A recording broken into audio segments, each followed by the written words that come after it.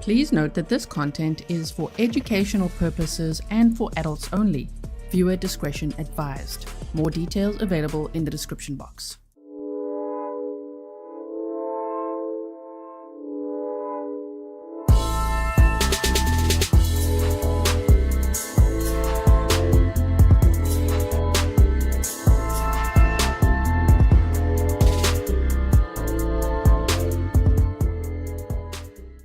Hello everyone and welcome back to another live stream with me, Grizzly. This is Grizzly True Crime, and today we are together to watch day 6 of the Megan Boswell trial.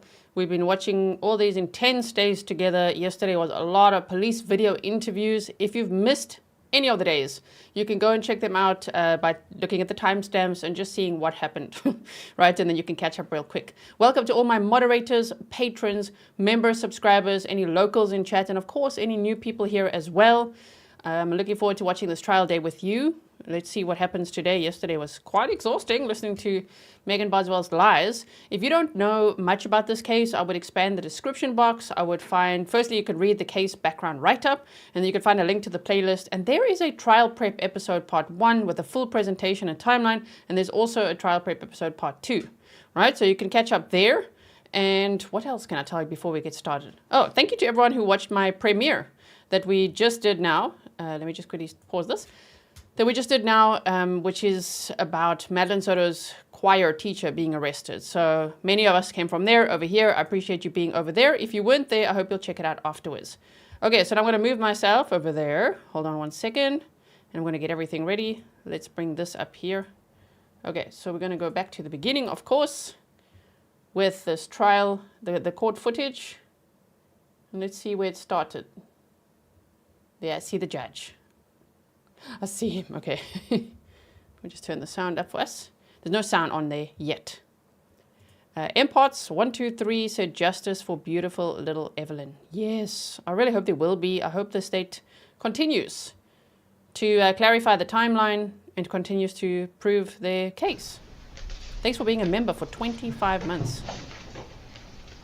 I made the little shark background here yellow. I don't have a yellow shark. But we know that Evelyn loved baby shark and the yellow one. So in case you didn't know, this is for her. Okay, there's the judge. Snarky judge.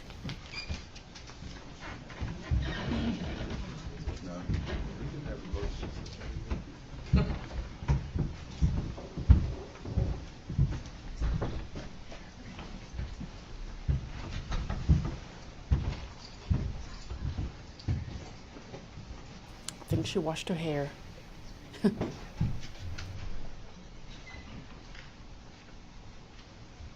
Wendy Schlosser said, she's going down. I think so, yes. Darzella says justice for Evelyn.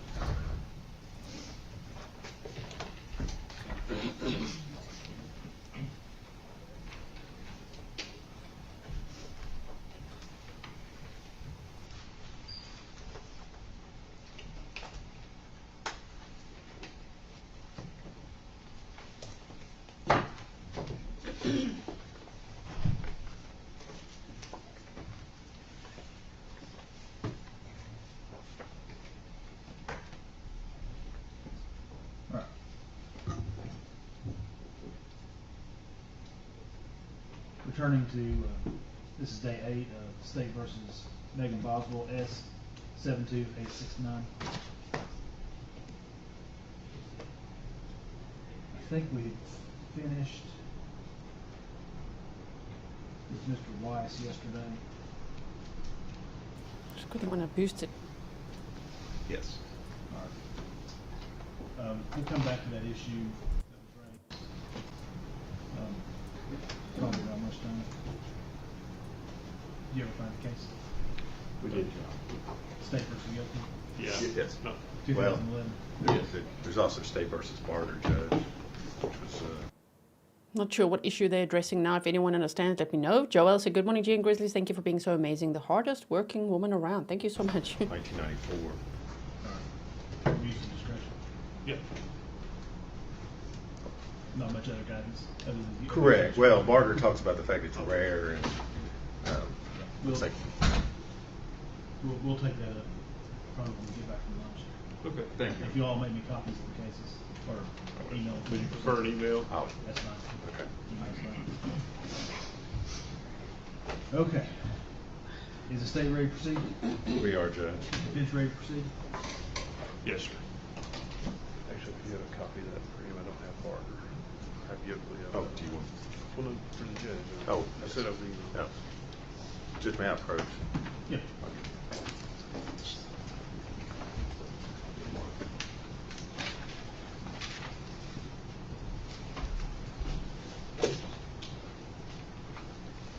And I've emailed the Yoakley case to you. I think I can get it 2 or 3 times. I understand. I called Susan Jones. That's the case she found. Hey, the law in that area does not seem to be very well developed. But Well, it's abuse of discretion. Well, Unless I Judge Dewey wants. know the truth. Well, I mean, that's What's the truth? What's the truth? Rely on bad facts or wrong. What issue are they? Did they have any issue yesterday? Maybe this morning? I don't know. Marcella says, gee, you matched the court stenographer again. Is that so? Interesting. Zen Jen said, lady at the desk is courtroom clerk, not reporter. Clerk tracks witnesses, exhibits, reporter takes down transcript. I haven't seen the court reporter, maybe off to the left. Thank you, Zen Jen. And while I'm here interrupting, little not by Tammy. Thank you so much. Okay, here we go. Law, then it's abuse of discretion.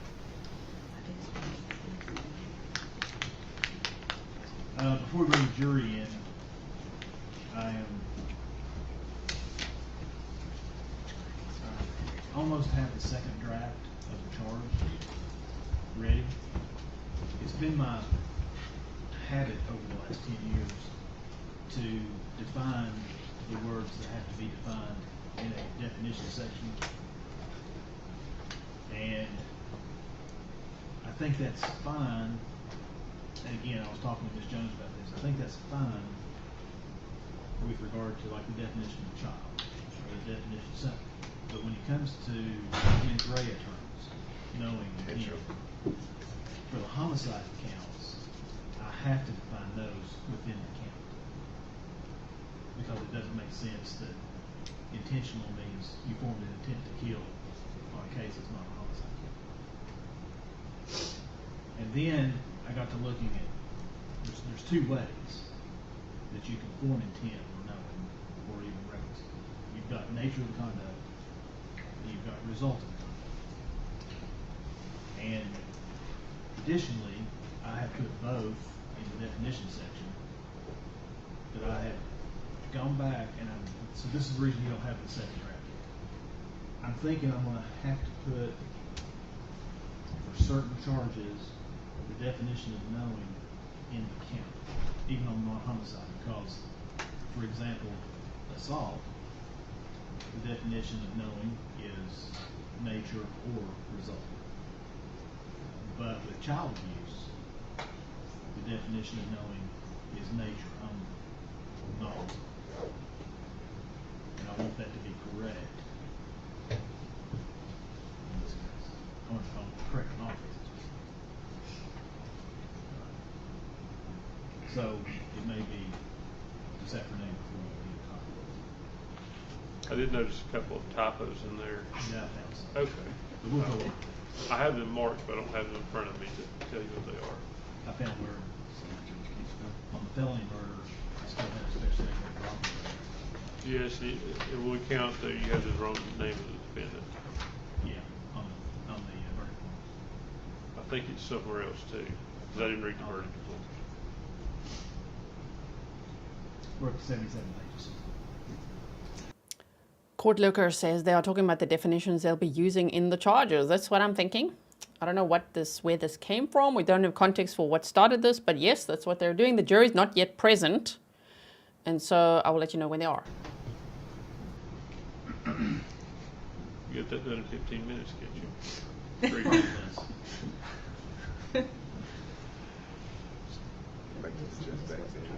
Judge Beck said it took him 2 minutes a page, so that would have been 2.5 hours. Right. Well, yeah, That assumes no break. I don't think I want to say on the record. I said it, yeah. Okay. If the jury's ready, Mr. President. Okay, so they're going to bring the jury in. Slim Life said, good morning, is there a possible death penalty? No, there isn't. It's a death penalty state, but they didn't pursue it in this case because of Megan's age at the time of the crime. So her max sentence that she faces is life without the possibility of parole, if convicted. If you want to get your next witness headed this way, gentlemen.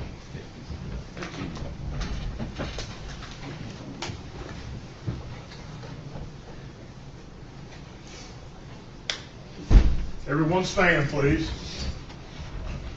I will miss that when this trial's done. Everyone stand, please. And like the way they command it, I love that. With the Tennessee accent. Oh yeah, I'm matching. Nice.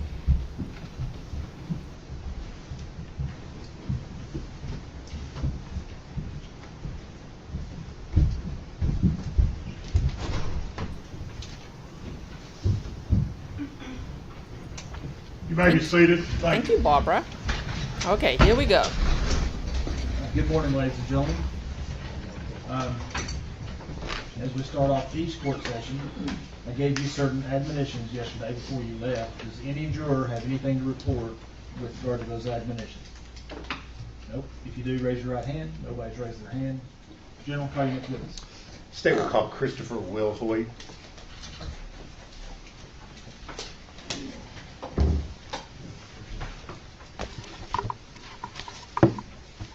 Christopher Wilhoit.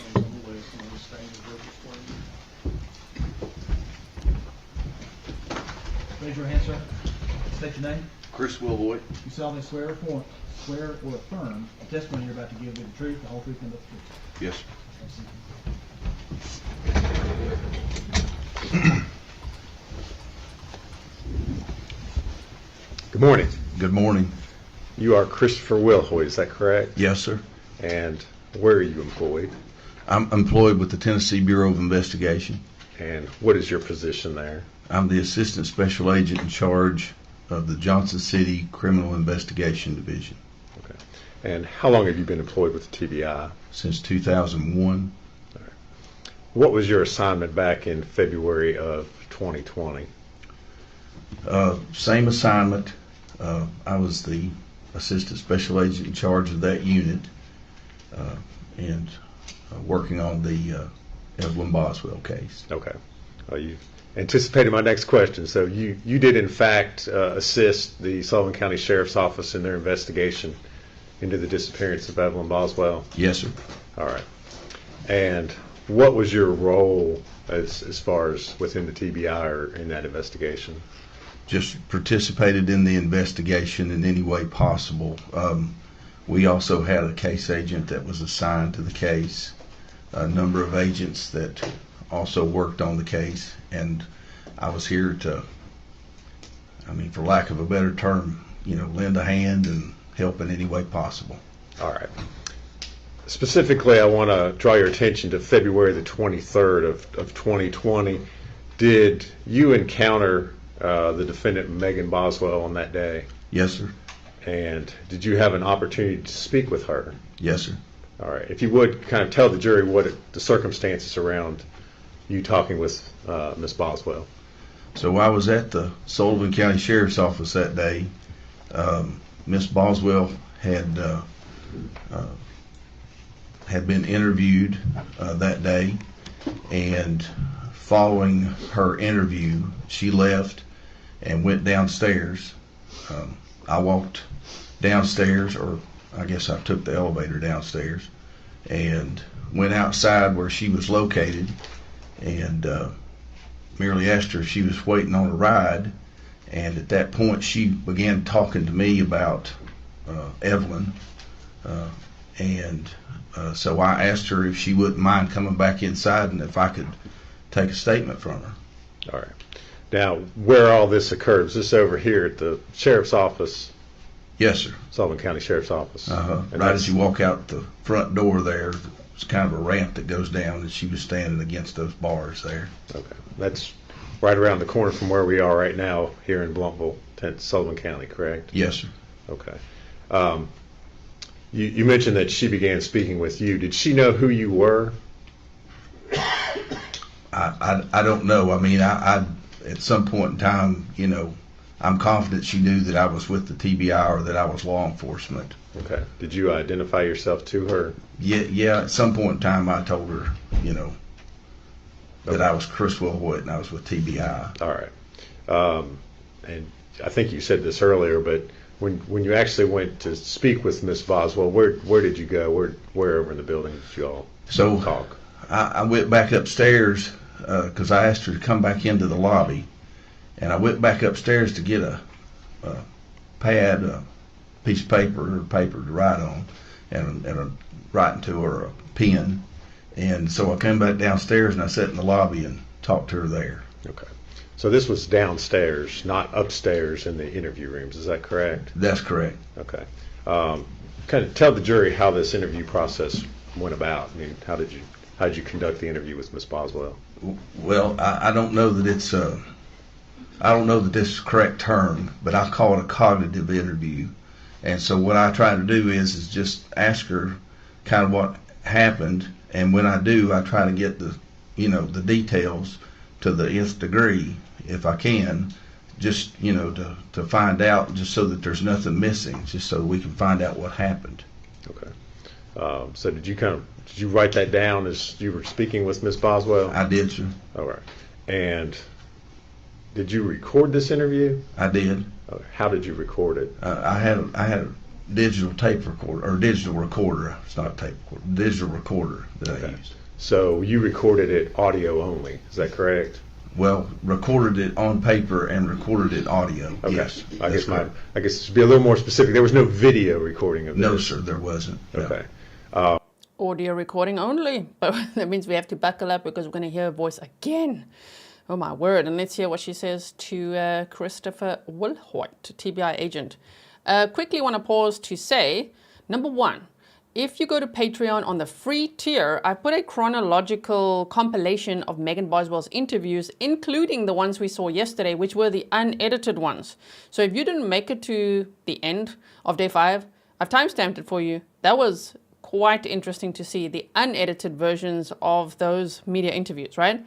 So patreon.com/Grizzly True Crime on the free tier. You don't have to pay to sign up. You can see it there. You can just click play. There's also the latest Italo break document from the video that I did today. And then secondly, Lee said, I emailed you a link to the behavior panel. Scott Ralph, now you jogged my memory of something. And I'll say this kindly, you and about 50 other people emailed me that. A lot of emails come in with that. And I've been nagging and tagging on X, the behavior panel. Like, please, can you please analyze this? We really want to see it. The Grizzlies want to see it. So they replied today. Okay, first they followed me back. Then they saw that. Then I made a compilation, tagged them all again. And then today they replied and said that, okay, we've analyzed the first interview of her wearing that yellow shirt and it's premiering on Thursday. So I'm like, okay. So I hope we all go over there and support them, okay? It might be during our trial day, so then we'll go there after. But I'll definitely be in the comments section and thank them for analyzing that. And I can't wait to see it. Okay, so are we ready to continue? Oh my word. So I could see, if I just cheat a little bit here, skip forward, I could see we're going to hear an audio interview of what Megan Boswell said to this TBI agent. You had a chance to listen to that recording of the interview that you did with Miss Boswell? Yes, sir. And the recording that you listened to, was it a true and accurate recording of your interview with her on February the 23rd of 2020? Yes, sir. All right. Judge, I would move to make that an exhibit at this time. No, sir. Be Exhibit 228. Audio recording. Yes, Judge. I would ask at this time to publish that to the jury.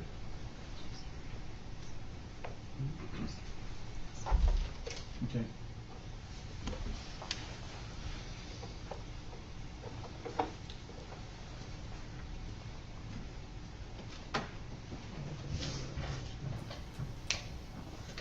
At least we won't have to see her creepy smile today because it's going to be an audio-only interview. Oh my. It's really, yesterday when they showed her everything from that memory box of Evelyn's, it's like she was so excited to like set up that whole timeline. This was her demeanor, like, okay, so no, this goes over here and that over there. I'm like, in the context of your child being missing, that was really, it's kind of scary to watch. If you didn't see it again, go check that out.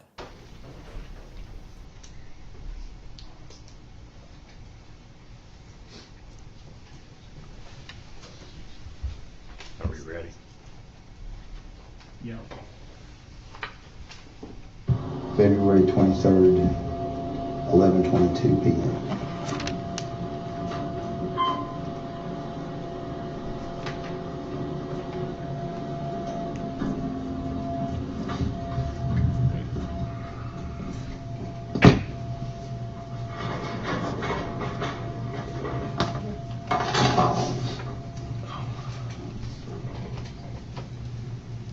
I have been sitting down across from you the whole time. What's your full name? Megan Boswell. Megan? Yeah. N-I-C-O-L-E. I-C-O-L-E. What's your date of birth? 3/21/01. That girl that hung out with my mom went missing the same time Evelyn did. What if my mom gave her to her?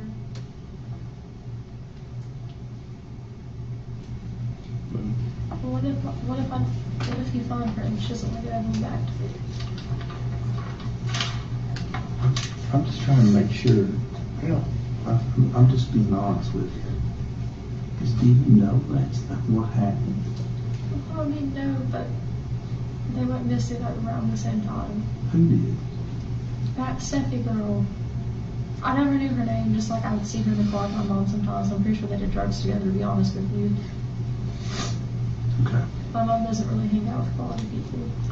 You told me right outside here that on the 14th and the 16th. Yeah. So tell me what happened again. Okay, I just wanted a break. So I kept Evelyn for. So did you call your mom? Mm-hmm. Okay. Do you remember what day it was? Was it? I don't, to be honest with you. Tell me what had happened that day. Why it was that you decided on that day you wanted a break? I was just a little tired, going to work every day and coming back. I just wanted a break.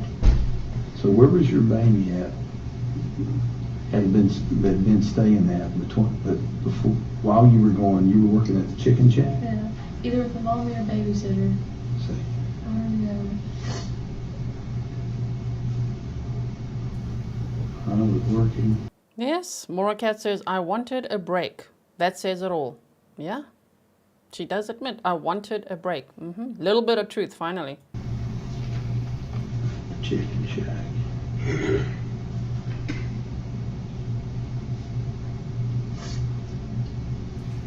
My mom or my Oh, mommy. old mommy? No, I mean, oh, mommy for the first one. I'm a babysitter. I'm sorry. That's all right. Old mommy or babysitter. I won't lie, there's a couple times my mom did watch Evelyn just because, like, couldn't let Evelyn go. Child.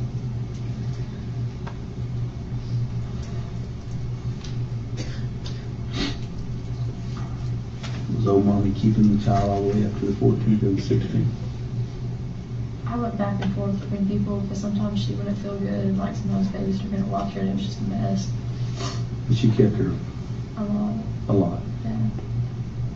Okay. So, Can we just start there and then get this over with, please? Yeah. Okay. I called my mom just because I wanted a break and she told me that her and what we were in Mendoza that night. call my mom. Cause I need a break. This was sometime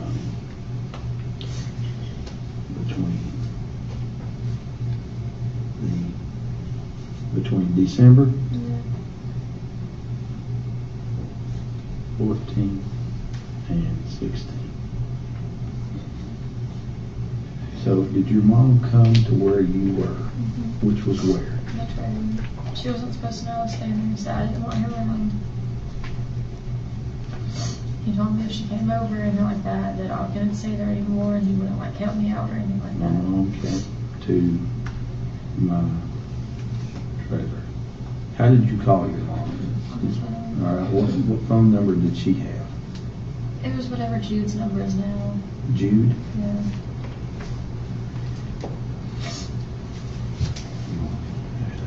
A phone and the number I don't remember anymore, to be honest with you. is the number She's had like 10 different phones since then, and I just, that Jude. Who's Jude?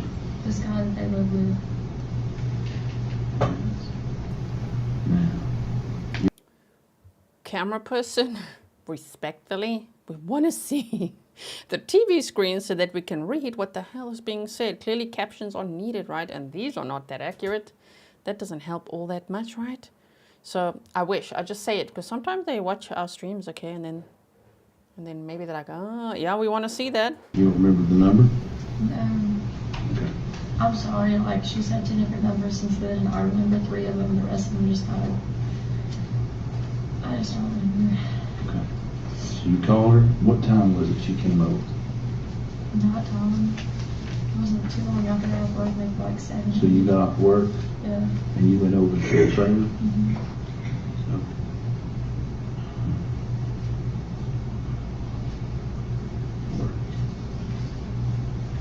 To the trailer. What happens if we don't find Evelyn? Am I going to get her back, or what if the person wants to keep her? Let's work on finding her.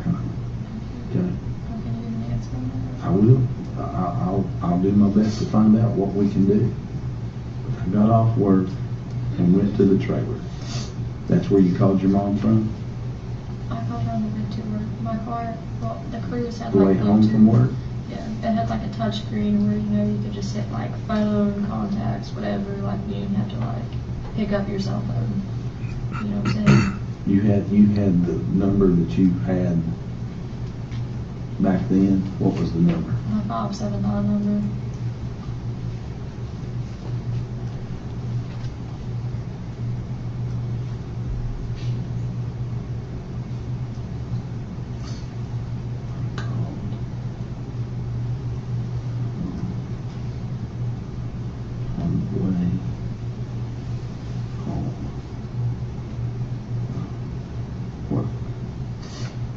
Like I said, my car had like a touch screen radio. You could plug your phone up and it'd be like contacts, calls, like, you know what I'm talking about. It had like Apple Play or whatever in the car.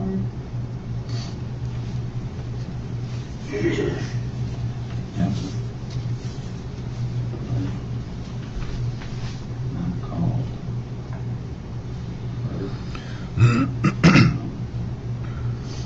Car. I told her I was going to break.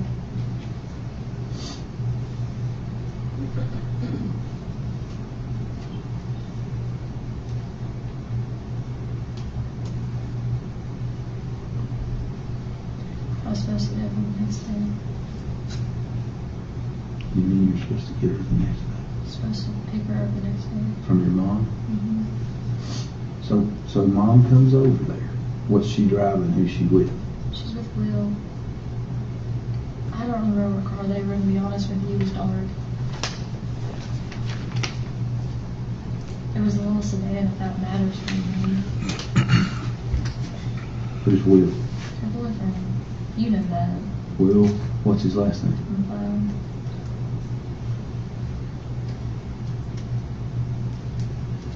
Small sedan? Color, you know anything? What color was it? It was a dark car, and it was not on. My porch light didn't work at the time, so I mean, like, you know.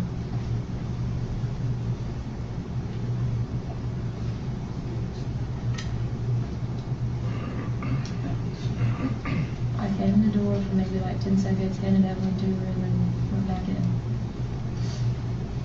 The mom didn't come in the trailer?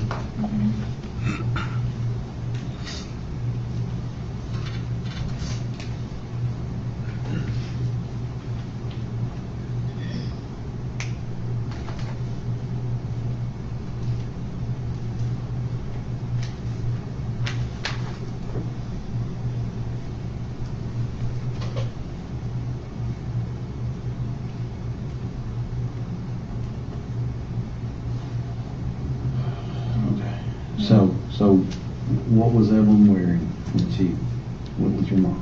I already told you about that little Puma. I wasn't in there.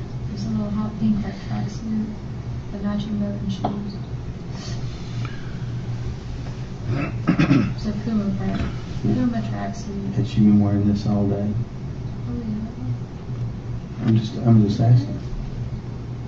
Does that make it bad because she's wearing it? No. No, So she was wearing it all day. Evelyn was wearing She didn't get dirty, so I didn't change a small it. A Puma tracksuit. It's hot pink. track suit. It's hot pink and she had a belly match.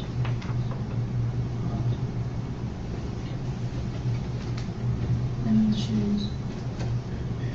Huh? With shoes that matched too. Shoes were pink. Mm-hmm. They were Puma shoes. They matched the tracksuit.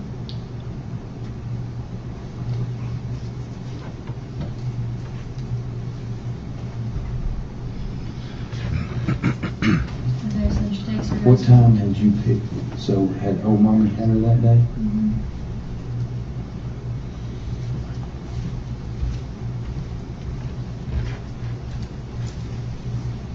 To be honest with you, that was one of the days, like, the mommy kept it for a little bit, and like the babysitter kept it for a little bit, and I just can't, honest God, remember which one I picked her up from, but I think it was a mommy. How did she get from old mommy to the babysitter? I left work. When? I don't remember when, to be honest with you. I'm sorry, it's tired, I'm sleepy. Who was the babysitter? Sue.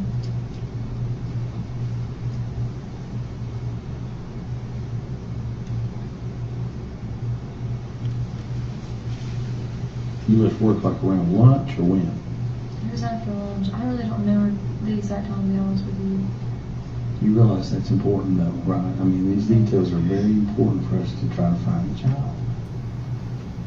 So, Oh my word, the way she's speaking to him, it's like she mirrors people in a way. You know, when the other two cops were quite energetic, so was she, right? And now she's just also speaking like that. Anyway, by the way, Ashley, when she refers to Ashley, that would be her father, Tommy Boswell Sr.'s girlfriend. When she refers to Grizzly, that would be her friend that passed away's mother. And yesterday we heard her, unedited interview, the media interview, and with her was Christy, because she said that she's Madison's mom. And so I actually want to show you a picture quickly. Just hold on 1 second. Let me fetch it if I can. Just stand by. If I can't find it right now, then don't worry. I will get it after. Oh, here we go. I've got it. Here we go. So this is huge. Okay, wait. There's a picture. Thank you to MB Inc. for sending me this. So that's the behind the scenes of that interview. There's a picture of it, right? So if you missed that, again, the compilation is for you on Patreon if you want to find it easily, a whole compilation of all these interviews, or you can find the timestamps yesterday on day 5 and go and see that unedited media interview. It was quite something to see. So just in case you're feeling like who is she mentioning? And she also mentioned Sue, which would be her foster mom's sister, Gail Kite's sister, Sue Whitson, right? That is who she mentioned here as well. left work sometime. Yeah. And then, Okay, so mom picks her up. hold on. Picked up Evelyn. Took her to Sue's trailer, house. What's she live in? I think it's a double wide. I think you consider it a double wide. Home.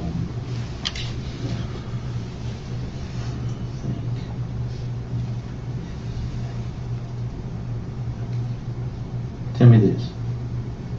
Why did you have to pick her up from old mommy and take her to Sue's? Why for the change? Mom may get tired of watching it. So did old mommy call you and tell you she was tired that day? Yeah. She's old. She's 70 years old. So So she called and told you, I'm tired, I can't watch her. Mm-hmm. She never meant it in a bad way. And when we called,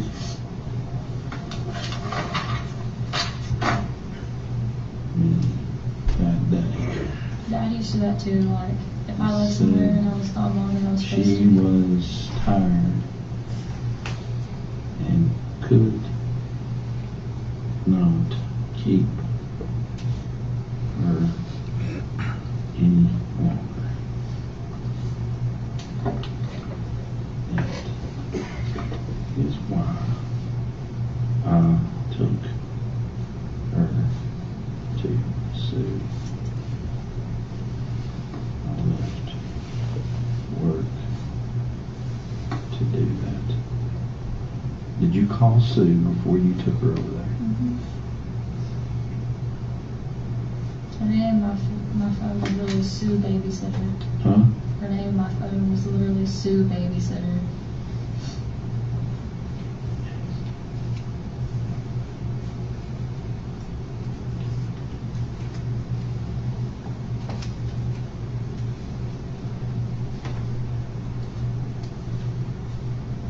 So, you think so then you must have picked her up from Sue that day.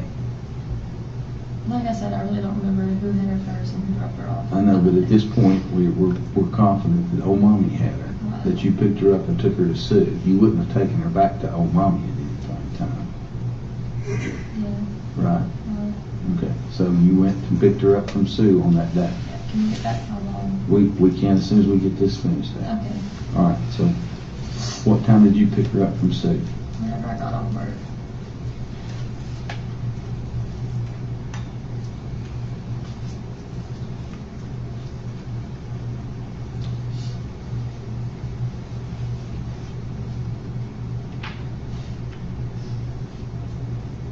Which was about what time?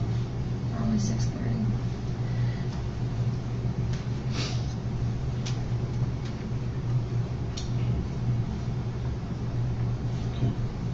So you pick her up at 6:30. Anybody with you? Mm-hmm. Just you. Mm-hmm. Nobody at Sue's.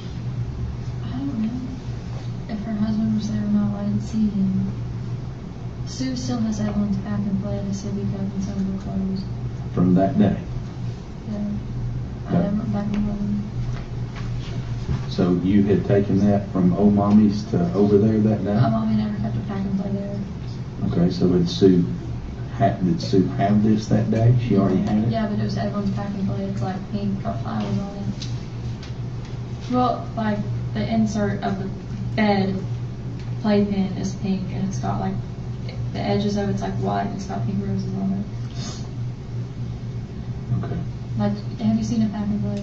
Mm-hmm. I'm assuming you have a kid. Okay, you know what I'm talking about? Yeah. Like the design or whatever around it. Yeah. On the very top part, that fabric part, it's like a gray coat pack and play. It's Yeah. white with pink roses. Got it. But Sue, I already had the pack and play. Okay. So I left it there before. yeah. And some clothes. So she had clothes. So, Yeah. but, And she maybe had a but couple you of had clothes. dressed Evelyn that day, right? Yeah. In this Puma outfit. Yeah. So she didn't change clothes or anything like that. Well, no, Sue still has clothes that I dropped off there for Evelyn. No That problem. need to be changed. So you pick up Evelyn, Yeah. right? 6:30. Did you call your mom from when you were going from Evelyn's house or Sue's house to your trailer? Mm-hmm. Okay. Tell me this. Were you or were you not living with Hunter at the time? On and off. On and off. Mm-hmm. I wasn't necessarily like living there, but I stayed a couple nights there. Mm-hmm. On and off, already neglecting her daughter and wanting to stay with Hunter, right?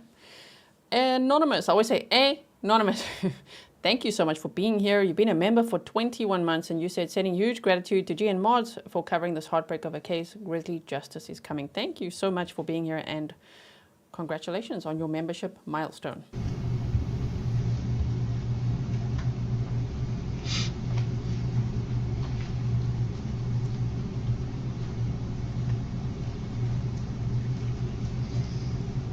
Okay, so Mom picks Evelyn up. Uh-huh. You know, they're going to Mendota. I'm like, okay. So wait a minute. So your mom doesn't come inside. So is this conversation you're having with your mom, is it standing at the door? She's like, we're going to Mendota. I'm like, here's Evelyn's stuff, bye. Like, it was really quick. Okay, how far is Mendota? I don't know, I've never been. How far is Mendota? Do you know? I don't. The reason I'm asking though is did you ask like, does she need a toothbrush? Or not a toothbrush, but does she need like overnight stuff? I did send her overnight stuff. Mom was supposed to be overnight. I was supposed to do it the next morning. Okay, so you had a bag that you gave to your It mom. wasn't a bag, it was a little basket. It was a basket. It's blue. It had like diapers and like I gave like some milk. Did Will get out of the car and come with her to the door? No. Didn't we see like a bluish basket in that shed? I'm trying to think, because there was a basket with like diapers and things in. So if that's what she's referring to, they found it in the shed later. The story. If I have to hear Mendota one more time, and then my mom came over, she took Evelyn, they went to Mendota. That's all I know. That's all she would say. Like, stop saying that. That's not what happened, right? Thank you so much. Yeah. Court Lurker said if they interviewed Hunter, we won't be able to see it right because he can't testify. That's interesting. I wonder. That would be a way. Okay. So when my mom came to the door, okay, were you planning on your mom keeping her that night? Okay. So I sent overnight stuff. When mom came to the door, did you tell her that on the phone? Yeah, she knew. Okay. She was aware. Supposed to be the next day. Into the door. I gave her basket. It was a blue basket. Does that matter? That was blue. Does that matter at all? Here. It had overnight clothes. Yeah. Well, anytime I ever took Evelyn anywhere, I sent with extra clothes. Because babies get dirty. Overnight clothes Diapers, milk. and extra clothes.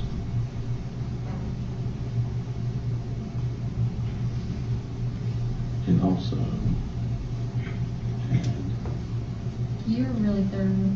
apples and She's funny. Did she say you're really thorough? Is that what she said? Oh my word, you're really thorough. Okay, write this down. More lies coming up, right? Thank you, Pernille. Pernille has superhuman ears. No pressure, Pernille.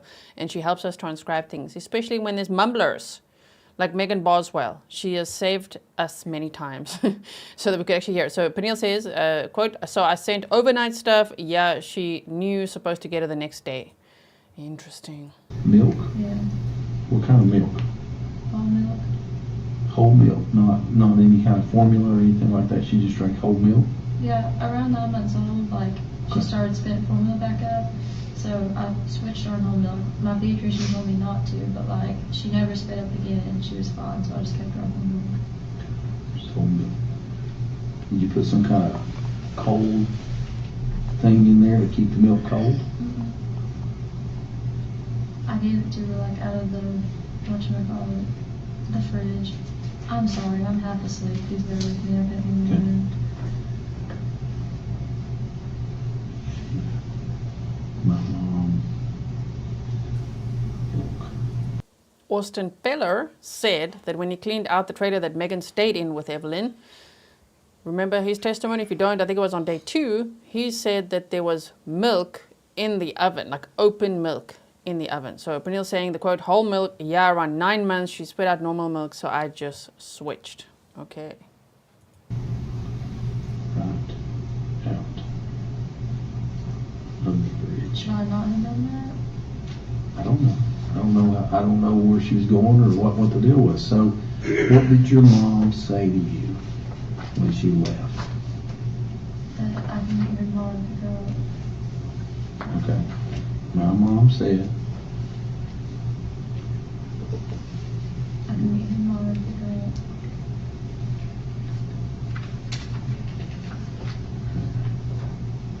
tomorrow and pick her up. So at some point she's got to tell you where she's going. Mendota. I know that, Megan, but it's important about how and when she told you. Did she tell you that at the beginning of the conversation, while you were on the phone, or at the door, or at the end? We were on the phone. She told me her mom got a Mendota from now on.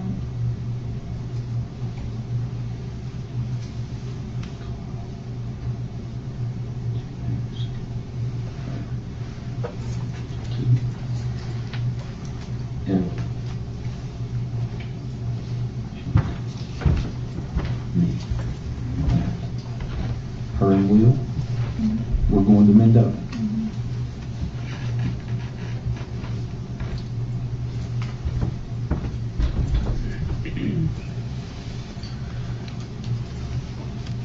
Okay. Now, did she say we're going over there to camp or to see somebody, or what did she say? I mean, I just assumed camp, I'm not gonna lie to you. They always camped out there. Will has a camper. At Mendota? What's it look like? I've never seen it, to be honest.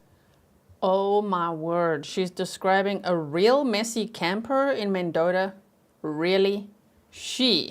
We saw the state of her trailer on day 2.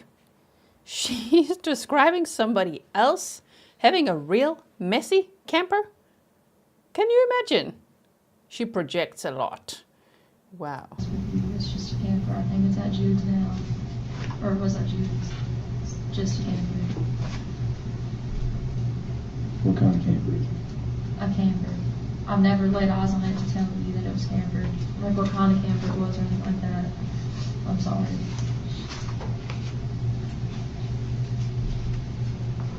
Did your mom say we were going camping? I don't know where else she could stay in Mendota other than camper. I understand that, but what else did she say? That was it. I was literally like, here's Evelyn, here's your stuff, see you, Bob.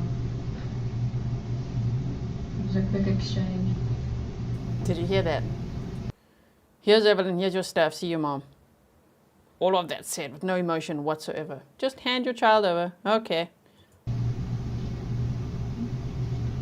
And even all the situations that she's described. Let me just also say, if you don't like commentary, please go watch on the court feeds, okay? I always say it because there's new people here. Also, thank you to all of you who are here. Back today for day 6. What was I going to say? Megan, yes, always. Lost my train of thought with that.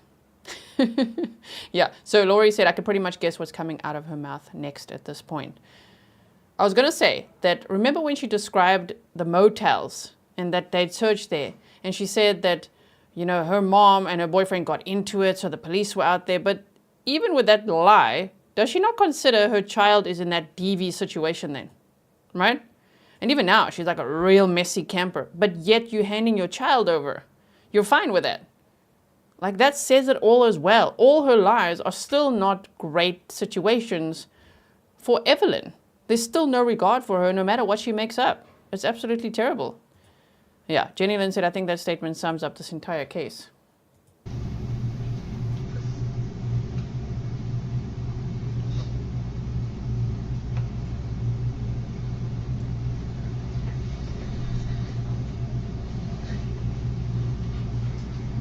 It's like along like Holston River, I guess. That's what my dad told me.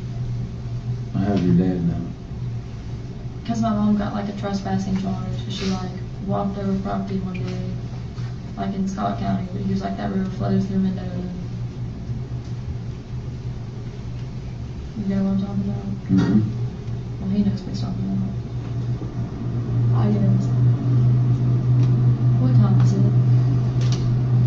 I'm not really sure.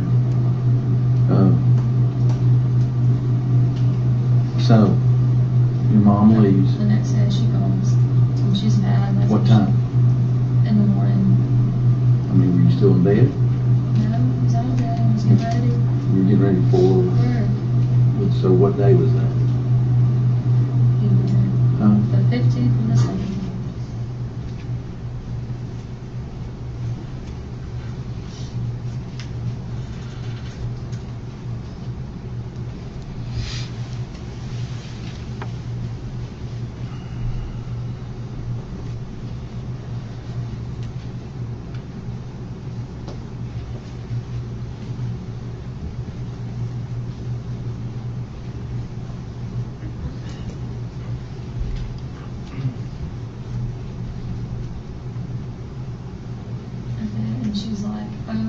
like, you don't deserve Evelyn, you're a bad mom, like, she's just somebody better, that's gonna treat her better, take care of her better.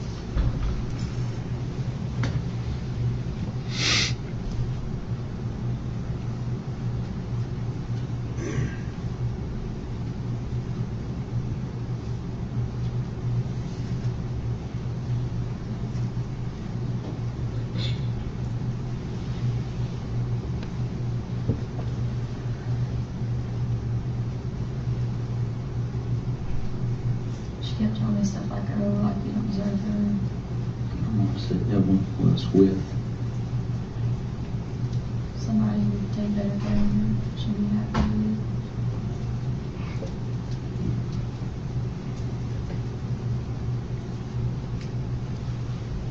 Do you think I was a bad mom?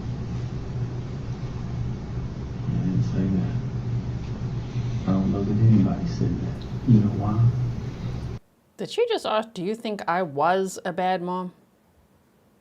Even that in past tense is, that's a huge deal.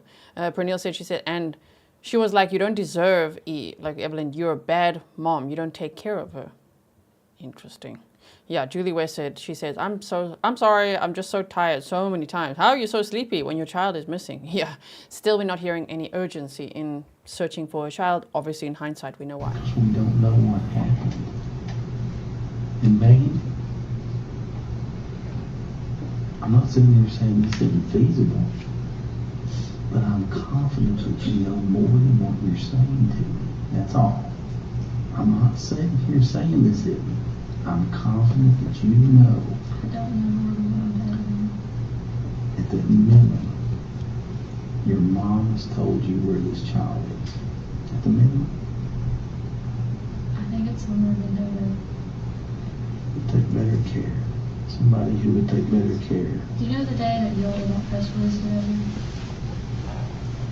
She kept trying to take me back up there, and I told her, I was like, look, you just give her to me. I was like, so help me God, I will not bring your name into it. I will walk my ass up there with Evelyn on my head and be like, it's mad at my dad, and don't want him to see the baby, like, you know, think it was some bullshit. And I was like, I will let them just see the baby. I was like, you're taking me to her, just tell me. I want you to listen to what you just said. Oh. Your mom kept trying to take you back up there. But she wouldn't tell me why. Megan, that is not feasible whatsoever. Why do you think that's not? Why would your mom say, I want to take you up there, but wouldn't say, this is where Well, the she kid wouldn't tell me is? that's where we were going. That's just where the road signs were pointing to. She was taking me somewhere way up in Virginia, and the road signs were like pointing towards Mendota. Okay. And you didn't go? No, because she wouldn't tell me. She just kept telling me that I don't need to talk to you all, that I need to like go with her and just like leave the whole situation and stuff like that. And you and she told you that you needed to know where the child was. No, she never mentioned. Why else would she be taking you? She wouldn't tell me. I kept asking, she wouldn't answer me. That makes no And sense. then I told her that if she didn't take me and drop me off back up there and talk to you all, you were in a press release that I was going to call and be myself and you come get me. She told me that somebody who would take better care. Evelyn was with somebody who would take better care of the child. She told you that next morning that. No, What else? that I didn't deserve Evelyn. That I was a bad mom and I didn't support her.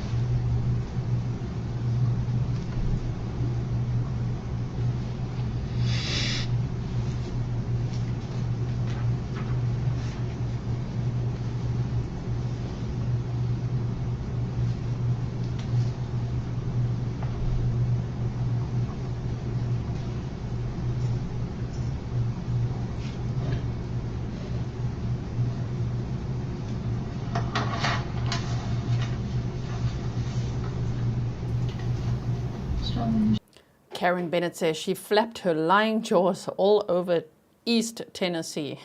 Yes. She was with Walter. She told you what? That her she was with Walter.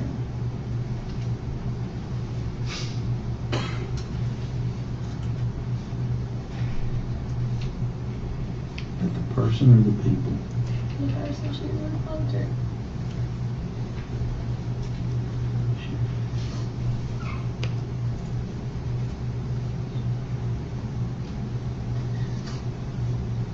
That she was saying to her mom or anything.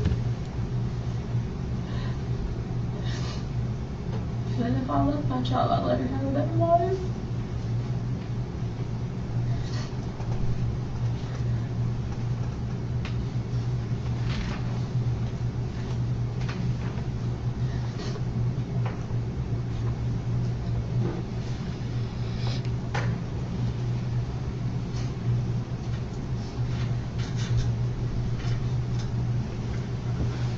I love my child, what? I would let her have a better life. But she didn't have with me.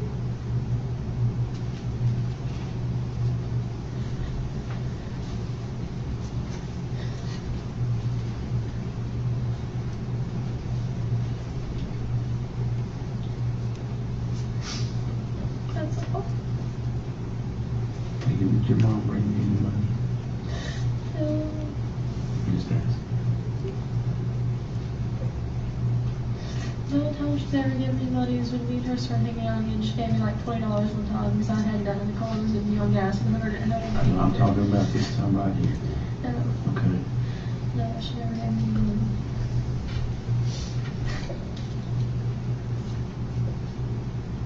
What else did your mom tell you? That's it. She just kept repeating those same like phrases over and over again. Just kept on saying if I wanted Evelyn to have a good life, it wasn't with me.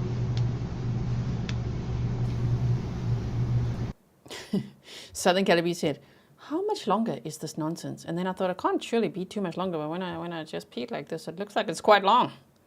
Looks like at least 15 minutes more. Oh my word. Sorry. I just want to know why you didn't tell us this in the first place. Because whenever she's happier, she doesn't want to be with me. Megan,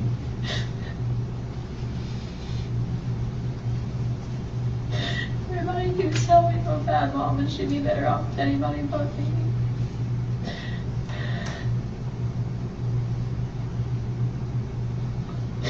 I want to know something. What? Do you think Evelyn is alive? You do. Are you confident of that? You're shaking your head yes. Does that mean yes? Yeah. Megan, Just don't know where. Megan, I want you to know something. Well, If Evelyn is alive and she's okay, it's okay. Okay? And I even go back to the fact that if she's not and something just accidentally happened, it happens. It's sad, but it happens. I can't go out here though and find this child, no matter how it is, and turn around and make it okay if when I talk to the people they say, Megan knew this. Do you understand that? I do. And I'm telling you, that's more feasible than you don't know at this point because Barbie told a couple of different stories. If you know where the child is, I need to put my hands on it so that I can help you with this.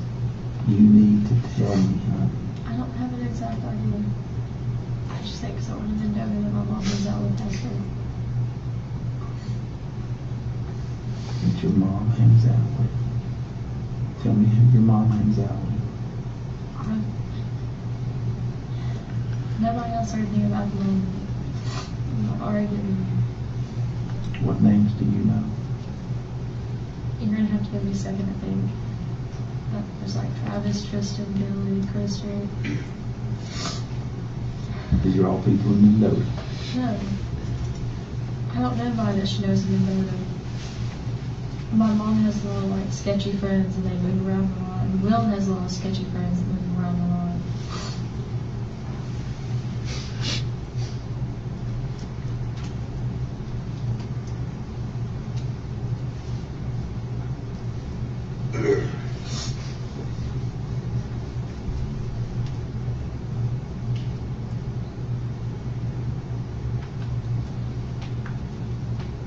I really am trying to help, honey. You would find her up there like every third time. I'm just telling you. This is the problem. The only problem is this is, I know that you want to sit here and say, hey, this first part or whatever, but if that story was true, there's no reason why you wouldn't have told me the whole thing, or told those guys the whole thing the first time. Before I get up from this chair, I need to know every bit of this. I'm telling you every bit I know. Even when we started hanging out again, that's just all she would tell me. You do realize, Megan, that I know that you sat in that seat up there and you told those guys the last time that was everything you knew. But it wasn't, was it? I'm going to take a lot of text lessons, so I pinky promise you that I will. You schedule in the morning. You'll have to come get me. I don't have to ride up to you, but I'll take you.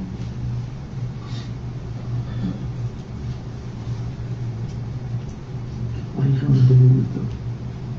That shows that you're not being truthful. What are you going to do? I know. I know that it will. See, I've got to sit here and believe you, honey. I also believe that you feel confident that your child is still alive. Right? Well, is that a bad thing? No. But what the bad thing is if you have an idea of where it's at and you're not telling me. I know a general area. All right, where? Mendota. That's the general area. You know what I mean? No more Mendota. I don't want to hear Mendota again. Because it was all a lie, and she talks about that so much. It's like Letitia starts saying, Eduardo. No more Eduardo, no more Tiggy one. In this case, no more Mendota, okay? Bethany K says, she's like, great, you guys are sketchy, take my daughter, it's okay, right? I don't know exactly this section of Mendota, like that one. I feel pretty confident that your mom probably would have said, she's here. Or she's with so-and-so. She never gave me a name. The only coincidence I could think of that was really like, oh, that's weird, is like that girl that mom used to hang out with just kind of disappeared, like almost exactly when Evelyn did. And the day mom got arrested, like she messaged him on Facebook and he was back into like whatever.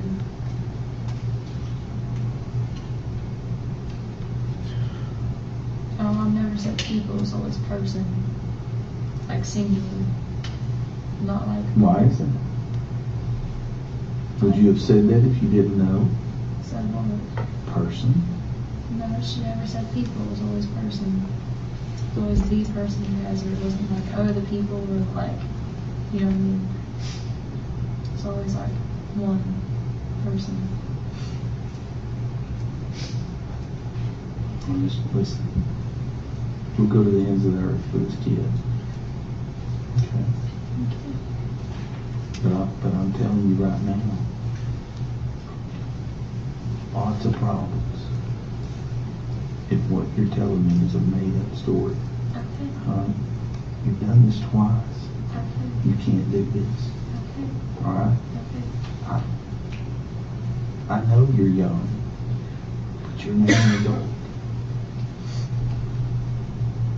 And I'm willing to tear every word up and tear this paper off and take another statement from you and forget it. I appreciate that. I would sit right here because I don't want to see you at the age of 18 ruin your life. If an accident happened to this child, I'm willing to write it down. No. If you know where your child is, I'm willing to write it Accidents down. never happened to Evelyn, but she bruised her face or something while she was walking. I'm willing to write down what happened. She's brought it up again. A bruise on Evelyn's face. That's just a red flag given the context of the case. I told you. And if there's more that you know, I've got to know. There's not. I just have theories, and I told you that. Like And I this said, is it. that one girl that went missing around the same time Evelyn did, like my mom hung out Do with you her. know the child to be with that girl? No. But don't you think it's weird they went missing around the same time? And literally, like, almost down to the moment my mom was arrested, she talked to somebody. What's the girl's name? It's Lucy Steffi.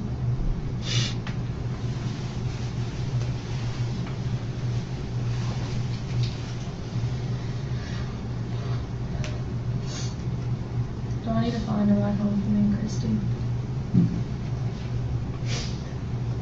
Thank you, Lord.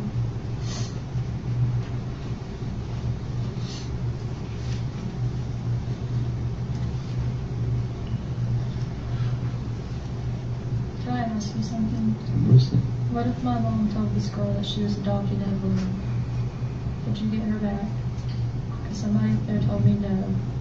If they thought that under the pretenses of adoption, you couldn't get her back. I don't think your mom has the right to let her be adopted out.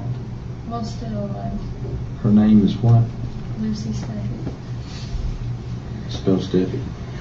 I think it's Stefy, maybe. I'm sorry if I spelled her last name wrong.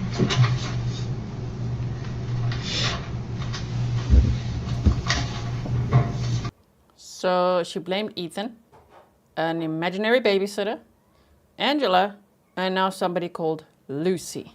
Okay.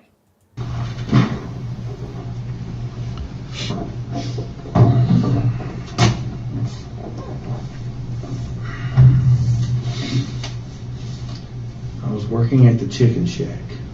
Old mommy or the babysitter was keeping the child. I called my mom because I needed a break. This was sometime between December 14th and 16th. My mom came to my trailer. My mom had a phone, and the number is the number that Jude has It was now. always Jude's phone, she just used it. Does that matter? They shared a phone. It was Sorry, I didn't catch that one. always Jude's phone. My mom shared it with Jude. Right?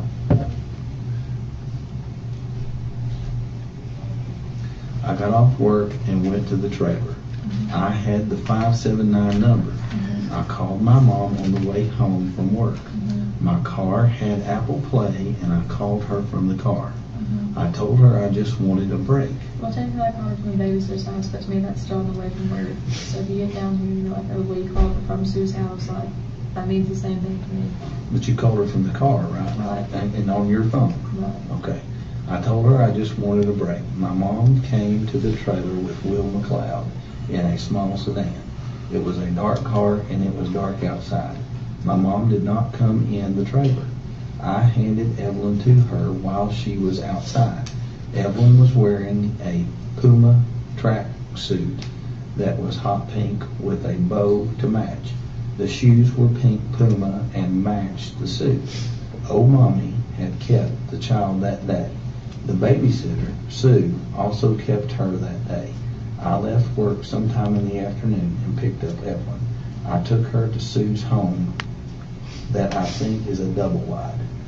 Right? I mean, I don't know what you call it. It just looks like double line.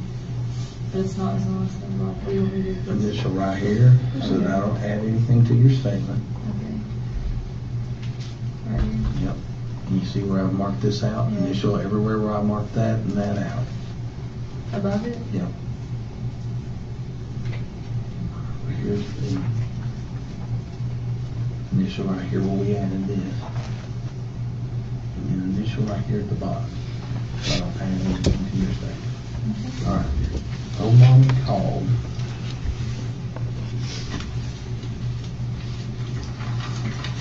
Me that day and said she was tired and could not keep her any longer. That is why I took her to Sue. I left work to do that. I called Sue and asked her to keep Evelyn that day.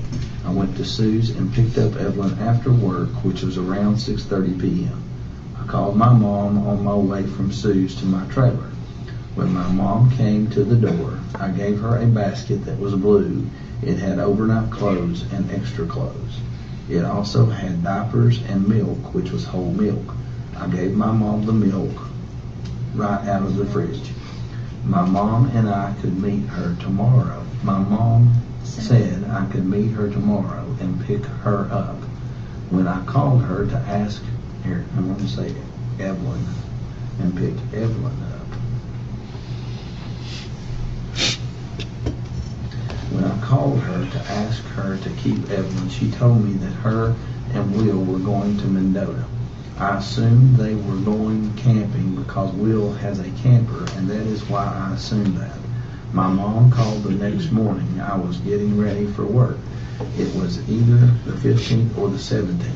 My mom said that I was a bad mom and that I did not deserve Evelyn. My mom said Evelyn was with somebody who would take better care of the child.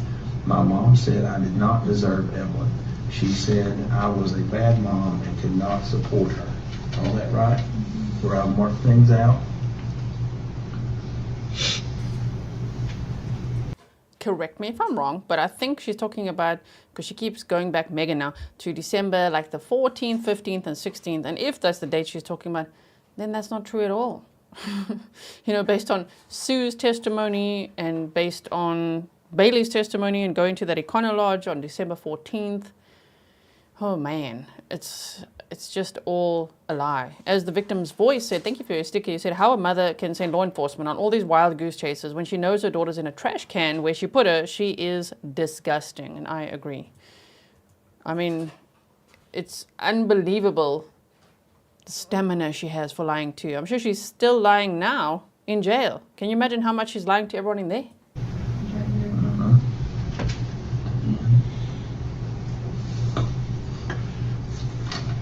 My mom said that the person she, Evelyn, was with loved her. My mom said she was safe and would not want for anything. My mom said that if I loved my child, I would let her have a better life than she would have with me. A friend of my mom's went missing around the same time Evelyn went missing. Her name is Lucy Steffi. Is that right? Initial right there at that. Initial at the very end.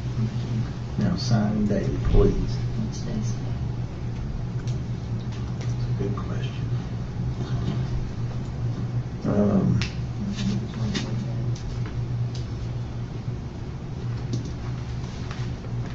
24th. Doctor's after midnight. Mm-hmm.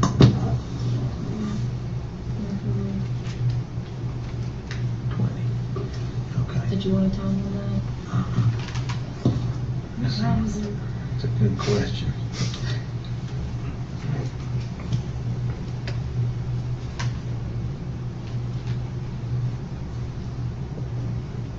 (12:08 a.m.)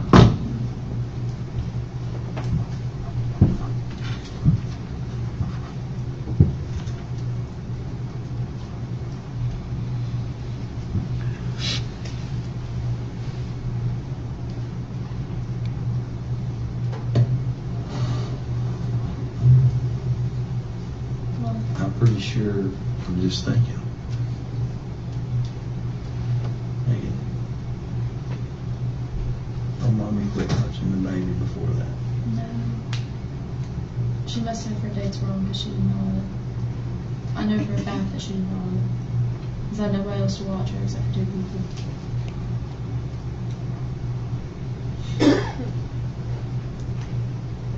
Mom is also 78 years old. And calls me the wrong name almost every time I see her. I mean, I call my kids the wrong name half the time. That And my doesn't mean dad. there's anything wrong with my And mind. when I was going in and out of there, my dad's like, oh, I haven't seen her after Thanksgiving. Like, he literally did, like, actually has pictures of her after Thanksgiving. Or she used to. What? So now she's saying, my dad says that he didn't see her after Thanksgiving, but he's got pictures of her after Thanksgiving. Does he, though? I don't think so. I think the liar in the room really is Megan Boswell, right? Welcome, Pat. Welcome, everyone. If you're joining membership today, make sure you check out the members-only playlist because we just recently had a stream that I think you would enjoy. Some behind-the-scenes content. Wherever that iPhone that she had. I don't want us to get up from this chair and miss any opportunity. I've got an 18-year-old daughter. So Susan J said, isn't her mom still in prison on charges? I could be wrong. I actually asked Grizzly Cat to help me have a look just a few minutes ago. Like, is she still in jail, in prison? Where is she? She's apparently on parole. That would be now Megan Boswell's mom, because I'm also wondering, is she going to testify And if not, so here's a picture from 2023 that's part of her record. This is now Megan Boswell's mom. The one she keeps referring to, the one that she's saying in this audio interview, took her and gave her to someone in a camper and all those things, and saying that she said she's a bad mom. So Angela Boswell, right, female, 5'4", 125 pounds. Let's quickly look here. Assigned location, Bluntville, probation and parole. She's on probation, active supervision until the 15th of January of 2026. The offense date said 26th of March of 2020, and that was for contraband in a penal facility, and theft of property was the one from 26th of March as well. So she's on parole, which then I hope, are we going to see her? Oh my word, that'll be so great if we could see her. For everyone watching in the future, because obviously there's replay watchers even months or years later. If you already know the answer, that's okay. Just don't, because some people say, no, Gisela, we saw on day 8. Yeah, but right now we're on day 6 in real time. And we're wondering if we're going to see her testify. It worries me that if I say get up from this chair and that there's more knowledge in your head, There's not. that I can help fix this problem I'm not. that I can't get. If I think of anything, I'm like, oh, you know. You I need just to think of like it right now. I can't think of anything else right now. It's just like 12:08 and I'm not too bad. Your child's missing. I'm worried about you. I'm worried about your child. Okay? Anything else? Sure.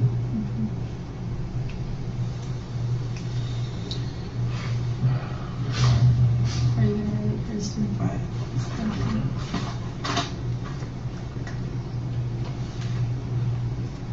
Are you taking us home or somebody else?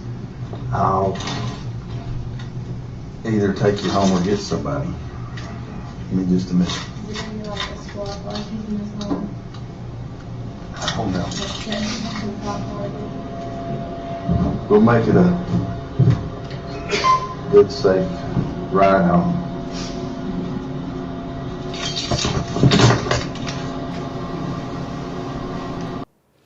Somebody left a comment yesterday saying that they speculate that Megan volunteered to go to all these police interviews because she just wanted to, you know, hang out with the guys, just have a chat. I mean, I'm starting to think about how she talks. Like, hey, you going to give me a ride home? I mean, why not just grab dinner on the way? What? She's just volunteering, no urgency to look for Evelyn. Like, oh my goodness, okay.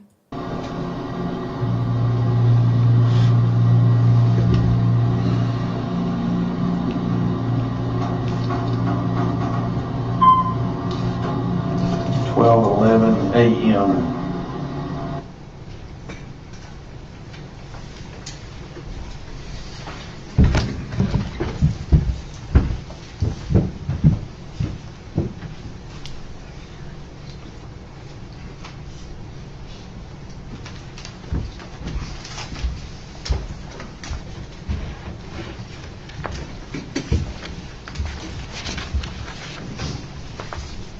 Agent Wilhoit, we could kind of tell as you were speaking with Ms. Boswell, you writing that statement down Yes, sir. on a pad? Okay. Did you go over that statement with her? Yes, sir. Did you allow her to correct or make any changes to what you were writing down? Yes, sir. Okay. And is that indicated on the statement as well? Yes, sir. All right. And at the end of the statement, did you have her sign and date it? Yes, sir. And did you sign and date it as well? Yes, sir, I did. And when you took this statement, you started talking with her, I guess, shortly before midnight on the 23rd?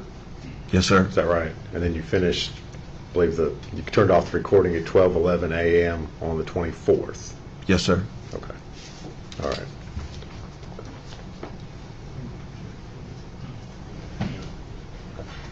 Objection.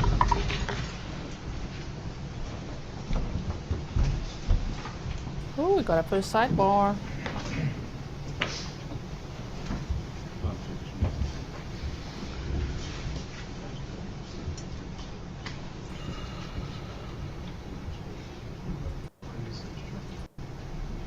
Document and ask.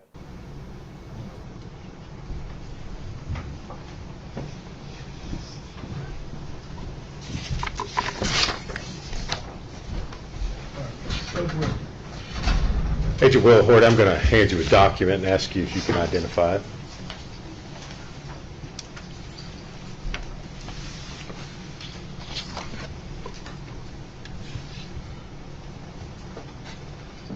Do you recognize it? Yes, sir. Is that a copy of the statement that you took from Megan Boswell on the February 23rd into February 24th of 2020? Yes, sir.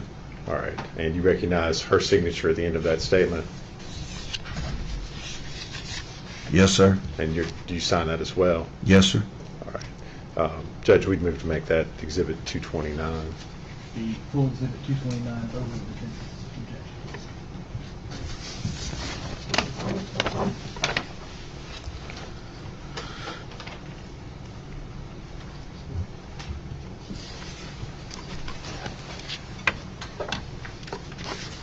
Agent Wilhoit,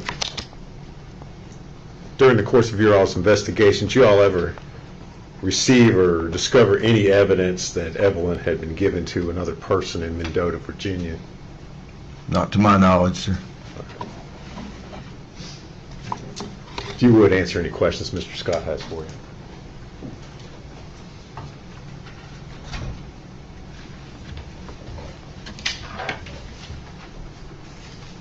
Good morning, Agent Wilhoit. How are you? Fine, sir. How are you? Good. Thank you for asking. You took this statement on February the 23rd. It appears it started up into the night. Is that a fair statement? Yes, sir. How long had Megan been at the Sheriff's Department that day prior to that statement being taken? Do you know? I don't. Okay. Did you Mirandize her? No, sir. The statement, the subject matter of the statement, obviously you're aware that several other statements had been taken from her? Yes, sir. Okay. You're in charge of the field office in Johnson City, basically, right? Yes, sir. So that means you review and sign off on everything that's done in every case. In the field division, yes, sir. So everything that Agent Gratz is doing, you're reviewing and you're signing off on. Yes, sir. Okay. So you were aware that she had been interviewed several times prior to your interview? Several being, I guess, I don't know, but yes, she had been interviewed prior to that, Mr. Scott. You are correct. Okay. And your interview was essentially a continuation on the same subject matter of the prior interviews? Could you repeat the question? Your interview was a continuation of the subject matter of the prior interviews, being the disappearance of Evelyn Boswell. Well, it was a different interview, but I guess I was questioning her about Evelyn, which I think was the subject of every interview. Sure. Okay.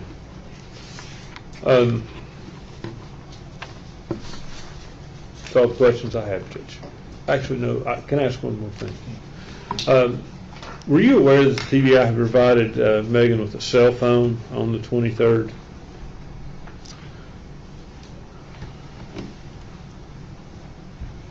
I apologize, Mr. Scott. I can't recall that.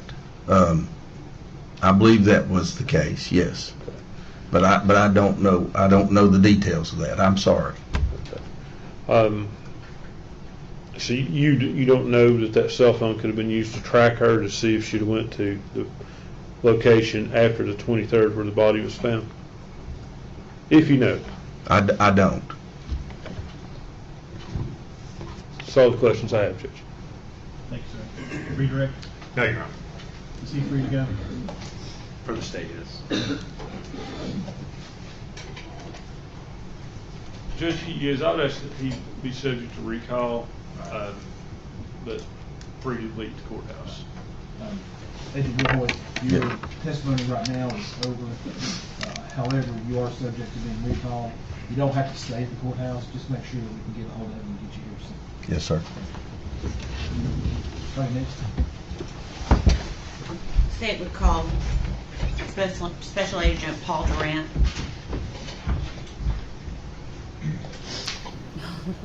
Are we gonna, do we have to listen to more things, or are we now finally gonna get to some Google searches? Uncle Google to the stand? Yes. I don't know. We'll have to see.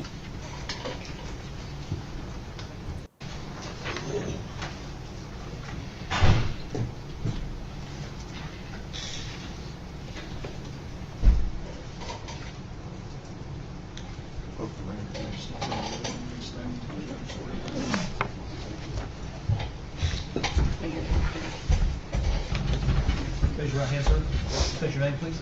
My name is Paul Durant. You solemnly swear or affirm the testimony you're about to give is the truth, the whole truth, and nothing but the truth. I swear.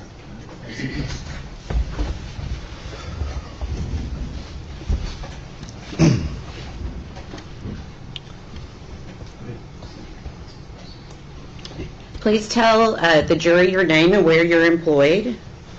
My name is Paul Durant. I'm a special agent with the FBI assigned to the Johnson City RA. Okay. And is your last name spelled D-U-R-A-N-T? Yes. Okay. How long have you been employed in that capacity? I've been employed with the FBI for about 5.5 years. Okay. And you stated your title was special agent? Yes, ma'am. Okay. Can you tell the jury a brief description of your current duties with the FBI? So as a special agent with the FBI, I'm primarily assigned to investigate crimes against children, so anything with sexual exploitation, kidnapping, human trafficking, things of that nature. Okay. Can you give the jury a brief summation of your education? Yes. So I have a bachelor's degree in finance that I attained from the University of Central Florida. I have a second bachelor's degree in biomedical science, which I also attained from the University of Central Florida. Okay. And during the time you were employed with the FBI, were you asked to aid in the investigation of missing child Evelyn Boswell? I was. What were you tasked with doing at that time? So the FBI in general was tasked with supporting our local and state partners. We did anything from interviews to phone extractions to assisting interviews outside of the state. Primarily, my responsibility was reviewing all of our documentation and looking for any patterns and things like that. Okay. When you say documentation, are you referencing digital documentation or other items? Mostly digital documentation, as well as like interviews and notes and stuff like that from the other investigative agents. Okay. And from the time you first assisted until now, have you continued to receive training in the area of forensic examination of digital devices? Yes, I have. Okay. Can you tell the jury briefly what type of training you've received? I received training through the FBI as part of the Computer Analyst Response Team technician, as well as the Digital Evidence Examination technician. Okay. When you say response team, what does that mean exactly? Essentially, like any of the response teams, are teams that can be deployed. We can go to search warrants. For example, like we call it CART for short. The CART team would join investigative agents in the field. We would examine any computers that were on and available during the time, as well as cell phones, and then bring those back to our office for further examination and extraction. So CART is short for Computer Analysis Response Team? Yes. Okay. And how long have you been a part of that team? I believe about 3 years now. Okay. And have we sufficiently covered your training regarding digital evidence, or is there anything else you would like the jury to know? So that's the majority of my training with digital evidence. Does the FBI utilize forensic digital evidence equipment to aid you in your investigations? Yes, so we have several different forensic softwares that are FBI approved, as well as specific devices to help us extract and image electronic devices. Okay. And we'll briefly go into what the FBI utilizes. When it comes to cellular devices like telephones, What would a digital analysis entail regarding cell phones? So regarding cell phones, we do what we call extractions of cell phones. So we use a forensic software to extract different data from the cell phones. There's several different extraction methods that you can use. Three main ones. The first one is kind of a logical extraction. Essentially what that does is we ask the cell phone, what can you provide us? And the cell phone will provide us X data. The next analysis that we can do is or extraction that we can do is called a file system extraction. That's kind of where our software goes into the cell phone and then tries to pull as much data as we can from that cell phone. The last extraction that we can perform is called a physical extraction. Essentially, that is a bit-for-bit copy of whatever that electronic device is. Okay. And just so we know, when you say extraction, do you mean taking the information off of that device to be able to utilize what you're looking at? By extraction, yes. We don't take anything physically off of that device, but we make a copy of those items on that device and put it onto another, like electronic storage media. Okay. So. Yes, IGG Rock said, geez, wishes coming true today. Here come the charts and numbers. I am so excited for his testimony. Also, thank you to everyone who's bought me coffees. I still have to reply to all of you. And thank you for buying the mods coffees as well. I really appreciate that. So yeah, I've got some, look there. It's so nice. Yes, okay, it's coffee time. And it's time for charts and numbers and digital data and all that. Let's go. So we're not changing anything on the device. We have different methods that ensure that we have made a what we call a forensic copy of that device. So it's essentially a copy of what was on that device. Correct. Okay. Can you, and you've done this a little bit, can you tell the jury how that's done? How does a technician take that copy from a cellular device and put it into another place? Yeah, so we'll connect that electronic device up to like our computers and our forensic extraction software. We use things like write blockers to ensure that no information from our devices or our computer is transferred over to the cell phone. Once the data is extracted from that device, we'll go ahead and ensure that a copy has been made, a forensic copy. We do that through hash verification. There's two different ones that we use. One is MD5 hash, and the other one is SHA-256 hash. Essentially what a hash is like a fingerprint of that electronic device. It just shows that we made a exact forensic copy of that content. Okay. Once that content is created, we transfer that to another electronic storage medium, whether that's a USB drive, whether that's just any kind of external media drive. And then we run a hash verification to ensure that that copy was not altered during that transfer process. Okay. That is typically what is done to best practice. Okay. Can you tell the jury what types of... Oh, no. Sidebar.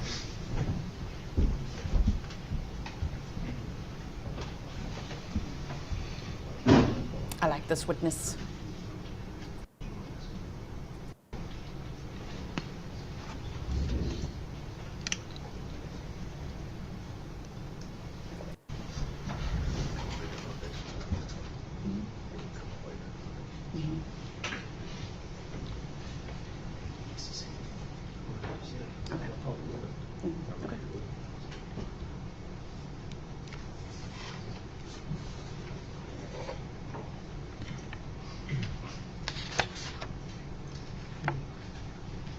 Okay. Agent Durant, have you previously performed digital analysis of cellular telephones? Yes.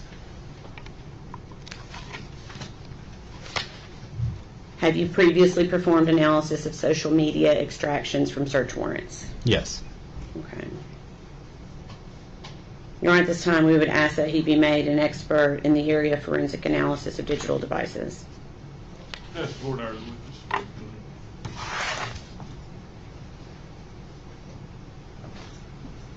Sir, how long have you been employed by the FBI?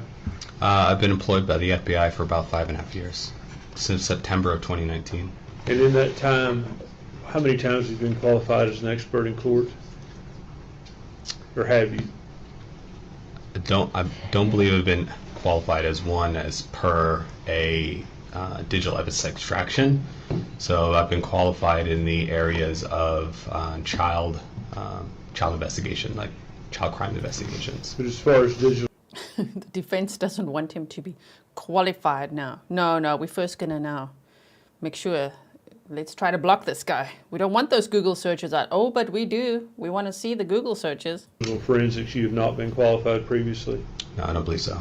And if we could go back to your training, if you would go over that again with me, specifically as it relates to digital forensics, what training do you have? In terms of digital forensics, so I have two trainings that I attended to. One was the computer analyst response team technician. Essentially, that is the one that I explained, that you kind of go out there and you're able to collect those electronic devices and then kind of take them back, prepare to do like the digital extraction portion. Okay. And how long was that course? So that course was 2 weeks. Okay. What other training do you have? So I also am authorized as a digital evidence examination technician. Essentially what that one is that's the actual extraction process of being able to extract the data and search through the data for information, evidence of crime. Did you go to a course for that? Yes. How long was that course? It was about 2 weeks. About 2 weeks. Yeah, so both courses were Okay. 2 weeks long. You have specialized training in the software you're using? In the software? Yes. Yeah, we were shown how to use the software, and we use that software in our cases. Okay. When you say you were shown how to use the software, what type of training do you actually have with the software? That was part of that training program, where we actually get the software, we review what the software can do, and then we use that in order to extract digital evidence.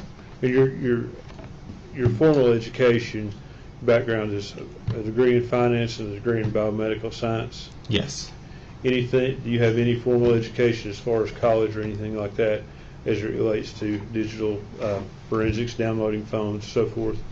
No college experience with that, no. Okay. Thank you.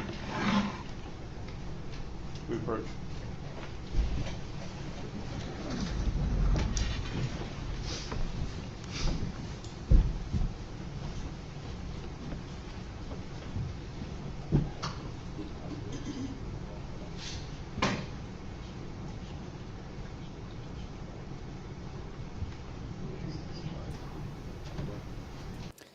TMA says, the digital data is always some of the more interesting part of cases to me, probably because I'm a geek. Me too, I love it.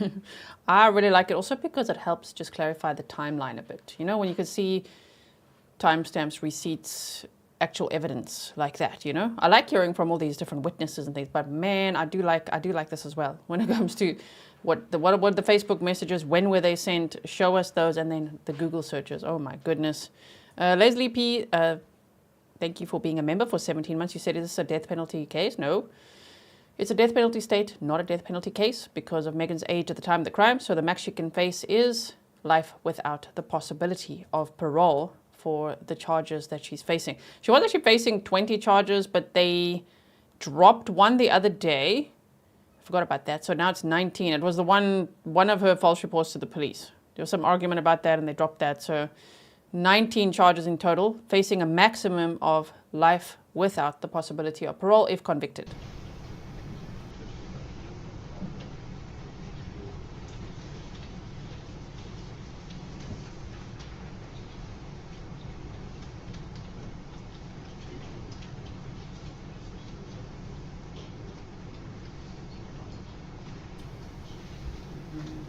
Okay.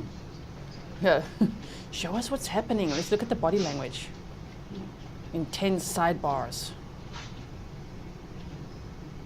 Look at the judge.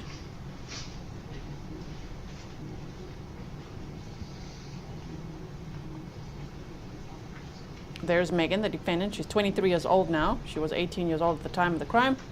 And she's accused of first-degree murder, 2 counts of felony murder, 11 counts then of false reporting to the police, aggravated child abuse, and neglect.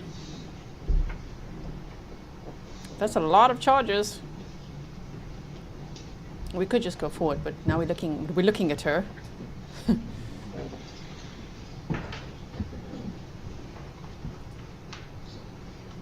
Tracy D said, I feel bad for this guy. He's extremely qualified and the defense is trying to crap on his background. Yeah, I always feel bad for them when they do that, you know. And this guy looks so sweet, oh my word. He's just like, what? And it must be so awkward being there on the stand and just like staring at everyone in the courtroom while you wait. Agent Durant, Yes. during the course of your career, how many of these digital forensic analysis have you performed? I've extracted and analyzed, I would say, approximately 30 cell phones or mobile devices, kind of cell phones, iPads, stuff like that. And in terms of computers, probably about another 20 for computers in terms of like laptops, external hard drives, and things like that.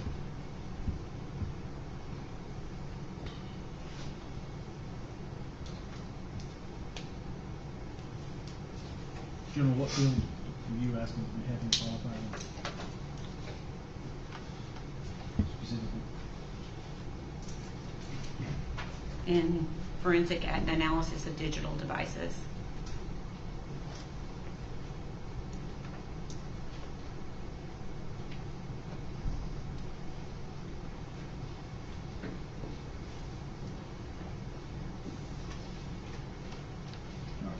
I'm going to overrule the defendant's objection. He'll be declared to be an expert in forensic analysis of digital devices. Thank you, Your Honor. Based on his training and his experience.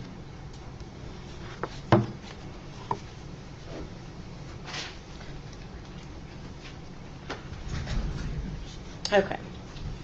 So we're going to back up just a few questions back to the cellular. I believe you were testifying as to the cellular phone analysis and software that the FBI used. I believe we talked about the types of data that can be, and I think that was actually my next question. When we're talking about cellular phones or cellular devices, can you tell the jury what types of data can be obtained from an extraction of a cellular device? Yes, so extractions of cellular devices can provide a lot of different data, such as images, videos, text messages. You can do web searches, GPS. Pretty much anything that could be stored on a cell phone can be found through an extraction of the cell phone. Okay. And is every cell phone the same, or are you able to obtain duplicate copies of, like, say, two individuals have Facebook on their phones? Do you always get full records on each device, or can that be different depending on the device itself? It really depends upon the device, depends upon what the software update is, if some have older software versus newer software updates. There's a lot of different factors that can play into what can be extracted from an electronic device. In terms of social media, when you're extracting social media information from the device, it's only the information that is found on it. So a lot of social media companies will store stuff in like the cloud or off of your cell phone.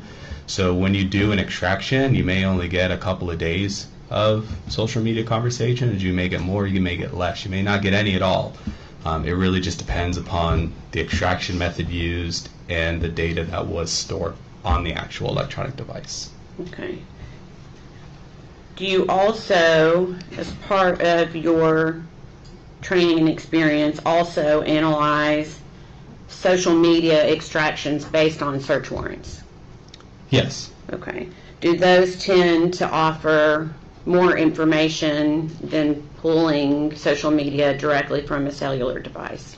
Yes. So information that you obtain through a search warrant for a social media company is going to have a more complete record of the conversations and the activity on that account, as opposed to one that is pulled from an electronic device. Okay. And can you tell the jury why that is?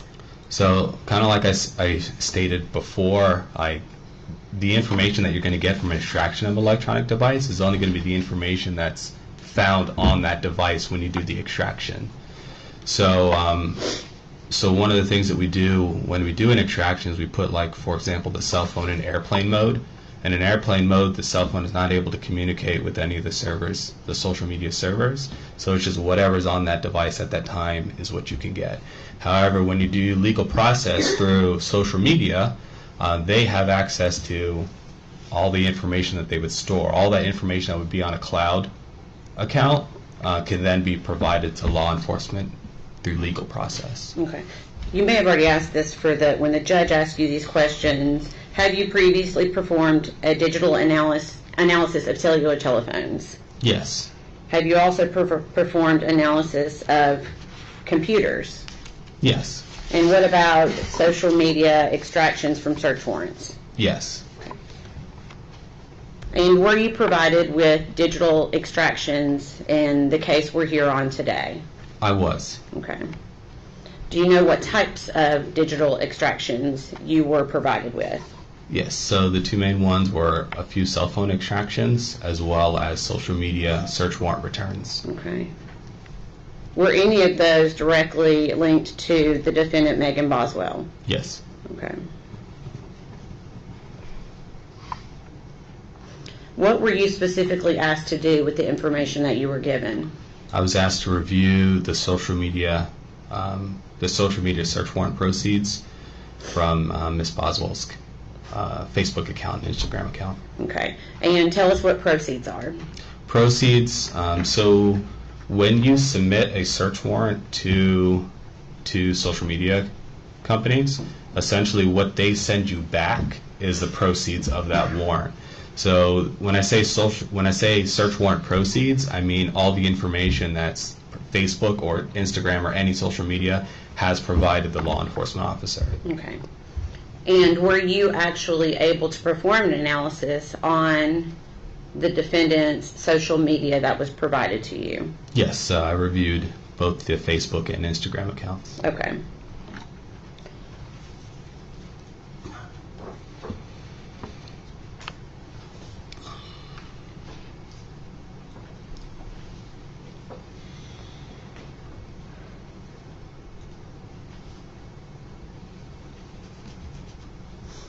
Now let's see it.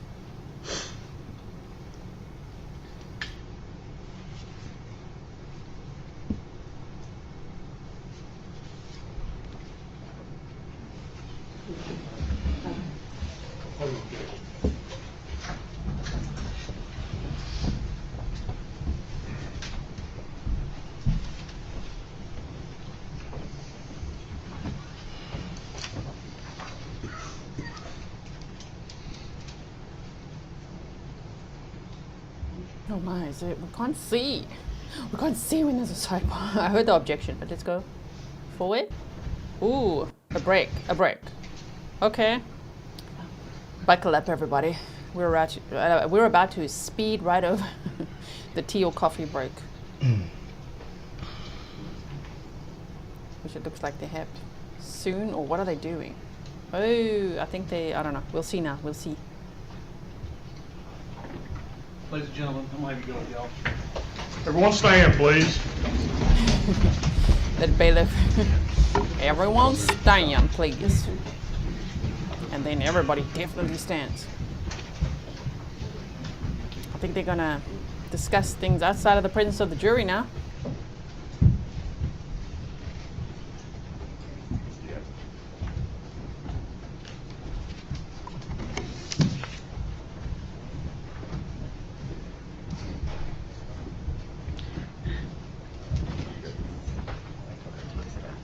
You may be seated. Thank you.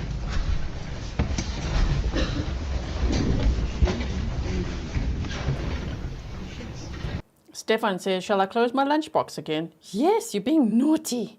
It wasn't even lunchtime yet. And even then, we're going to skip right over that. Mom for Life says, question, how did they eventually find Evelyn? So it was Megan Boswell's father, Tommy Boswell Sr., that remembered that he saw Megan's vehicle close to the shed. And so he said to the police, he called them on March 6th of 2020 and said, I think you should search the shed. And so they searched the shed and they found a whole bunch of items belonging to Evelyn. And then they also searched the playhouse, which was just, a separate building to the shed and just a little bit behind it. So they searched there, and they noticed there were a few items that were not covered in dust, hadn't been there for years, and so one of those items included a trash can. And they looked inside the trash can, and they found a trash bag on top first, and they removed that, and then they looked inside what was in the trash can, and they found baby Evelyn in a trash can. Isn't that horrible? Oh my word. So yeah, in Megan's childhood playhouse.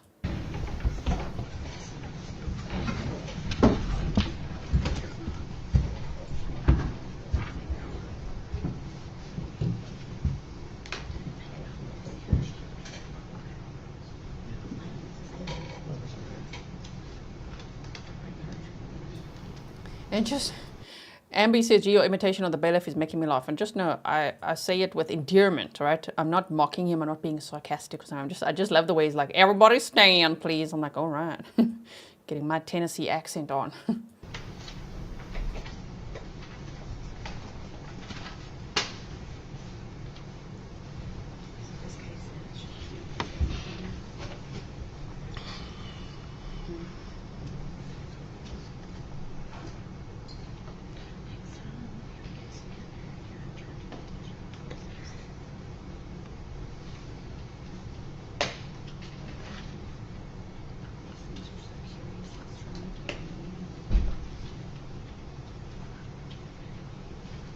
He does have like a screen protector. No one can see what he's doing on his iPad now. That's good. Okay, what are we up to here?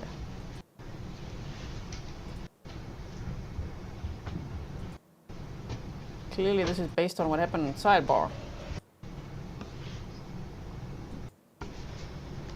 Fulfilled the notice requirement by filing a written notice of intent to introduce these documents, and we were not at any time notified by the defense that they were going to be opposing these. But also under Rule 902, it falls under a self-authenticating documents because it is records of regularly conducted activity, and the case law is clear that a self-authenticating affidavit is sufficient on being able to bring these records in.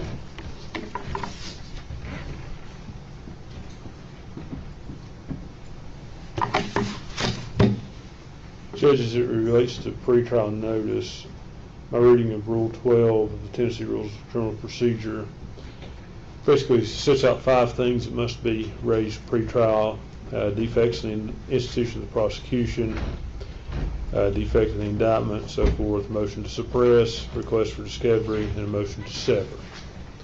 None of those things include this. I've objected because that affidavit is not an affidavit. It's a statement, and it should be sworn to in front of someone who is qualified to give an oath. And for it to qualify under 902, I think it has to be an actual affidavit sworn to by someone qualified to give an oath.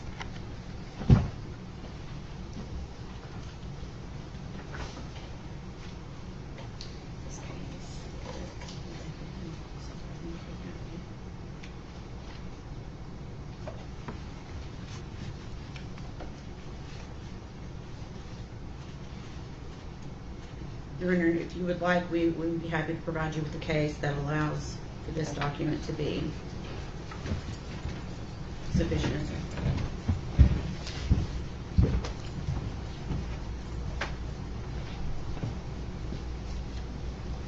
It's on page 16. Could I see it? Yeah.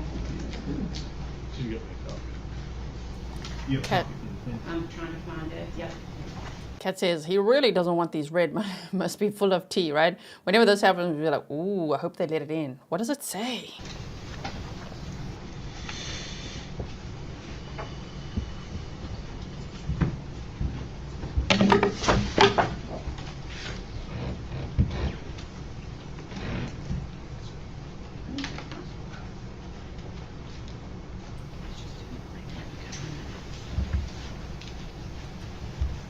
Bolshevik Muppet said there's a law nerd in the gallery. She's going to try and find out the bailiff's name.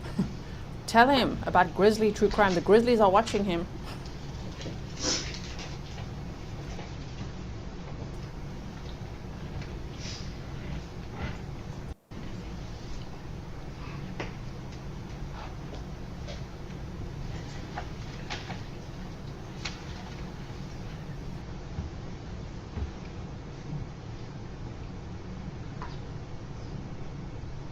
Yeah, Golden Spudlet says, excuse me, but they had years to object to these documents, and this man is trained and representing the FBI. Oh, Stefan said the defense is working hard right now.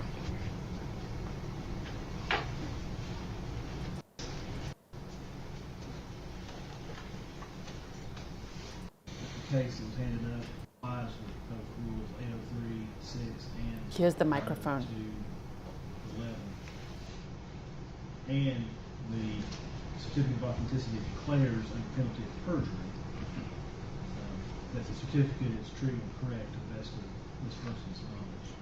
And it has the logo of Facebook on the document itself.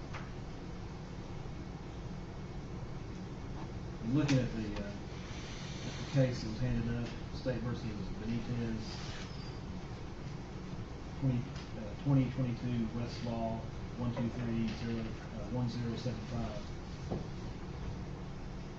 Quoting State versus Ferguson, 741 Southwest 2nd, 125, that the circumstances must only show with reasonable assurance the identity of the evidence. And the court is satisfied that this certificate complies with that standard. So I'm going to overrule the objection, and the state will be able to continue. We'll take about 10 more minutes of break, so Thank you. 10-minute break. Buckle up, everybody. Here we go.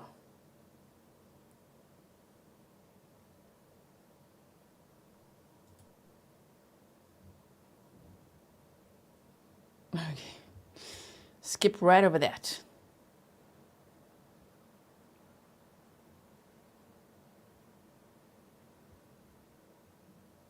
No sound yet.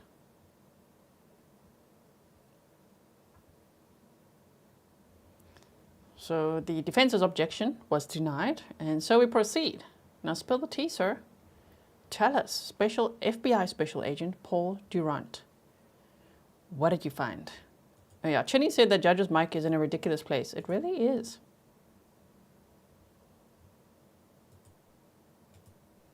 Where's the sound? Sis. You tell the jury why something like this is important pursuant to an investigation. Essentially, why this is important is it shows that the records that we received for the specific count we received them from are accurate. Okay. All right, that can be passed back down. Thank you. To your knowledge,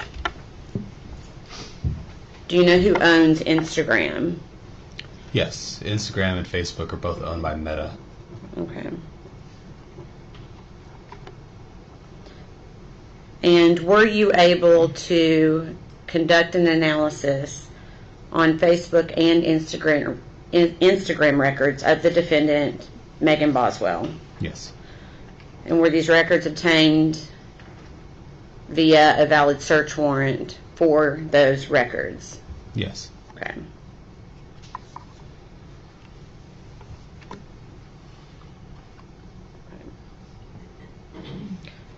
In reviewing, I guess let me ask you this, were you able to review all of the information, not just the Facebook and Instagram records, but all of the information that you were provided regarding digital evidence in this case?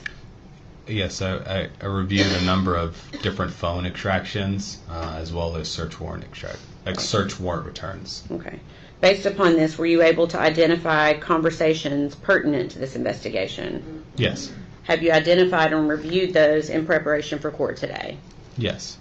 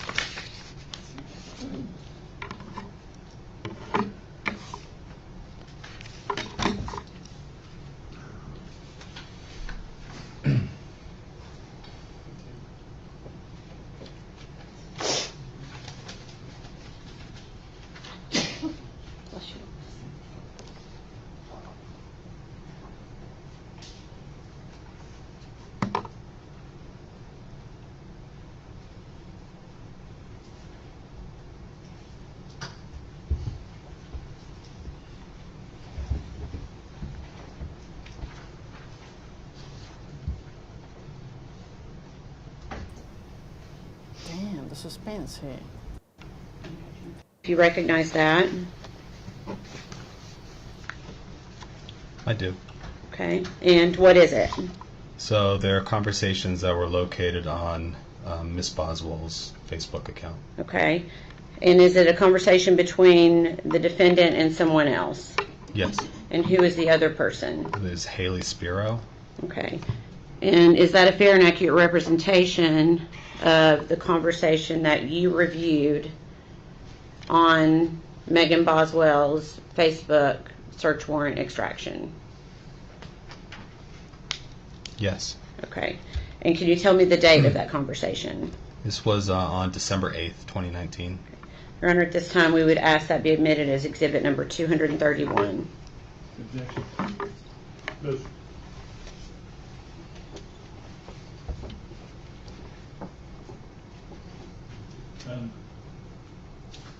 Approach up here for just a second.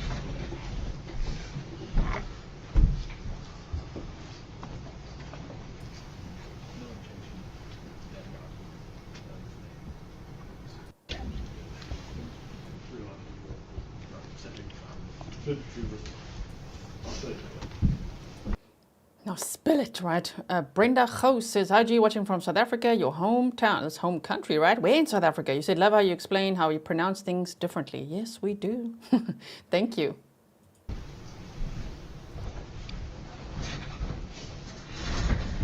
There's no objection to 231, subject to the court's previous ruling. And permission to publish, Your Honor? Go ahead.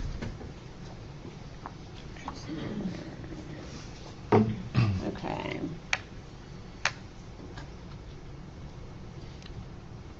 Agent Durant, is this the conversation we were just discussing?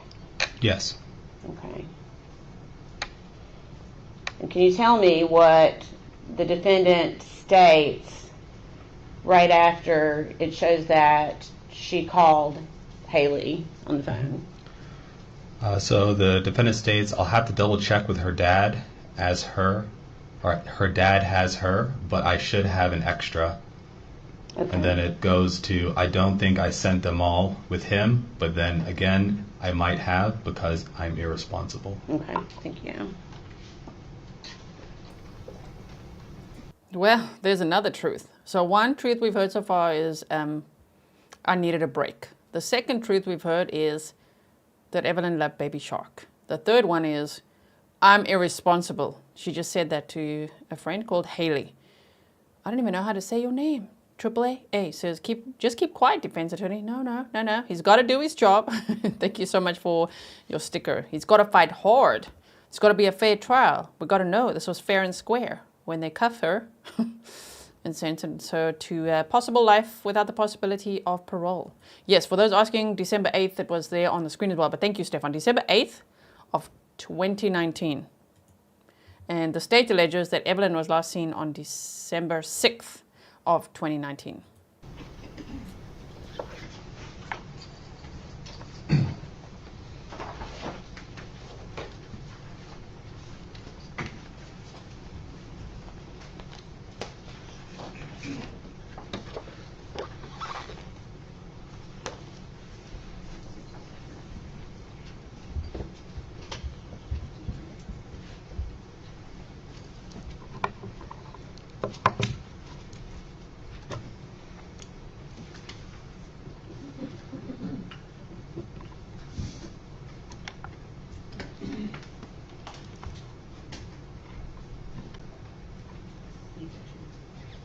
Judge, this will be subject to my prior objection before it's overruled.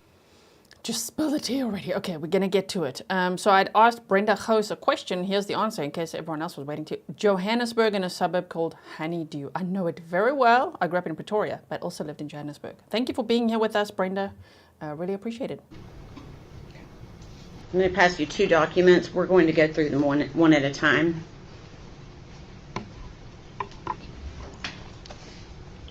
You could look first at the one with the earliest date on it, please. Okay. And do you recognize that document? I do.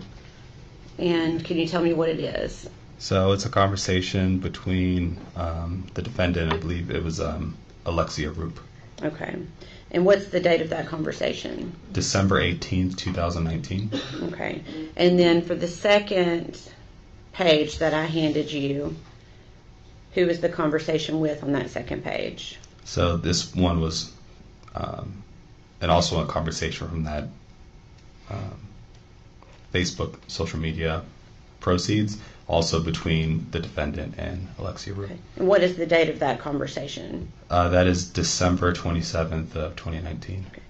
And are those both fair and accurate representations of the conversations that you reviewed on the defendant's Facebook search warrant extraction? Yes. Okay. Your Honor, we'd ask that those be made as separate exhibits for the 12/18 date, exhibit number 232, and for the December 27th date, exhibit number 233. For the full exhibit subject to the defendant's prior objection and full approval. Thank you.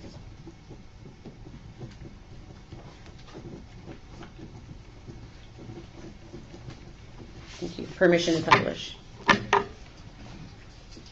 Say yes, say yes, say yes.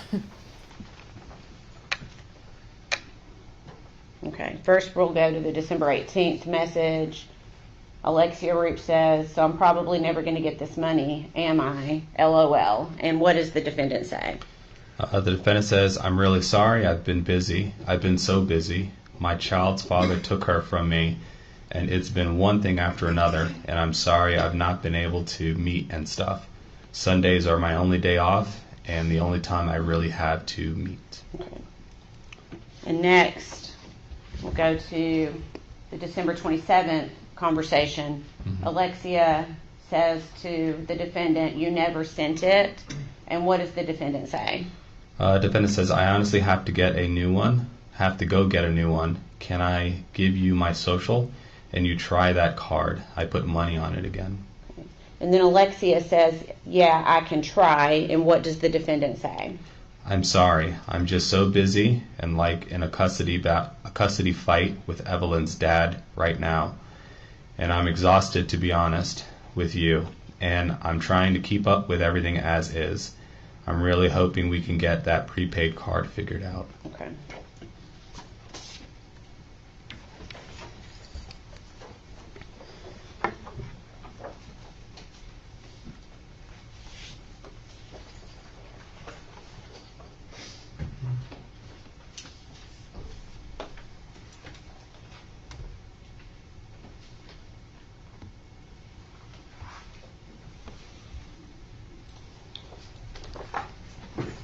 Pass you one page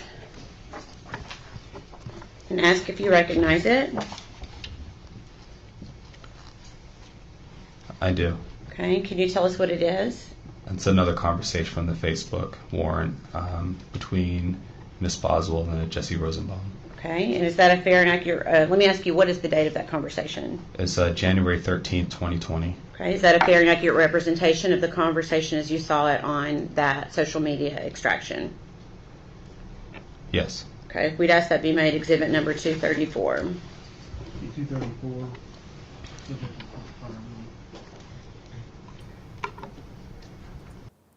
ruling. Ellie B from Tennessee says, "Wait, I forgot, who's Alexia?" We haven't really heard from Alexia yet, or any of these names they're mentioning now. Not that I remember. We didn't see any of them testify. So, friends of hers on Facebook, right? Thank you so much for your sticker.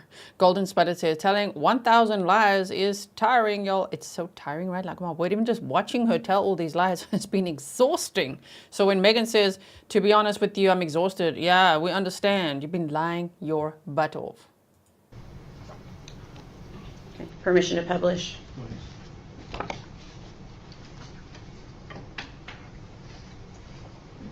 Okay. If you could tell us what the defendant says on January 13th of 2020.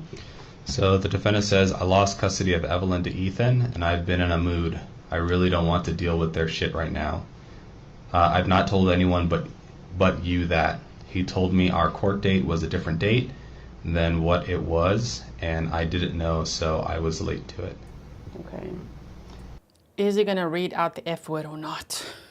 Shame this poor guy on the stand. now lost custody. So December 18th, child taken. December 27th, custody battle. January 13th of 2020, lost custody. All of this, a lie. There was no custody battle, and Ethan was not Evelyn's dad. Like, if you're just joining now, can you imagine the level of lying going on here? It's crazy. And then Jesse Rosenbaum says, damn, that sucks, effed up, shit, you could call a retrial. And then what does Megan say? I'm trying to. I've not even told anyone that happened yet. I just don't want to deal with them, you know. And then she also says, like they always drag me into their problems, then bitch at me for being in their problems after they put me in the middle. LOL. Okay.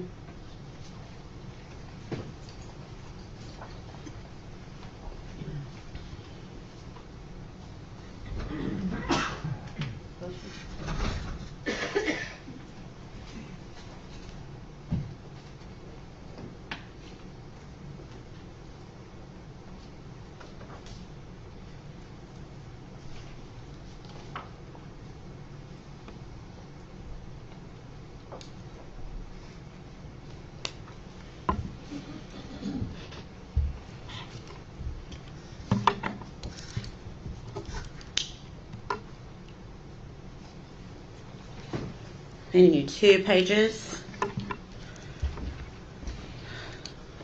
I'm ask you the same thing if you can recognize them.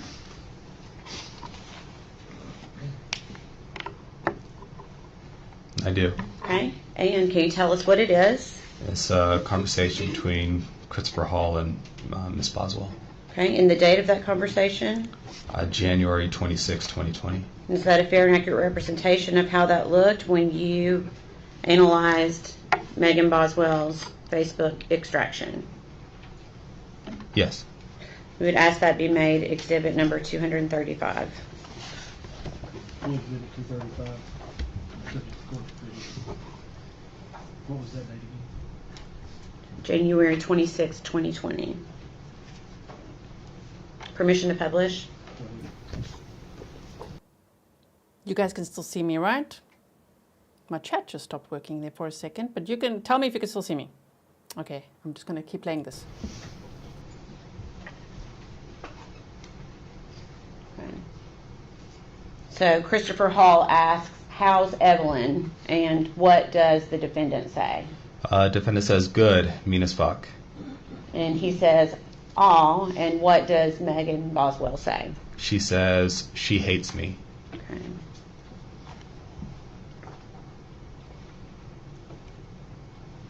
Okay.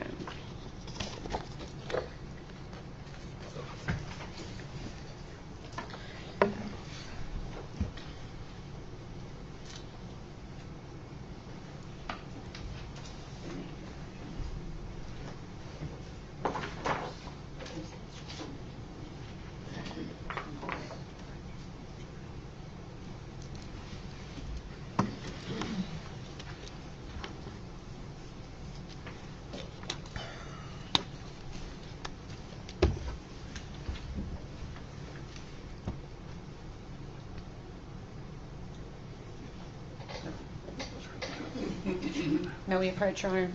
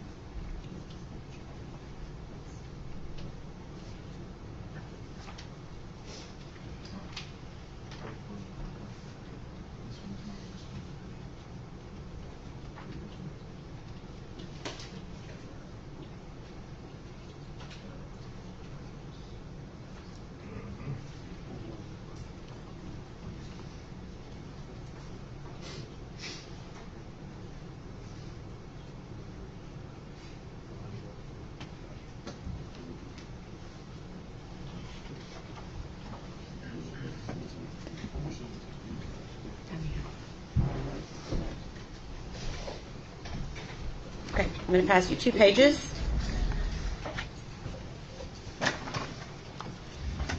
And ask if you can identify that. Yes. Okay, can you tell us what it is? So it's this was a conversation on Facebook between the defendant and Miss Shirley Lowry. Okay. And what was the date of that conversation? This was February 18th, 2020. Okay, is that a fair and accurate representation of the conversation from the defendant's Facebook extraction? Yes. We'd ask that be made exhibit number 236. The full exhibit 236. This is the court's order. Permission to publish. Go ahead.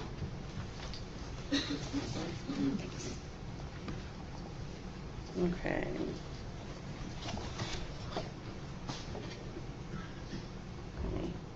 For the first page of this, I'm trying to get a little bit bigger. Can you just read to the jury what the defendant says on February 18th of 2020? So the first message that comes through is hello, question mark.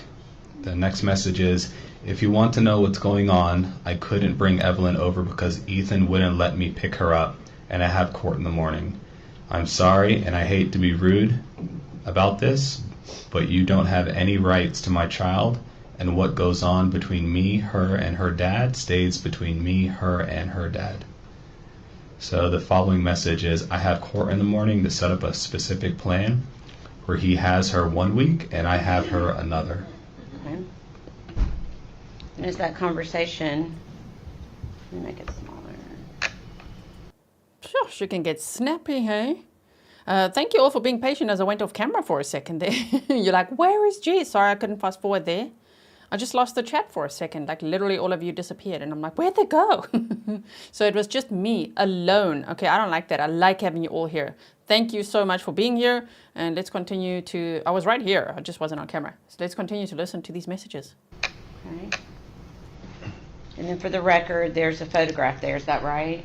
Yes. Okay, and what does the defendant say after that photograph? She says, this was her when I saw her last weekend. And then follows up with, if Dad didn't flip out when I come on the property, I'd bring her by. Not that it's any of your business, though. And don't involve anyone else in it. Okay, I'm going to leave that up for... Oh my word, she literally said, this is February 18th of 2020, the day that Evelyn was reported missing. Megan sends this message and says, this was her when I saw her last weekend. What a liar. We already know she's a liar, okay? But like, damn. Stefan says, we saved your CG. Thank you so much. YouTube is being very naughty lately.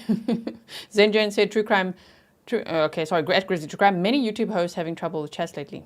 Yeah, there's a couple of little problems going on. It's not even Bill Gates' fault. Okay, so I'm glad to have you all with me. Thank you so much. Please like, because not many of you naughty, not many of you have liked. Like if you like to see me on camera. And let's keep going. For just a second, because I want to ask you some questions about this photograph. So again, we're looking at the date, February 18th, 2020. Is that right? Yes. And that's the date the message was sent to Shirley Lowry? Yes. Okay. Were you able to determine, based upon your analysis of the defendant's Facebook, is that picture an accurate representation of being taken the weekend before February 18th of 2020? No. Can you tell me how you know that picture is an old picture? While reviewing the conversations from the search warrant proceeds, I located that same photo, which was sent to Ethan on November 30th of 2019. Okay. This is why we love this FBI agent taking the stand. November 30th of 2019 is the photo date sent to Ethan, who is not Evelyn's dad, but she made him believe that he could have been. November 30th. And then yet here she is saying to a lady called Shirley Lowry, this was her when I saw her last weekend. No, it isn't. Don't we love it when data can just completely debunk things? Oh my word.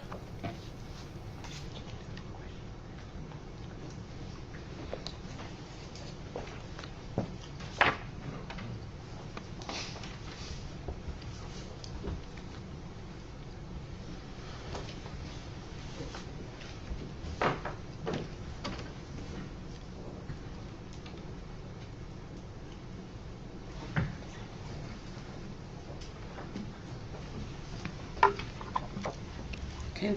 Same thing, I'm going to ask if you're able to identify that. Yes. Okay, can you tell me what it is? It's a conversation between Kristen Arnett and the defendant. Okay, and is there a date on that conversation?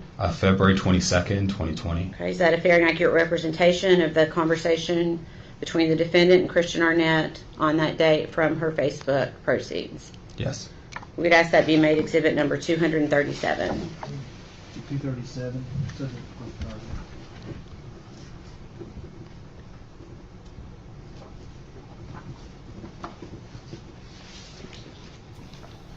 Permission to publish. A lot of people are saying, who's Shirley Lowry? I don't know either. Many of the names they've mentioned in these messages, besides obviously Ethan, I don't recognize either because we didn't see them testify and we don't have context for that.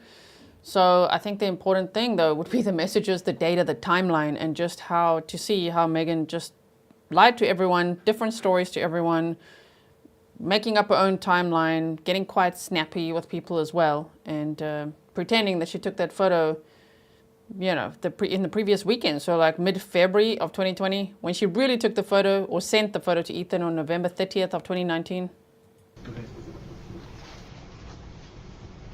I'll try to make this one a little bit bigger.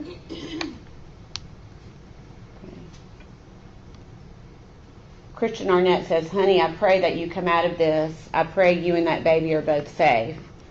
All you got to do is be honest, honey. I'm praying so hard for you. And what does the defendant say in response? I am being 100% honest and trying to help find my baby. I was scared of the person who took her. Thank you.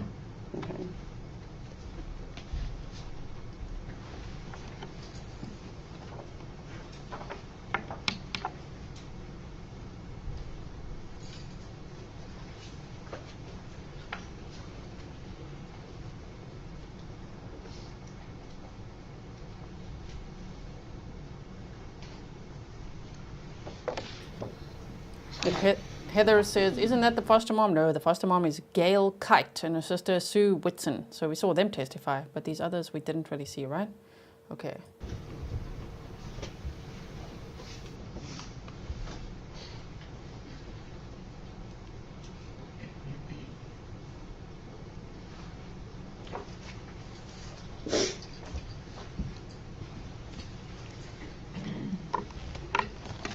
Okay, pass you a document. Do you recognize that document? I do. Okay, what is it? This was a conversation between the defendant and Hunter. Hunter Wood? Hunter Wood, yes. Okay, and is there a date for that conversation? There is. It's December 27th of 2019. Okay, and is that a fair and accurate representation of the conversation as you viewed it during your analysis? Yes. We'd ask that be made exhibit number 238. Full exhibit 238,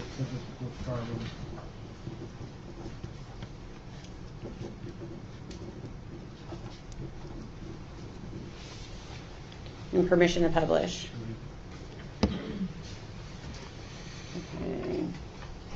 If you can, just tell us what the defendant says to Hunter Wood on December 27th and December 28th.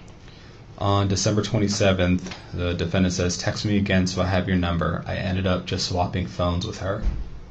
And then follows on with, hey, I'm going to leave here soon. Ethan and I talked, and he's going to stay home. And then is followed by, he thinks that what would be best, also because I'm obviously not a very stable parent right now, and Evelyn doesn't want to come home with me. Okay.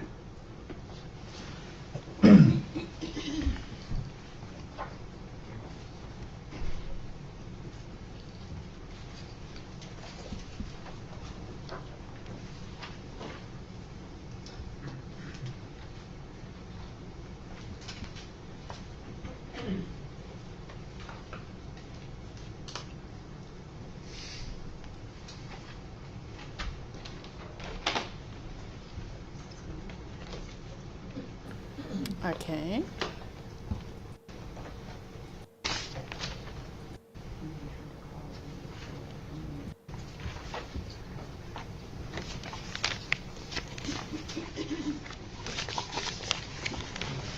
Okay, same question. Yes, I recognize this. Can you tell me what it is? So it's a conversation between the defendant and Hunter.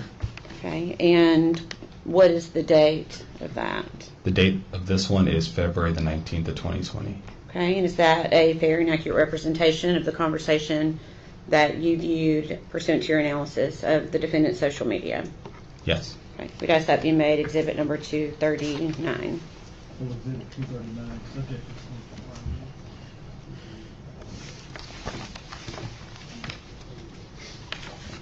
And permission to publish.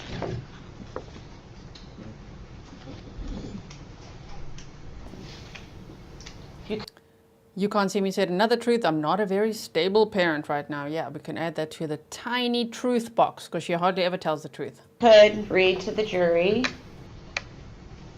each of these text bubbles from the defendant to Hunter Wood on February 19th of 2020. Yes. It says, hey, I have no clue why you're mad at me, but I've been waiting for Mom for fucking hours at the BP.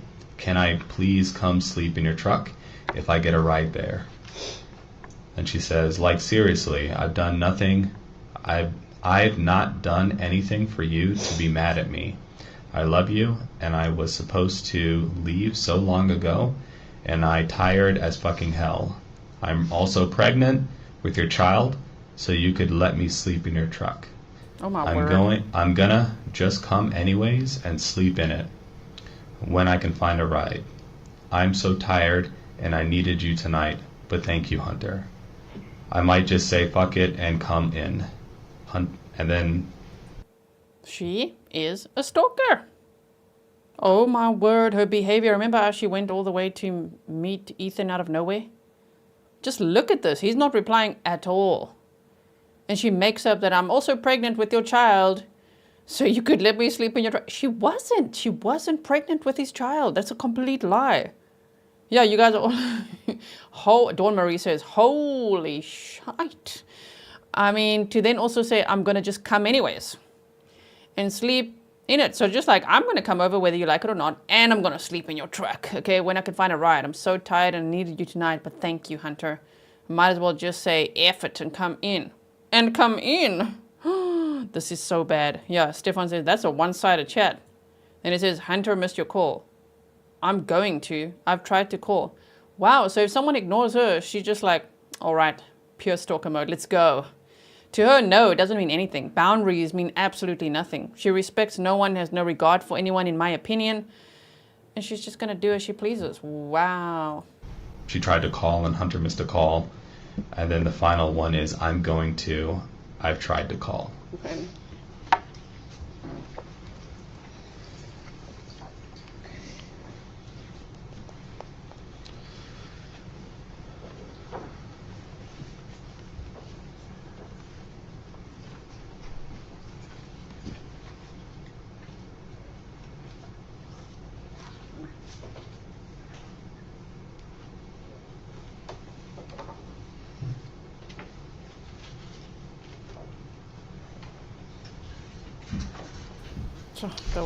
That was shocking.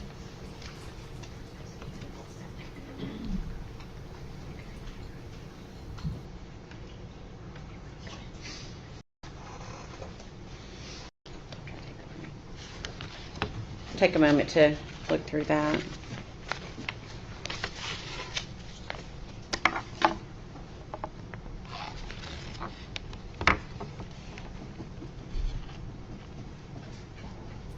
Ketsy says, well, that explains why the defense didn't want this in evidence, right? Mrs. Melissa says, crickets. Yeah, crickets for Megan.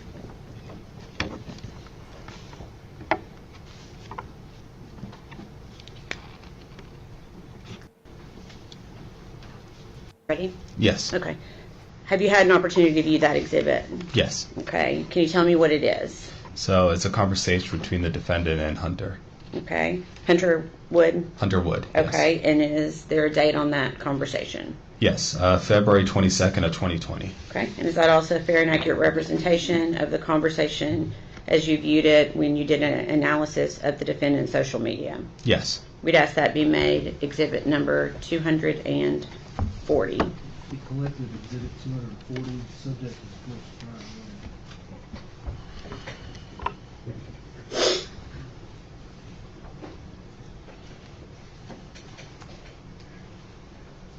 Permission to publish. Go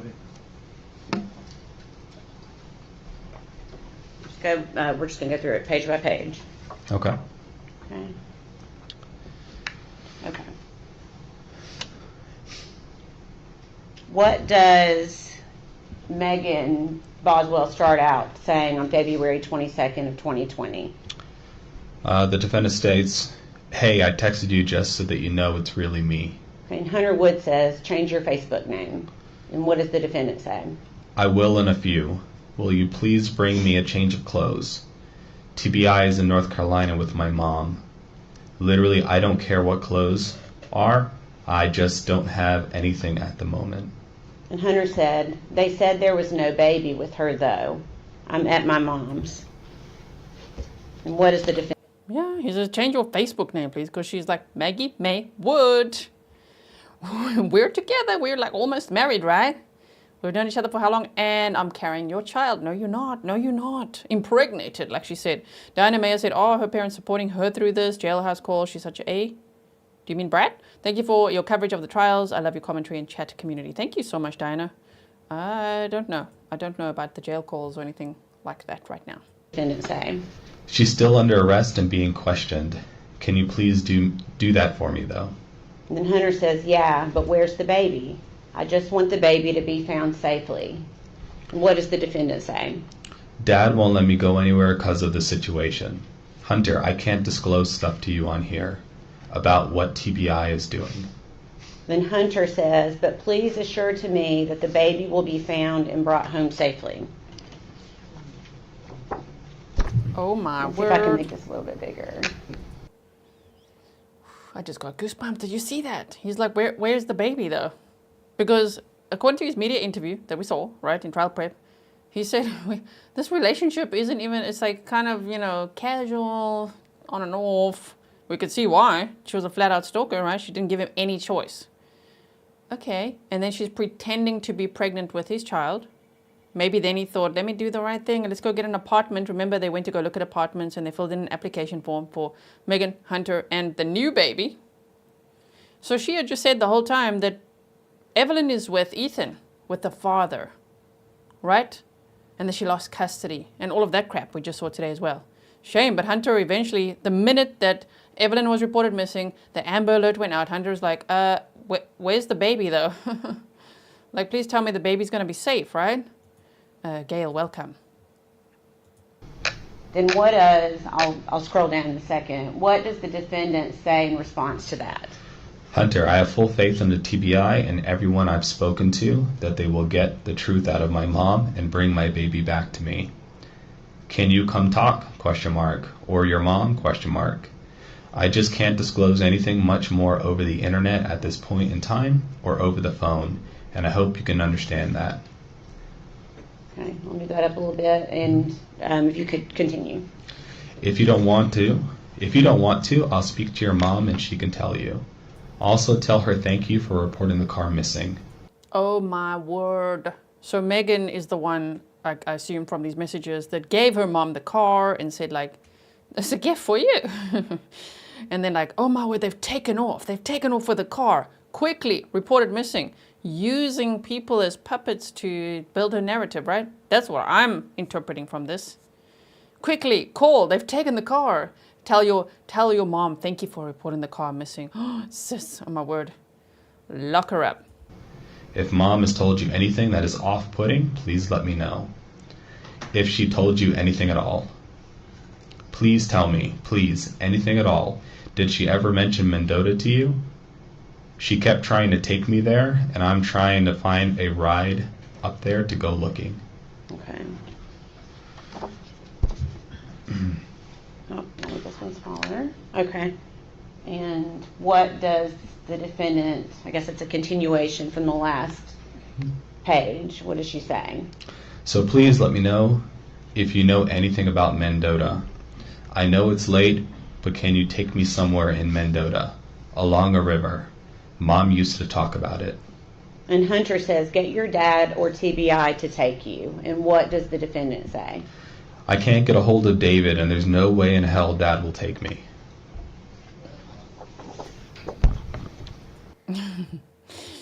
I like that. Hunter's like, get your dad or TBI to take you. Psh. You know, at this point he's like, whoa, what is happening here? Like, where is your child? You know, he could read the room. Lucy Ann says, poor Hunter. Oh, Lord Richelieu TV. And no, Mendota. We heard Mendota again. She's still busy with it. Even with Hunter, she's like, Mendota? Okay. And then what does the defendant say? David's not replying to me, probably because they're down in North Carolina dealing with my mother. And then Hunter Wood says, I'll contact Chris Wilhoit and see what he says to do. And what does the defendant say? Who is that? I don't know exactly where it is. And Hunter says, the leading TBI agent. What does the defendant say? I just know a river in Mendota. Someone told Dad they wanted to talk to him. Okay. And then what does the defendant say? Same place Mom got arrested for trespassing in Scott County, Holston River. And then Hunter says, what does that have to do with the baby? And what does the defendant say? Only place I know she might be connected with in Mendota. Dad is on the phone with someone right now. Something about who reported the car she saw. She says she would only talk to Dad and that she had important information. Okay. And what does she say in that last message? Dad's on the phone with her recording the call. Wait, this is the last page. I might have to make this one a little bit bigger. And then Hunter says, what did they say? And what does the defendant say back to Hunter? She said my mom dropped the baby off behind a church 3 days ago. They're looking into the church thing right now. Now there's a church story too? Oh, just 2 minutes ago there was along a river in Mendota. Now she said, what did she say? She said my mom dropped the baby off behind a church 3 days. Really? How many stories can she come up with? That's a rhetorical question. Infinity. I'm sure she's still coming up with some right now. She said a church off 394. I think she said Feathers Chapel. Dad talked to her. Not sire, but I'm losing my shit right now and have no one. I have to find Evelyn now. It's been 3 days already. What if she's cold and hungry?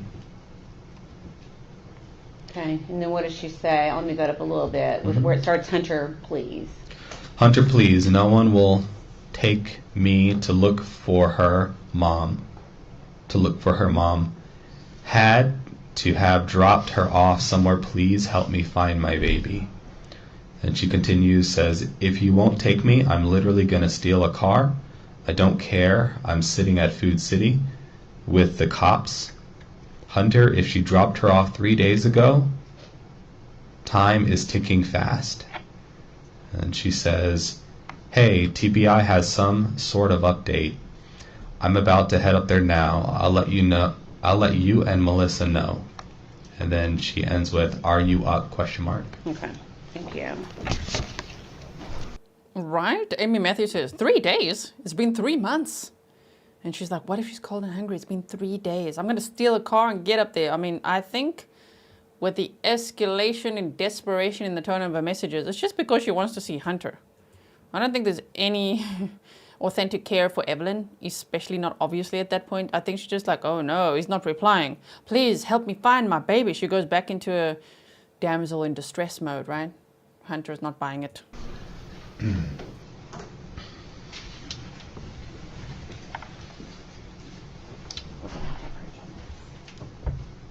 Your Honor, may we approach?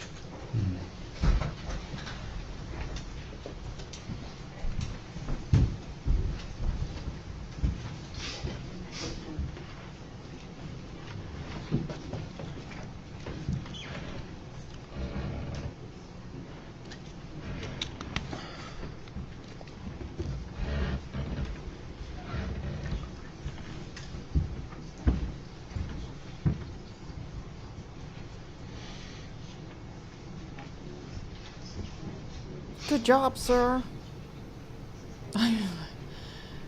Wow, can you imagine? Yeah, Mom Against Crime said Hunter is now a victim of hers. I think he always was. Yeah. Po, how do I say your name? Like that? It is 100% about seeing Hunter. Melissa Loves True Crime says, and probably to move Evelyn's remains too. Can you imagine if she did that? Can you please take me? I just need to quickly take some stuff. Like, oh my word. Kerry says exactly, she stalked Ethan by the sounds of it, and now is stalking Hunter. Mm-hmm. Wow. It's quite hectic. Okay, let's go forward.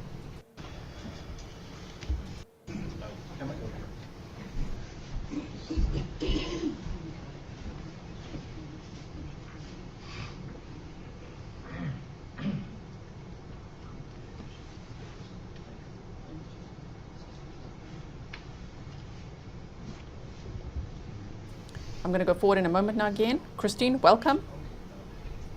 Number 1, welcome to all the new members today. Please check out the members only playlist. We recently, I think it was like 2 days ago, had a really fun members only stream. So you'll find that on that playlist, okay?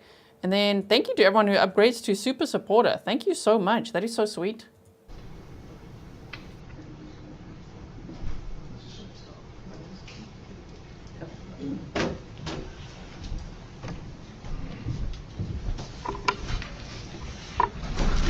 Ladies and gentlemen, I'm going to have you go with the officer. I've just been informed your lunch is here. Lunchtime. Close your lunch box. 1:15. Everyone stand, please. We saw that HD. Everybody stand, please. We saw it up close. Do you see that? It's lunchtime. Better buckle up. Okay, are we ready? Akari, let's go. Which said he is darn cute. Who are we talking about? The witness? Okay, so it's lunchtime. Let's see if, oh wow, they're just like, there's nothing happening here. Okay, cool. We're going forward, buckle up. Oh damn, that was quite a long lunch here. Oh, and we're back. We're back, everyone. Close those lunch boxes. We have teleported, sped through, fast forwarded, abbreviated the stream. There's no fluff over here. And we're ready to dive back into the tea, because that really was, we were all like, ooh, why doesn't the defense want that? Why don't they want this in? Now we know. Oh crap, that's why. Your Hunter theory is out the window. Yeah, we're all looking at you. We were already all looking at her, right? But if there was any doubt about Hunter, no. Thank you for clearing that up, ma'am. And also, don't you think it's so hectic how she's like, I can't say much on the internet, okay? So yeah, that doesn't sound like someone innocent. Listen, I can't type much to you here on the internet. I can't explain. Can't put all the lies here. What if they get this evidence? We can already see enough. Garden Girl, it's your 1-year Grizzly-versary. That is so exciting. Happy Grizzly-versary to you. Janet Murphy says, I'm on the Grizzly True Crime diet. Very well done. Okay, let's get going with this testimony. Thank you. Gentlemen, you may continue with your direction. Thanks, Your Honor. May I please have exhibit number 79?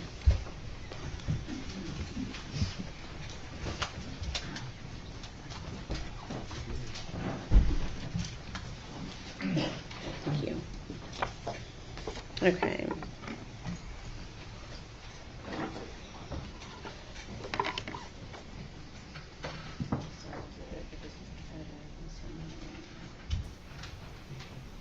So they're continuing with direct examination after lunch. Great.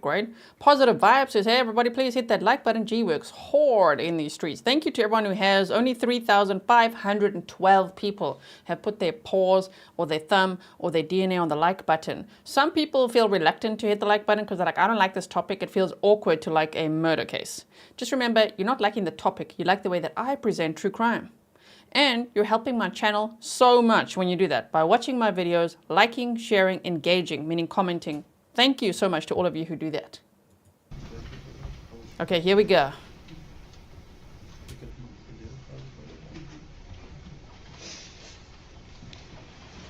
I'm going to pass you 2 documents. One has previously been marked as Exhibit 79.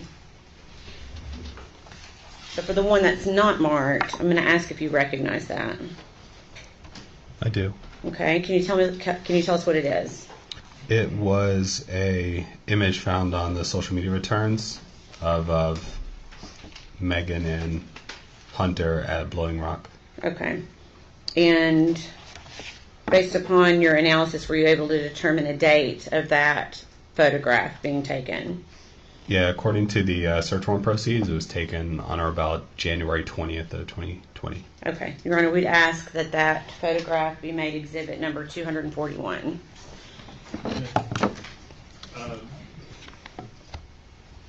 Subject for your prior ruling, yes, sir. We exhibit 241, subject to prior ruling. Thank you, Catsy. You just upgraded to Grizzly Super Supporter. And did Thank you also so much. recognize the exhibit that I handed up along with that? Of the message? Yes. Yes. Okay.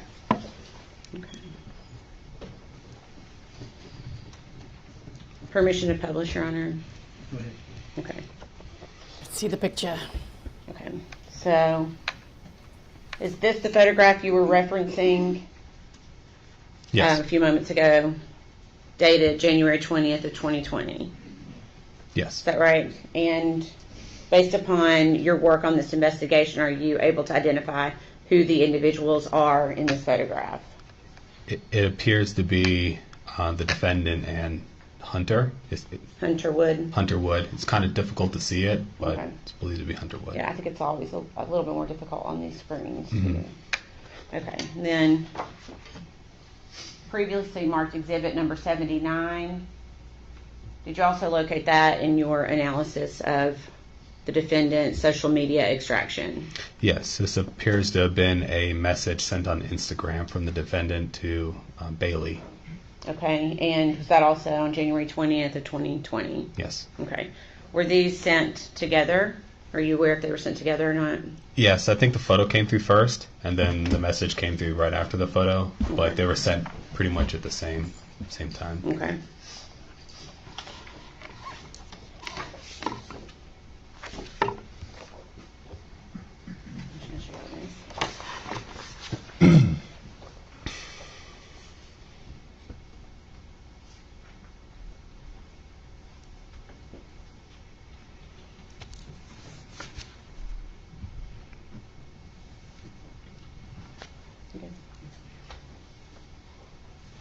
I'm going to pass all three up to you, but go through one at a time. Okay.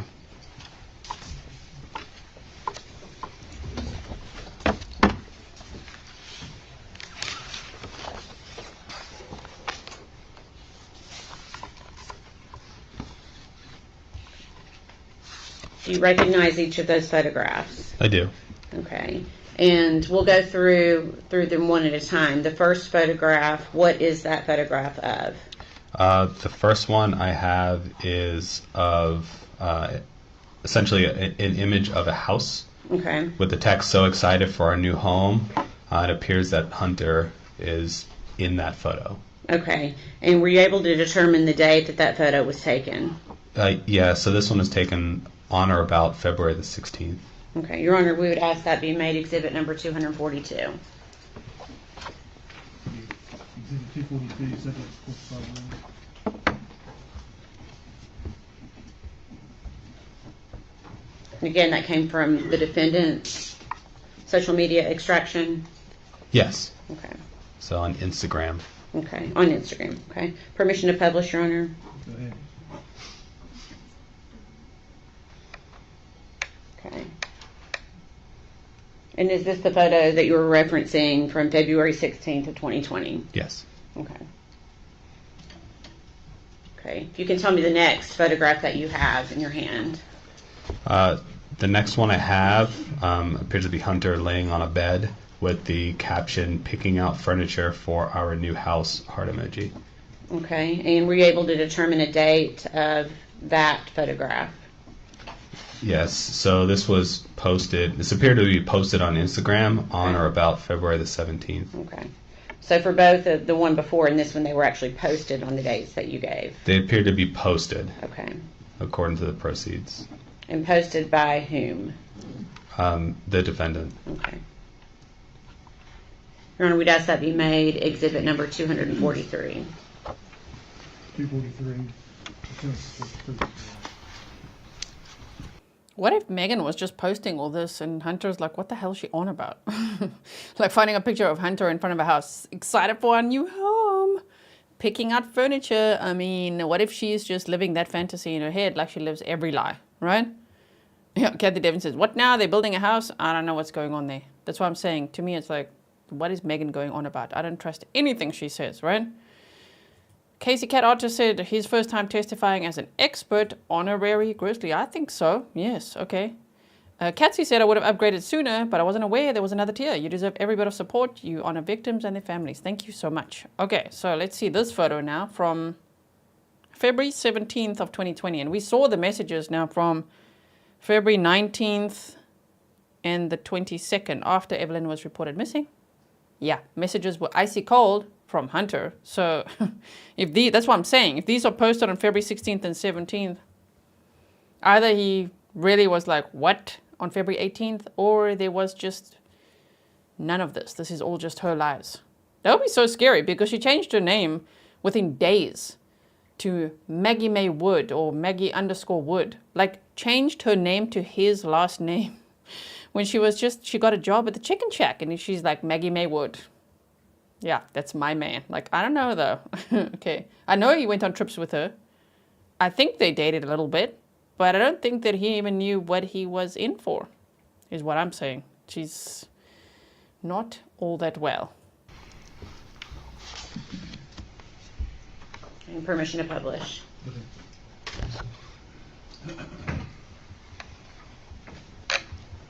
This one. Okay.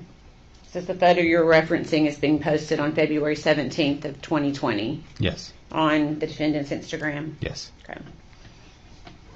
And then you've got one more photograph, I believe. Yes. Okay. Can you tell me what that one depicts?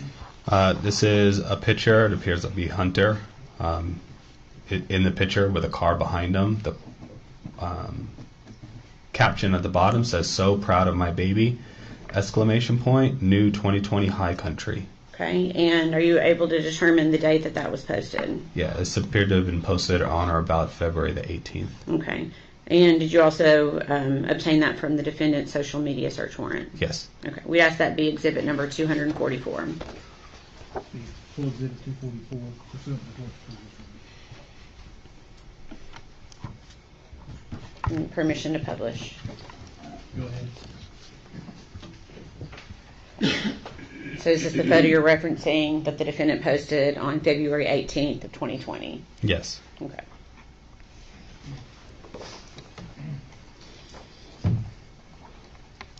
One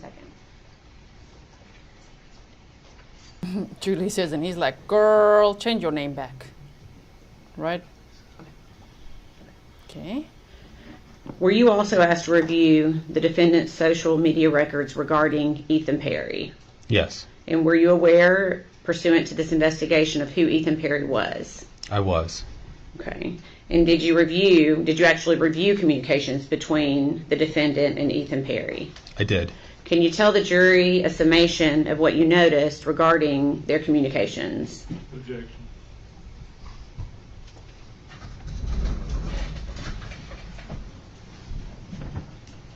Objection and a sidebar. The defendant said Their communications, a pattern of behavior by the defendant to Ethan Perry. Yes. So in the communication between the defendant and Ethan Perry, the defendant sent Perry a lot of messages, and probably at least a dozen messages every day from November 1st and onwards. So there were regular updates about Evelyn throughout those communications, and there were photos posted of Evelyn during those communications as well. And the communications went until about December 3rd. As soon as December 3rd hit, the amount of communications between Ethan and Megan went down quite a bit, and no unique images of Evelyn were seen afterwards. So she did send more pictures of Evelyn, but they were old pictures of like Evelyn and Ethan together. So I didn't observe any new photos after approximately December the 3rd. Okay. All right, thank you. Please answer any questions the defense has for you. Yes. Man. Quite odd. So from November 1st of 2019, Megan is texting Ethan like crazy. Ethan was in the military. He was stationed in Louisiana and, serving the country. By that, obviously you guys, USA, right? I'm South African living in Switzerland. But, he was serving the country. What are you doing, Megan? She's like, text, pretending that he's the dad when he wasn't. And that's going from November 1st of 2019 until around December 3rd. You see that December 3rd, that early week of December starts getting shady, because on December 2nd of 2019 is when Megan started working at the chicken shack. And by the 6th is the last time Evelyn's ever seen her live. So that's interesting. I think the neglect big time escalated there, which is so sad. From when she started working at the chicken shack, I think she would have just left her alone in the trailer a lot, right? Mary Beth Carswell said she reminds me so much of Letitia Stauch, mannerisms, the way she talks, looks. I know, right? She's got that sadistic vibe as well, that creepy smile and the same sort of tone. Yes, and she lies like Jessica Krzyzewski and Leilani Simon, right? Dana Tucker says no new photos after the 3rd of December. And that's when she just had her eyes set on Hunter, because she started working at the chicken shack. Okay, so, it's time for cross-examination. That's good. Look at his face. Oh boy, it's cross-examination time. Get ready, sir. You can do it. Grab just a minute, Judge. You may.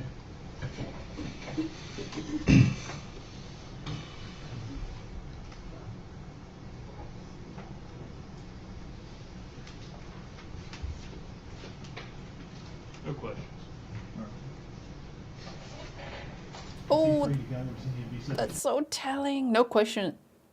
The defense is like, no questions. What are you going to ask there exactly? What are you going to ask, right? Oh my. Okay, shame. There's a potential for recall, but if so, we will get in touch with him and let him know. Agent Durant, you're finished right now with your testimony. You are being subject to recall. You don't have to sit here at the courthouse, but make sure they can get a hold of you. Yes, sir. Thank you. Thank you. Well done, sir. State would call Marla Gray. Marla. Okay, wait. Marla Gray. A TBI, Special Agent Forensic Scientist. That's what we're getting to now.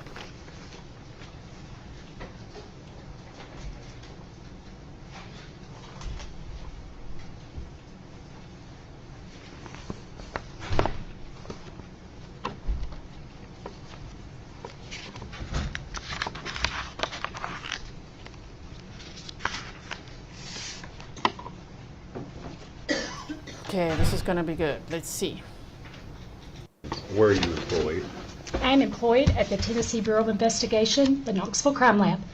And what is your position there with the TBI? I am a Special Agent Forensic Scientist Supervisor, and I'm assigned to the Forensic Biology Unit. And Agent Gray, if you would, kind of give the jury an overview of what your duties are there within that division. So we analyze evidence for the presence of bodily fluids and skin cells, and then we determine who those fluids or skin cells belong to, doing DNA analysis.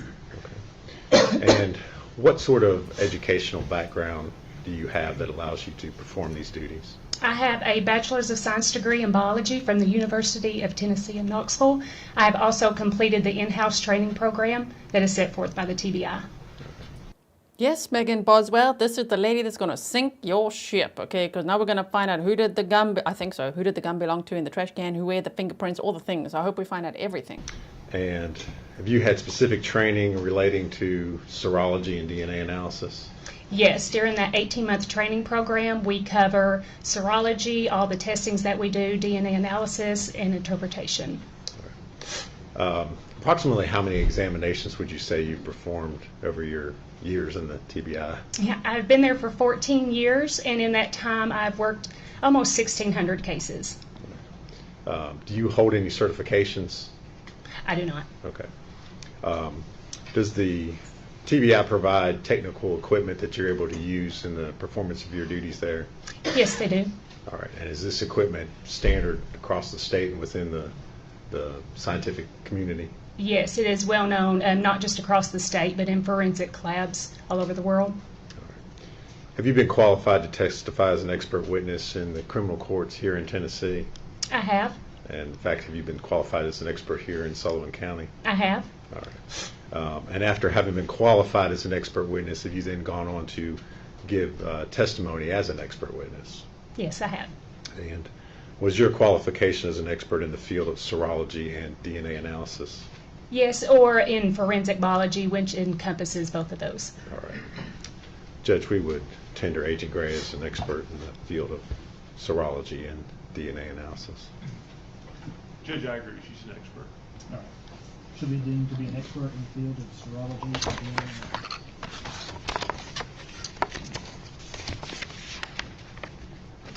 Agent Gray, you touched on this a little bit, but if you would kind of tell us a little bit about the differences between serology and DNA and what they are.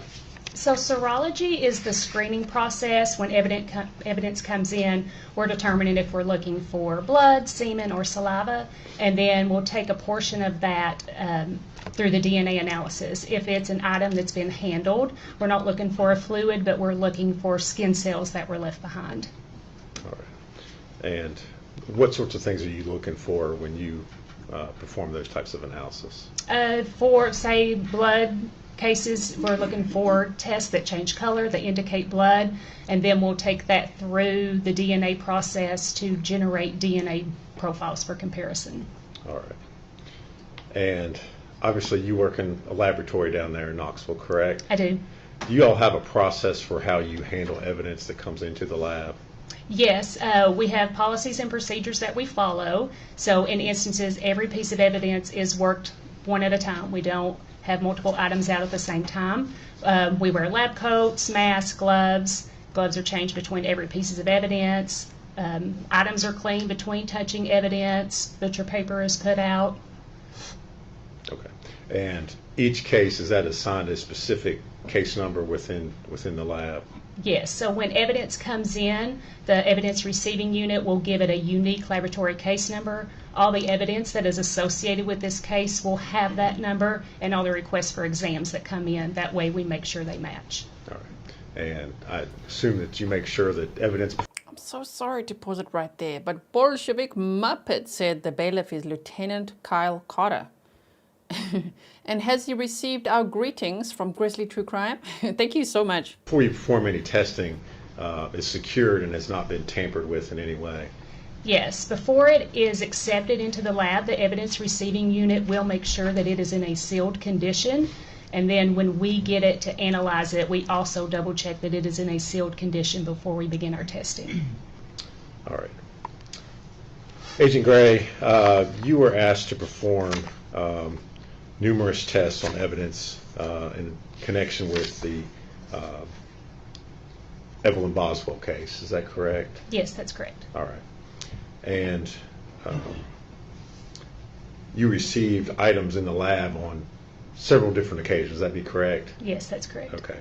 So I'm going to start with the first batch of items that you received on March the 4th of 2020, which resulted in your first report that was issued on March the 10th of 2020. When you received those first items, what were you attempting to do or to find within the evidence that it was sent to you? For this first batch of items, the Evelyn had not been found yet, so these were items that said that they belonged to her. So I was trying to generate a DNA profile that could be put in the missing persons database. Okay. So at this point in time, you had no profile with which to compare because the body had not been found, correct? Yes, that's correct. Okay. And if you would kind of describe for the jury the process that you went in trying to develop a profile from those items. So this was a box of clothing that said belonged to Evelyn, bracelets, a baby book, stuffed animals. There was also items that were submitted from different areas that had been collected from previous investigations. So with looking for something I could generate a profile from. I was looking at the neck area because babies drool, so I thought that would be a good source of DNA. For the first batch, I didn't get anything. The items could have been washed, so her profile wasn't generated until the next report with the next batch of items. Okay. And specifically, which item, you mentioned that you were looking for drool. Which item were you testing in that first? For the first report, it was the first birthday shirt from the baby box. Okay. And I noticed in the report it says that staining was observed with alternate light source screening in the Yes. neck area. Okay. And was there any sort of profile you developed at all? It was a mixture of at least 2 individuals, but since it was a mixture, I could not use that as her DNA standard since it wasn't single source. Okay. So essentially, and also in looking at your report, it looks like there was a silver clip that you also, I guess, attempted to Yes, a develop hair a profile clips and a diaper. I believe these were found in Mendota, Virginia. Okay. And again, were you able to develop a profile from those? No, there was no DNA on any of those items. All right.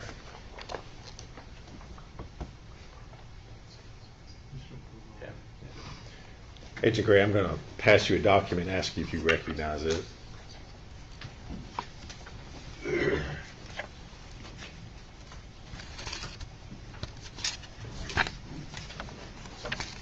Yes, this is a copy of my forensic biology report dated March 10th, 2020. Okay. And does that reflect your findings or lack thereof Yes. on the first batch of testing that you did? Yes. Judge, we'd move to make that exhibit number 245. No objection. Exhibit 245.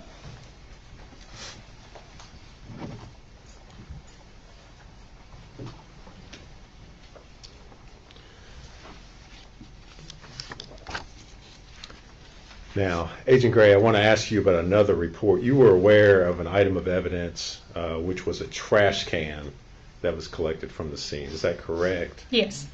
And if there are, I guess, different disciplines or different testing that's going to be done, for instance, if an item is going to be tested by forensic biology division as well as latent fingerprints, is it possible that a piece of evidence would be sent between the labs? Yes, the Knoxville Crime Lab does not have a latent print unit, so all evidence that requests latents are sent to the Nashville lab. Okay. And so specifically in this case, was the trash can being sent to latent prints to have prints done? Yes. All right. And as a result of that, did the Nashville lab collect some swabs from the trash can in order for you to perform DNA testing at a later date? Yes, Dr. Christina Proctor collected swabs for me to test later. Welcome, Ellen. Megan Spruce said, Mendota, where did the items come from in Mendota? Did I miss something? They went to search Mendota to some campground, and they had to search, I don't know, silver campers or all of that. They had to check out every false lead that Megan was giving and make sure, you know, that Evelyn wasn't there. So I would assume it comes from that. KK, welcome as well to you. Thank you, Barbara, for answering the question for someone asking earlier as well. Yeah, Megan and Ethan met in high school. So if you want to check out Ethan's testimony, I think it was on day 3. He's on the thumbnail and it's timestamped for you. Okay. And Agent Gray, I'm going to hand you another document and ask if you recognize that.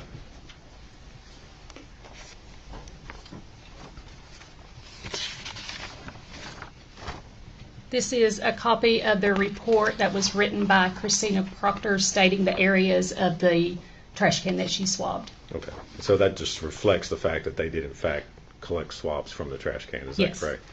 Judge, we move to make that report number 246. Objection? No, sir.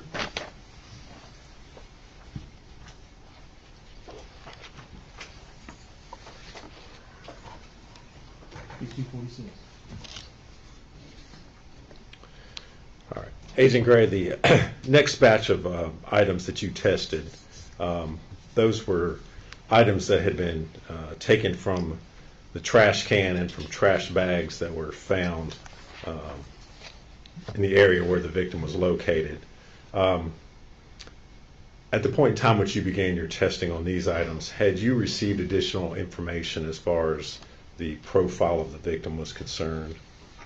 Yes, I received a call from Special Agent Brian Fraley the night that Evelyn was found regarding her condition, and they were just making sure that a body could generate a DNA profile after it had decomposed that badly. Okay.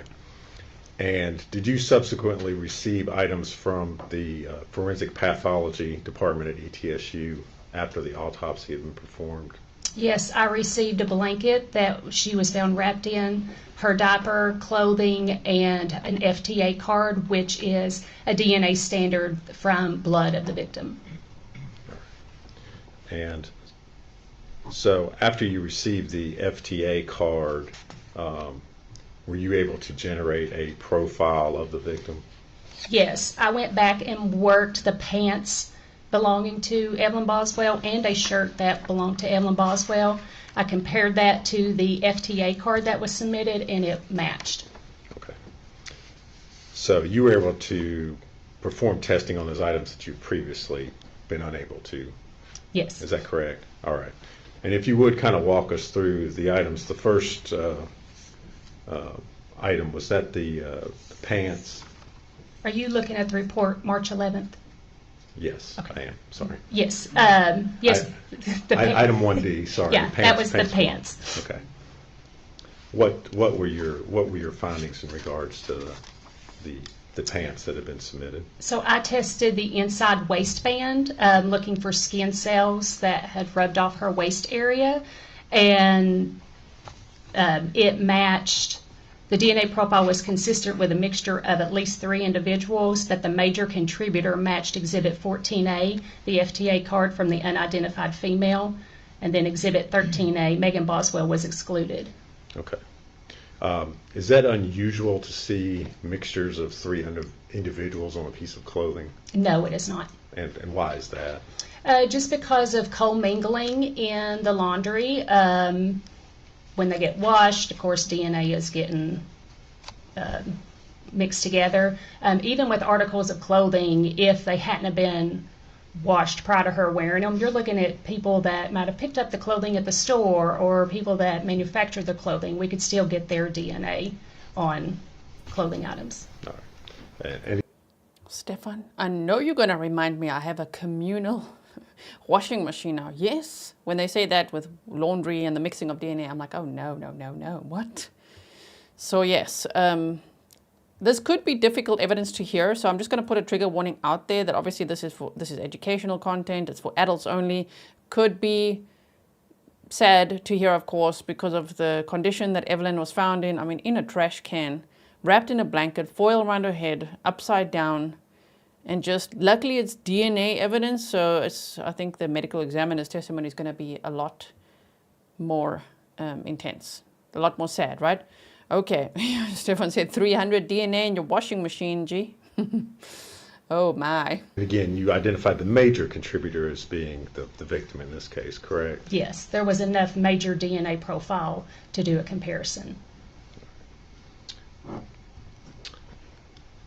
And on item 1F, which was the shirt, what were your findings in regards to that item? So the neck area was swabbed for that item, and the DNA profile was consistent with a mixture of at least 2 individuals, including at least 1 male.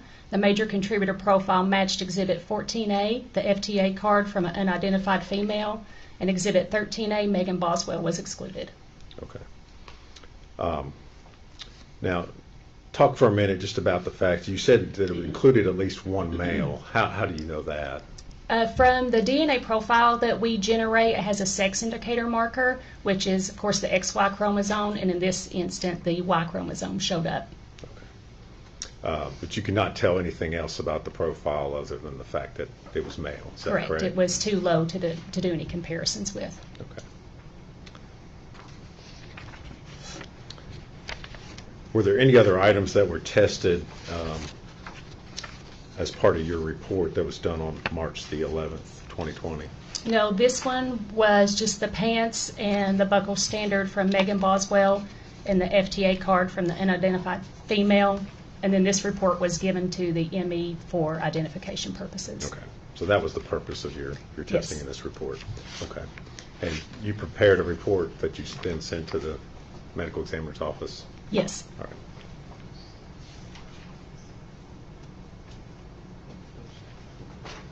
I'm going to hand you a document, Agent Gray, and ask you if you can recognize that.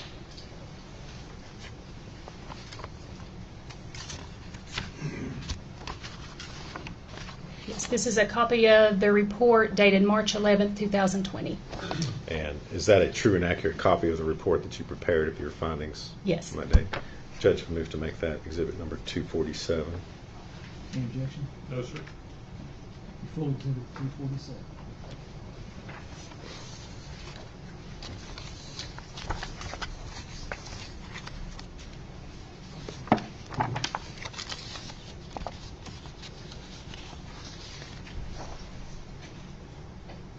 The next results that you reported, those would be on your report from March the 25th of 2020. The items there were ones that were taken from the trash can and the trash bags. Is that correct? Yes. And we'll start with the first item, which was a piece of chewed gum from the trash can, identified in your report as Exhibit 7A. Tell us. Did you perform testing on that I item? did. Yes, Okay. I did. If we could we pass Agent Gray exhibit number 197? It should be a bag, small bag.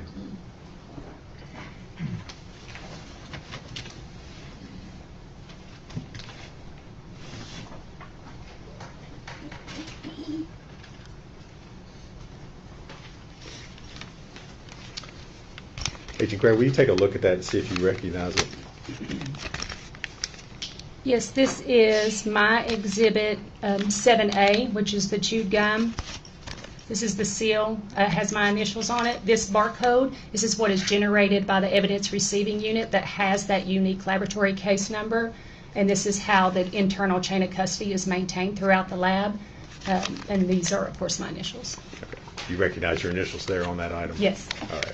Did you perform analysis on that particular item? I did.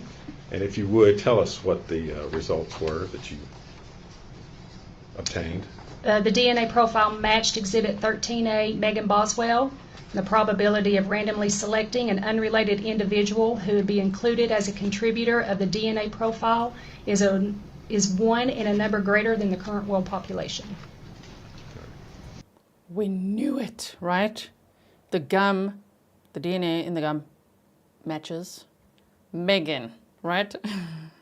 So that's Megan Boswell's gum on the side of the trash can that she put Evelyn in. Interesting. Okay. So here we go. Any other profiles besides that? No, that was a single source profile. Okay. And thank you.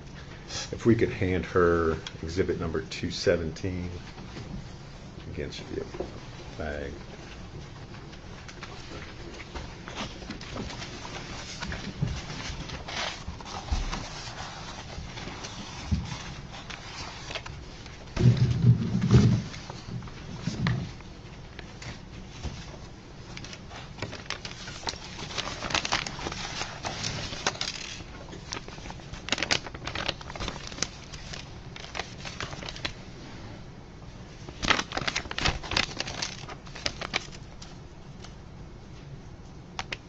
It says blue gloves. Yes, do you recognize what's been handed to you?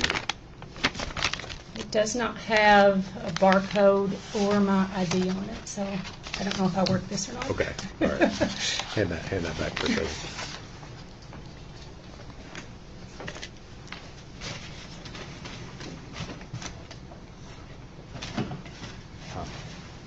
I'm going to come back to that.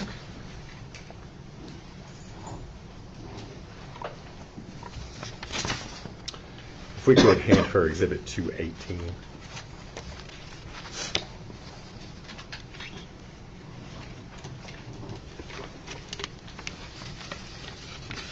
You recognize that item? Yes. And what is it? This is my exhibit 18A, which was a cold and cough medicine bottle. There's the barcode that is generated by the TBI and the seal that I placed on it after I was done with the evidence. Okay. And did you perform analysis on that particular item? I did. And if you would, tell us what the results were of your analysis. The outside of the bottle was swabbed. A limited DNA profile was obtained and is consistent with a mixture of at least 2 individuals, including at least 1 male. Due to the limited profile obtained and the unknown number of potential contributors, interpretation is inconclusive. All right.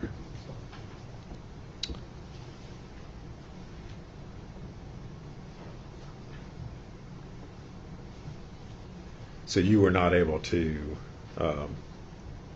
form any kind of profile at all, is that correct? That's correct. So other profiles you would have had, there would have been no way for you to match that with anyone, is that? Correct. It has to meet a certain strength before we do any comparisons to it, and this did not meet that quality. Okay. All right. And can we next hand her exhibit number 200?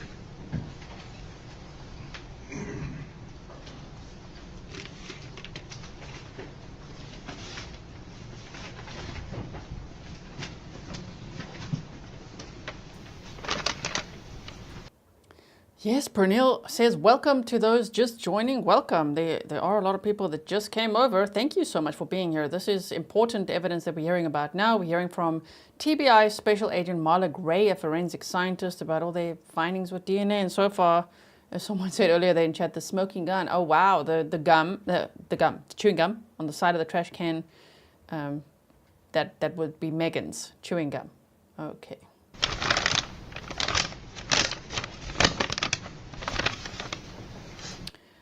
Diane Watson said, who does the male profile belong to? I mean, it could belong to the pharmacist who handed it over to Megan if she bought whatever that was, right? It could be really anyone. They weren't able to, yeah, JL says probably a male cashier from the drugstore. That's what I'm thinking as well. I'm not thinking of who else is sus, right? Like, is it the dad? Is it Hunter? Is it this one? I'm just like, well, it could be anyone, right? But the gum in the trash can is interesting that that's definitely Megan.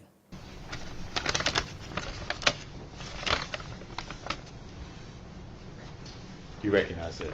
Yes, this is my exhibit number 19A, which is a Dasani water bottle. Here's the TBI barcode, and this was the seal that I placed on it when I completed it. Okay. And did you perform analysis on that particular item? I did. And what were your findings? So the mouth area and inside of the cap was swabbed for testing. The DNA profile is consistent with a mixture of at least 2 individuals. The major contributor profile is consistent with Exhibit 13A, Megan Boswell. It also had World Pop stats, and the minor profile was inconclusive. Okay.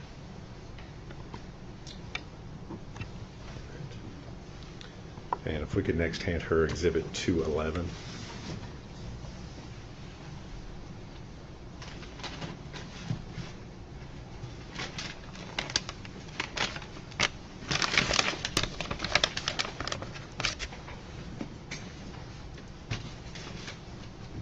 Do you recognize that? I do.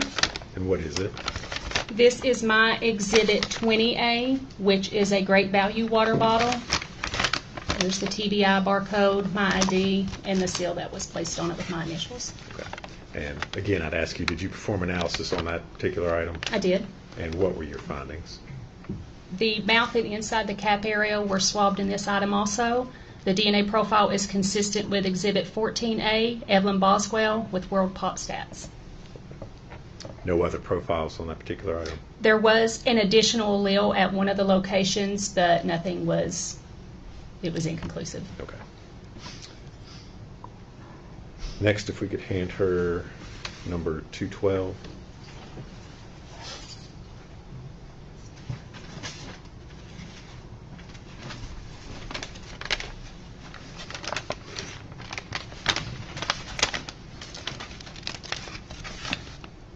Do you recognize that item? I do. This is my Exhibit 22A, which is a Misty water bottle. The TBI barcode with my ID and the seal that was placed on it when I was finished. And did you perform analysis on that piece of evidence? I did. And what were your findings? So once again, the mouth area and the inside of the cap was swabbed for testing, and the DNA profile matched Exhibit 13A, Megan Boswell, with World Pop Stats. And next, we could hand you Exhibits 213.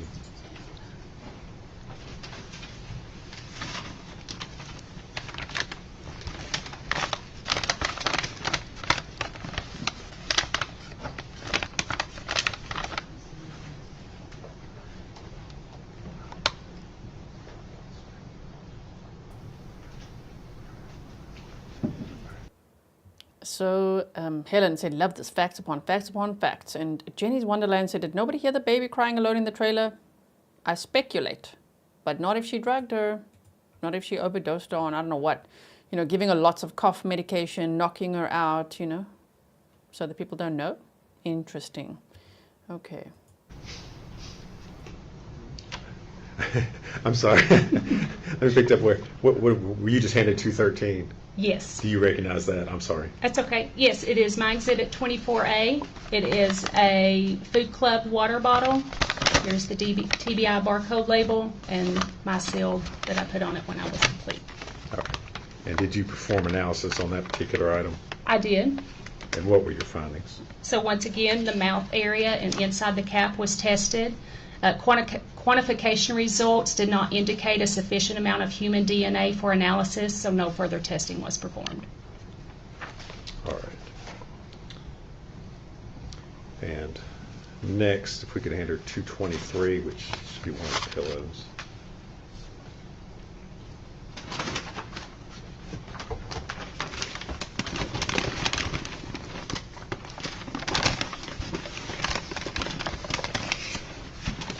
You recognize that item? Yes, this is my Exhibit 33A, which is a white pillow. There is the TBI barcode and my seal with my ID on it. Okay. And did you perform analysis on that? I did. Okay. If you would, tell us what your findings were.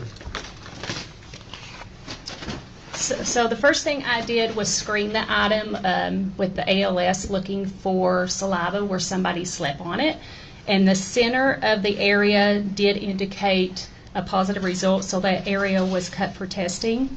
And the DNA profile is consistent with a mixture of at least 2 individuals, including at least 1 male. The major contributor profile is consistent with Exhibit 14A, Evelyn Boswell, and with World Pop Stats, but the minor contributor profile was inconclusive. The edges were also tested on the pillow, and this DNA profile obtained is consistent with a mixture of at least 3 individuals, including at least 1 male, but due to the complexity of the mixture, it was deemed to be inconclusive. All right.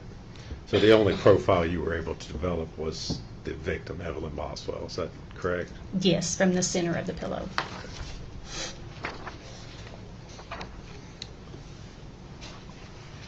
We could hand her exhibit number 224 next. It also should be a pillow.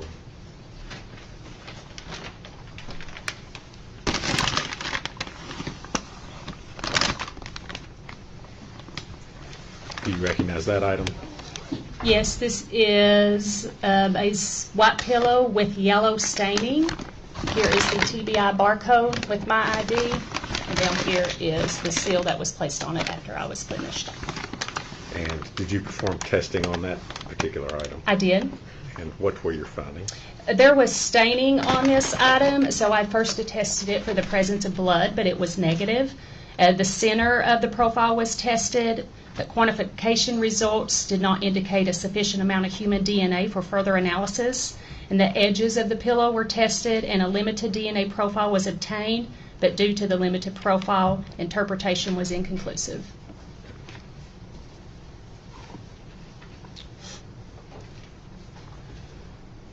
If we could hand her at 215 next.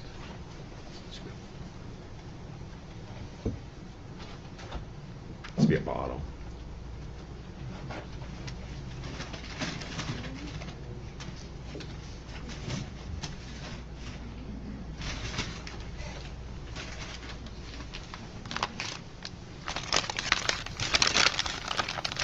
Yeah, Kerry, that's what I'm thinking. You said not being mean, but Megan likely had several male friends saying that background, like from the laundry, the store, only major DNA profiles are not of evidentiary value. You recognize what's been handed to you? I do. This is my exhibit 39A, which is a nuke baby bottle with contents.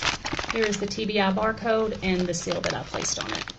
Okay. And did you perform analysis on that baby bottle? I did. And what were your findings? So the nipple area was swabbed and the DNA profile matched exhibit 14A, Evelyn Boswell. And the sides of the bottle were also swabbed. The DNA profile was consistent with a mixture of at least 2 individuals.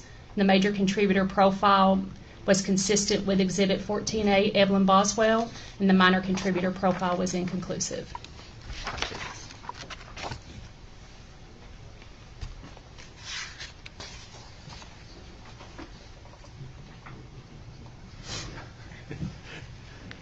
Agent Gray, I'm going to hand you an item, ask you if you can recognize that.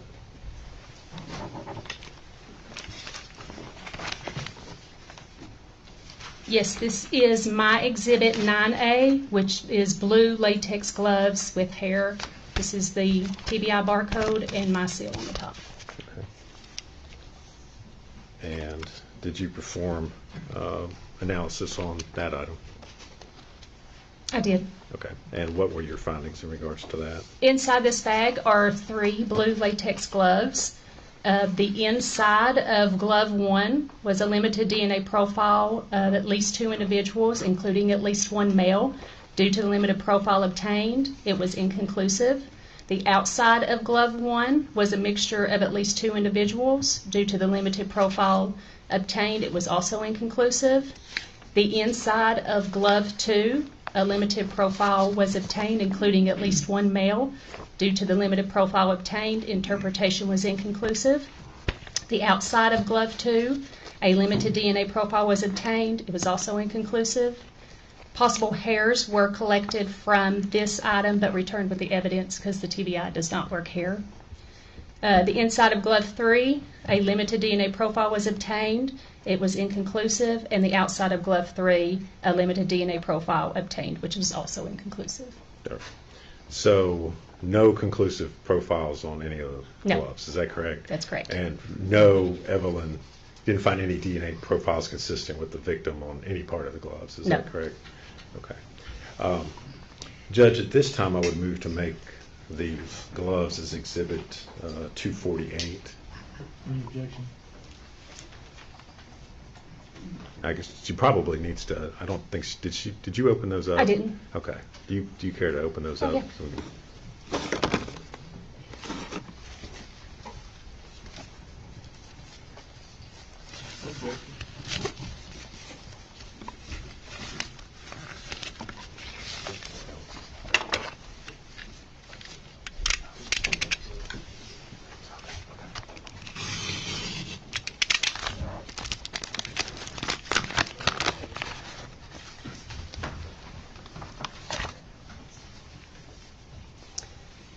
This is the first glove, glove 1. It has a 1 on it.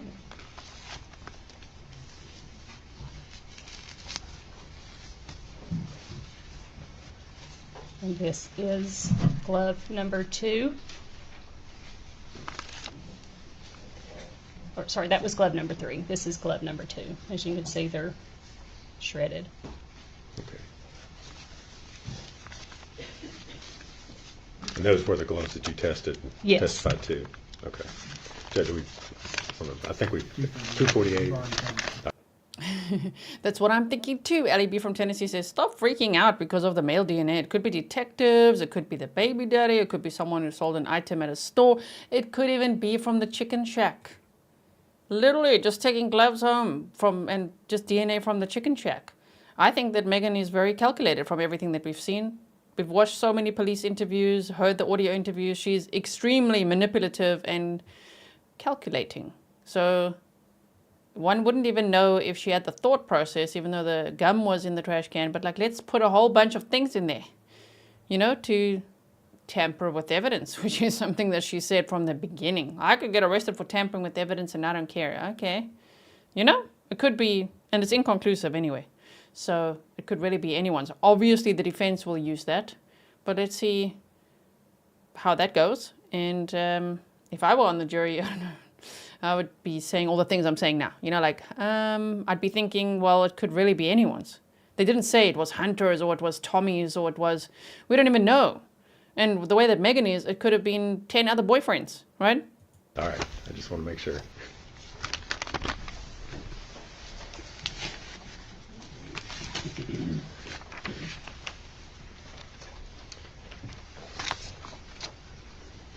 Agent Gray, did you prepare a report of your findings in regards to those items? I did. And I'm going to hand you a document.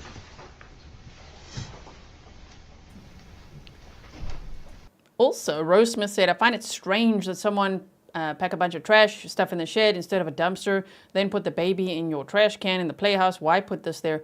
I think because she had extra plans to eventually maybe move that, or to think no one's going to search the playhouse. You know?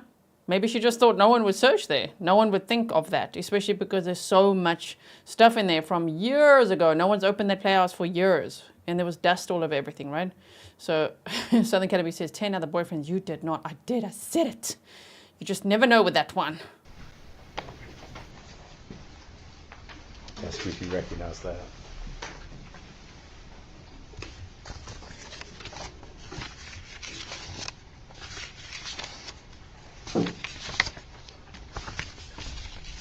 Yes, this is a copy of my forensic biology report dated March 25th, 2020. Is that a true and accurate copy of your report that Yes. you issued on that date? Judge, we'd move to make that exhibit number 249. Any objection? No, sir. Please pull exhibit 249.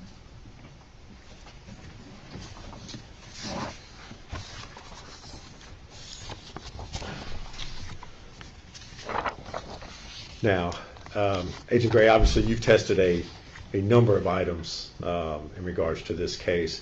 Is it common when you're working a case, especially a situation like this where you've got a missing child that's later recovered, do you speak with investigators who are working the case in order to determine which items are best for you to test and which might have more or less evidentiary value?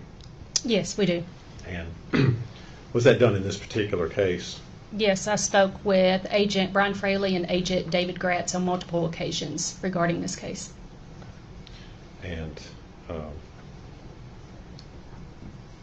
as a result of that, were certain items, I guess, initially you thought may not have had evidentiary value, but then later on you decided to test anyway to see perhaps they had more value? Yeah, there were some items that weren't tested on the front end because like the baby food containers, just because we expected if there was DNA, if it was Evelyn's,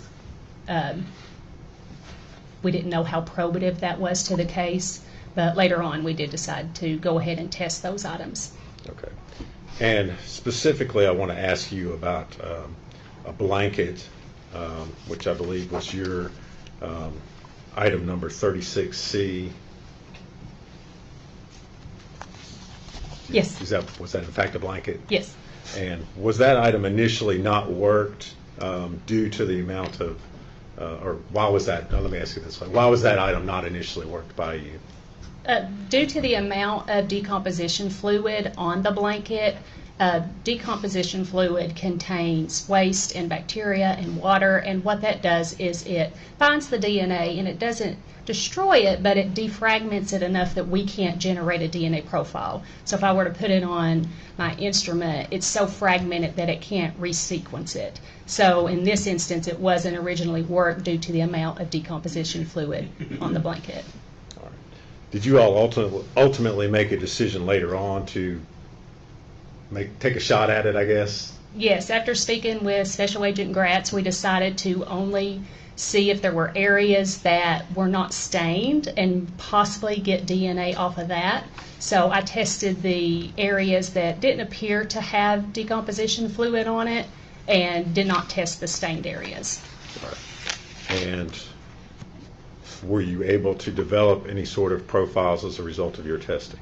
It was a limited DNA profile that was a mixture of at least 2 individuals, but due to the limited profile obtained, it was inconclusive. All right. And did you prepare a report of your findings in that regard? I did.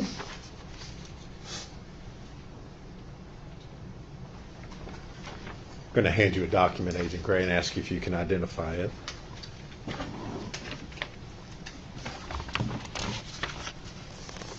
Yes, this is a accurate copy of my biology report dated April 22nd, 2020. All right. And is that a true and accurate copy of your report in regards to your findings on the blanket? Yes. Judge, I'd move to make that full exhibit number 250. Any objection? No, sir. Full exhibit 250.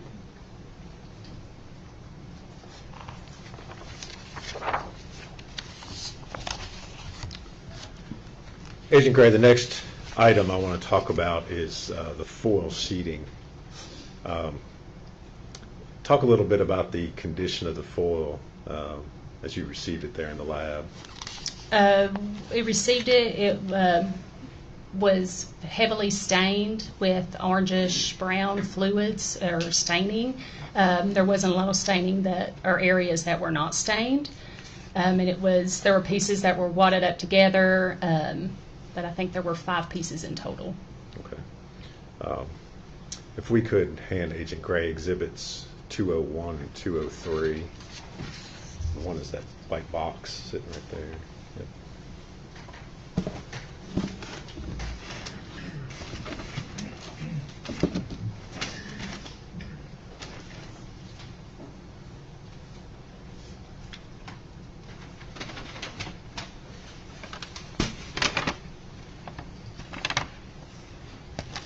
You recognize those items?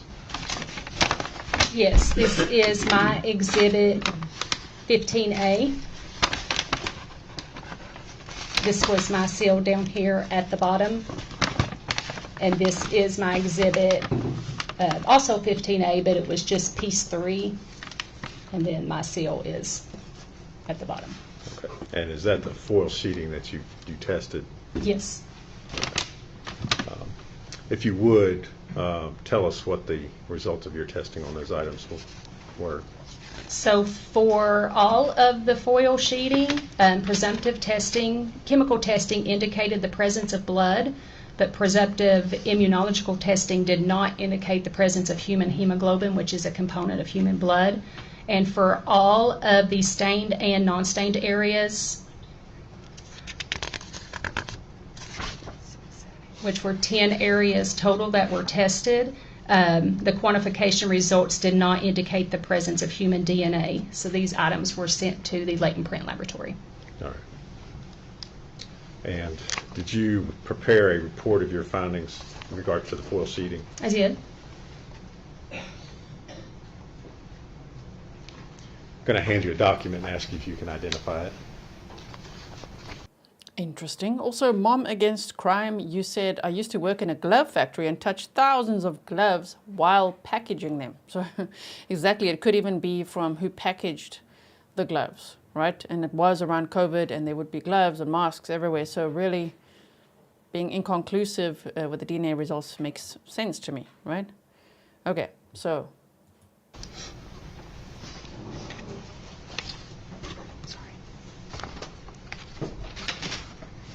This is a copy of my report dated March 12th, 2021. All right. And is that a true and accurate copy of your findings in regards to the foil sheeting you've just testified to? It is. Judge, I'd move to make that exhibit number 251. Full exhibit 61.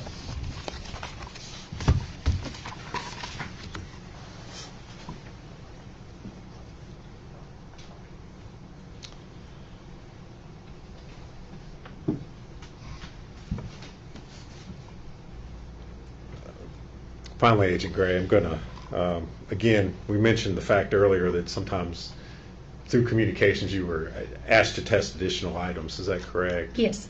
And this last batch of testing that you did, there's also some additional material that was found in the trash bag.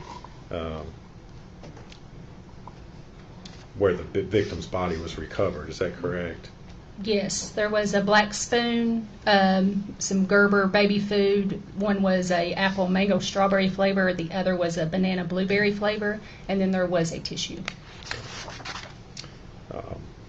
Kind of walk through these one at a time. You mentioned a black spoon. What were your results in regards to that item?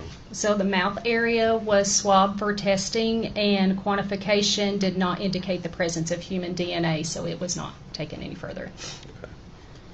And what about the Gerber apple mango strawberry baby food?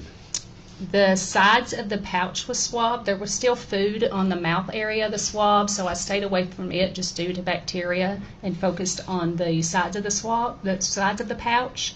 And quantification was inconclusive for the presence of human DNA, so no further testing was performed. And what about the Gerber banana blueberry baby food? So once again, the sides of the pouch were swabbed, and quantification did not indicate the presence of human DNA. All right.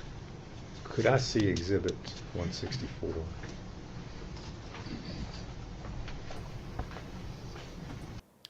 Rian, Morgan Thomas said, I just can't understand the mind of these so-called young mothers throwing away their children like they're throwing away an old purse in trash. I just don't understand how they can. Me neither. I don't think anyone here, I hope none of us can understand how. I mean, it's so heartless. It's just unbelievable that they could just do that. Yeah, but then they pay the price, you see. Here we are at the trial. Let's hope that there will be full justice for Evelyn.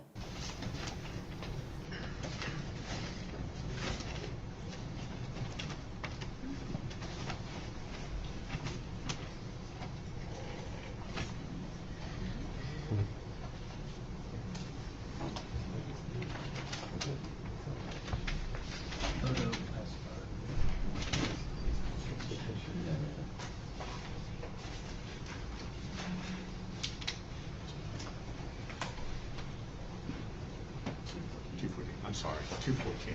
I'm sorry, wrong number. 214. I want to see it first, yes. The bailiff is Lieutenant Kyle Carter, as revealed to us earlier in the chat. Thank you so much.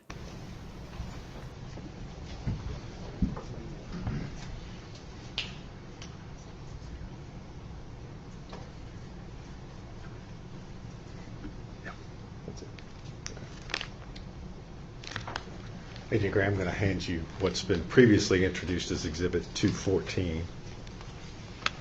Ask you if you recognize that. Yes, this is my Exhibit 37A, which is a tissue. Here's a barcode. Okay. And did you perform analysis on that particular item? I did. Okay. And what were your findings in regards to the tissue?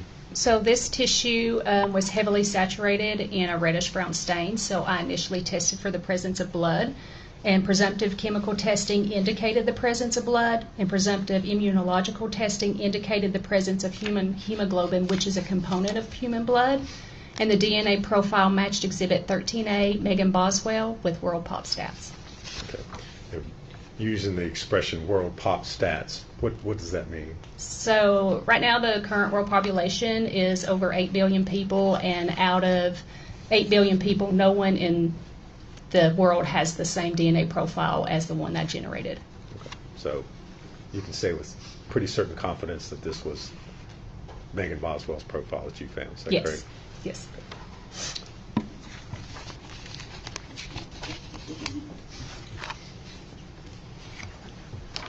Agent Gray, I'm going to hand you a document and ask you if you recognize that one.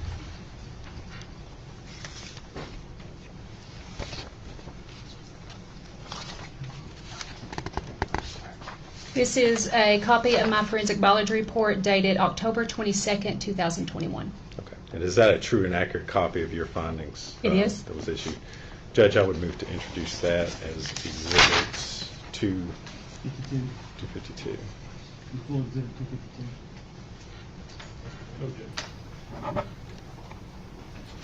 Hello to Interrogation Files, who just came to say hi here to us. Are you going to FOIA request Megan Boswell's interviews? Because I don't know. Are we going to, Grizzlies? Do we ever want to hear her again? Here's Interrogation Files.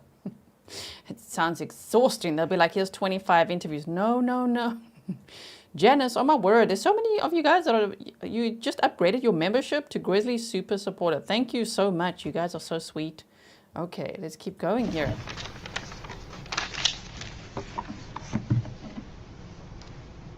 Agent Gray, in addition to your responsibilities and duties within the lab there, are you also a member of the TBI's Violent Crime Response Team? Currently, I am not. When I became a supervisor, they took me off the VCRT, so that was 2022. But in 2020, I was a team leader and a forensic biologist for VCRT. Okay, so back in February of 2020, you were a member of that team. Yes. And specifically in regards to this case, were you asked as a member of the Violent Crime Response Team to perform a couple of searches? Yes, I was. All right, and specifically on February the 19th of 2020, did you go to Middlesboro, Kentucky to search a 2018 red Chevy Cruze?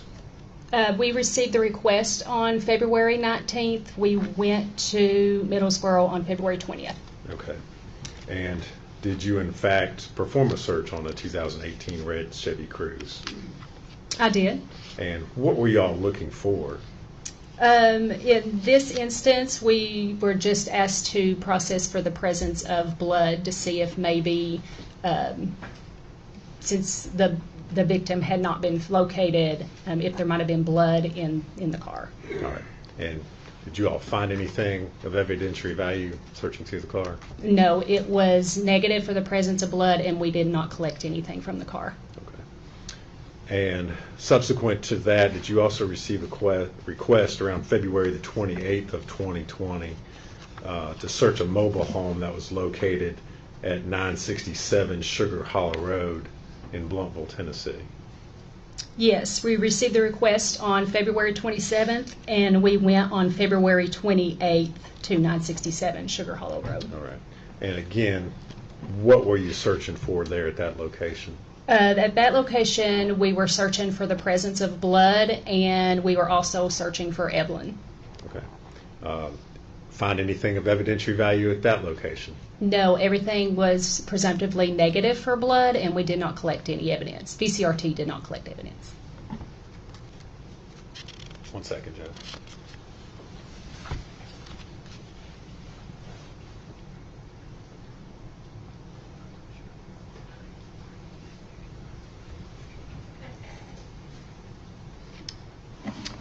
Thank you, Agent Gray. If you would answer any questions Mr. Scott has for you. Oh boy. Okay, buckle up, everyone. It's time for cross-examination. Are we ready for this, huh? Allison, hope I said your name right. Allison Cosgrove upgraded to Grizzly Super Supporter. What is happening today? Thank you, everyone. You guys are so sweet. Okay, so, I think this is going to be intense, right? Because they're going to go for all the inconclusive, the mail, you know, this is their, well, I can't say it's their last shot, but really, everything we heard this morning was already quite interesting with the social media messages. So let's hear how they question this witness. Could I see Exhibit 249, please?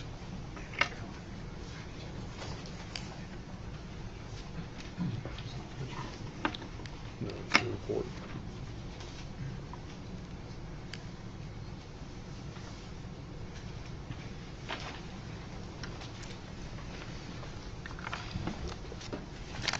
Good afternoon, Agent Gray. How are you? I'm good. How are you doing? I'm good. Thank you for asking. I am currently looking at Exhibit 249, which is your report of March 25th, 2020. Do you have that in front of you? I do. Okay. I want to ask you specifically about the blue gloves. Okay. The blue gloves, there are 3 blue gloves. Is that correct? Yes.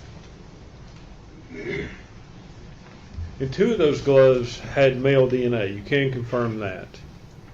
Yes. Yes, the inside of glove 1 had male DNA, and the inside of glove 2 also had male DNA. And that was it.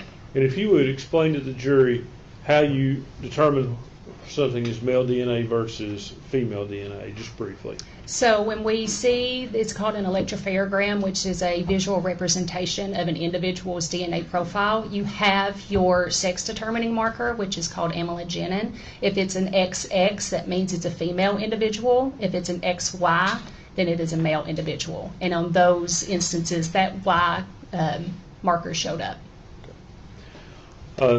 Now, you talked about some of these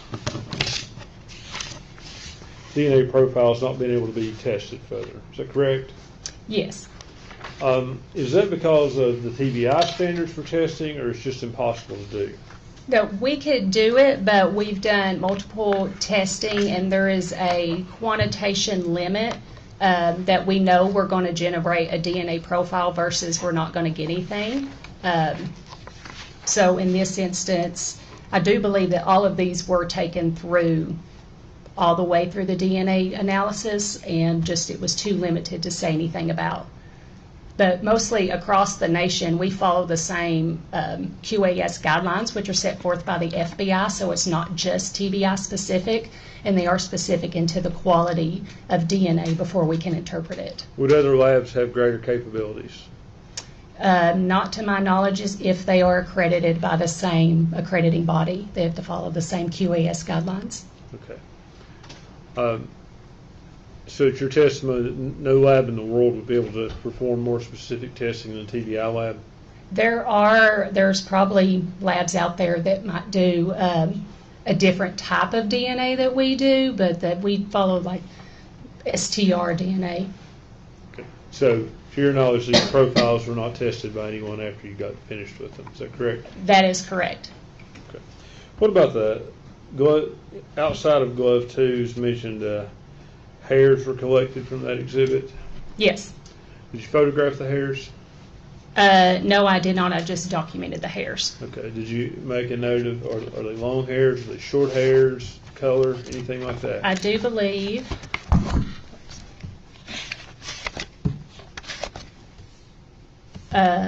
the palm was shredded with white residue and hair on the fingers, and the hair is dark. Okay, the hair is dark. Yes. But you didn't make any issue, nothing about length or anything else? No, it was just that it was dark in color. Okay.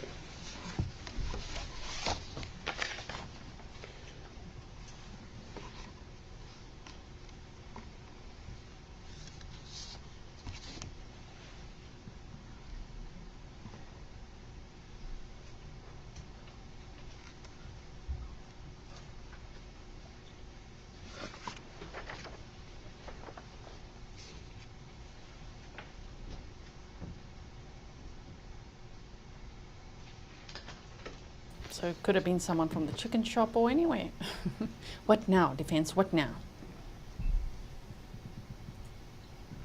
Let's talk about the pillow. I'm having a difficult time on this finding the pillow. 32A. Thank you. Hello. Also with unknown male DNA, right? Which again. The pillow had Evelyn Boswell's DNA on it, is that correct? Yes, in the center of the pillow. Okay. Could you tell if that came from saliva or what that came from? I did not do any testing for saliva, but the area I did test tested positive for what was indicated a luminescence, so it could have been sweat or saliva. Okay. And it also had male DNA, is that correct? Yes, it did. Okay. And were those two mixed in the same spot, or? Yes, it was the center area that I took a cutting from, so it would have been the same area. Okay. Bear with me 1 second, please.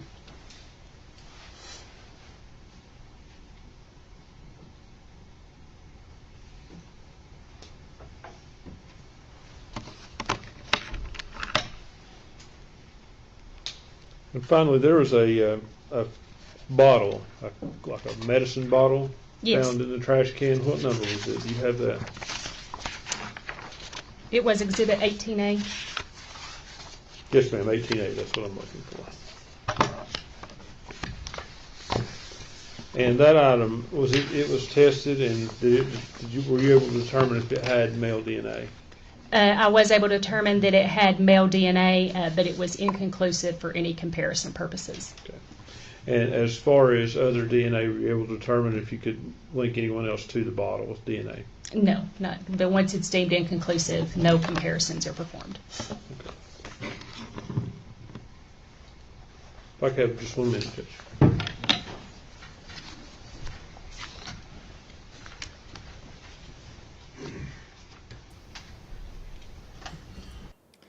I kind of like this question. Karen Collins says, how can anybody defend a murderer? I think it's because they're defending the Constitution more than the murderer. You need one. You can't have one without the other. You know what I mean? To make sure that everyone has a fair trial, that their rights are protected. And obviously sometimes they are protecting innocent people as well. So I think they just do their best. They're doing their jobs, you know? And I mean, obviously, if you were a defense attorney right now, you'd also ask those questions, right?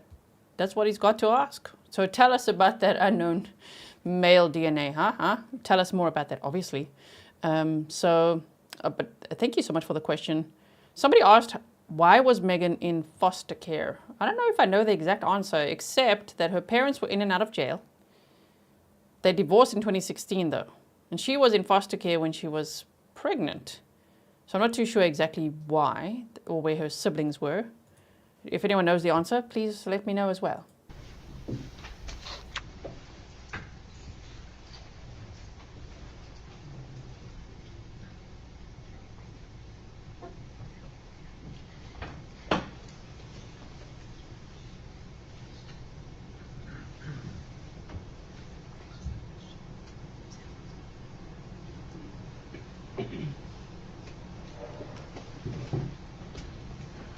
Ms. Gray, were you ever asked to compare any of these items to Hunter Woods or Preston Hunter Woods DNA? I never received a standard for Hunter Wood, but I did not need it. Thank you. She's like, I didn't need it. Agent Gray, I guess I'll follow up on your last answer there. When you said you didn't need it, why didn't you need it? I didn't have any unknown male profiles to compare it to. Okay, so there was nothing there that you would have been able to compare to anyway, correct? Correct. So all these male profiles Mr. Scott's asked you about were also limited. There's no way you could have drawn it. If I had submitted to you every DNA sample from every male in the world, you would not have been able to tell me Correct. who it was, correct? I wouldn't even ran them since I didn't have any unknown male DNA. All right, thank you. That's all I have. If I could just clarify, you did have unknown male DNA on those items we just went over. There was unknown limited male DNA, but since there wasn't strong enough for me to do any comparisons, even if they would have sent in the standard, I wouldn't have ran it. Thank you.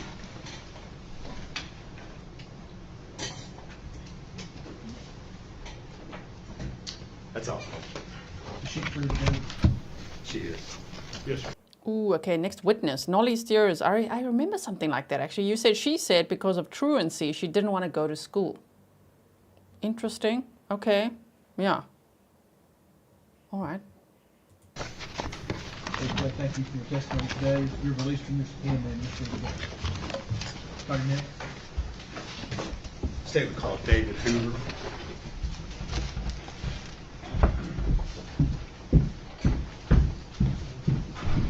David Hoover.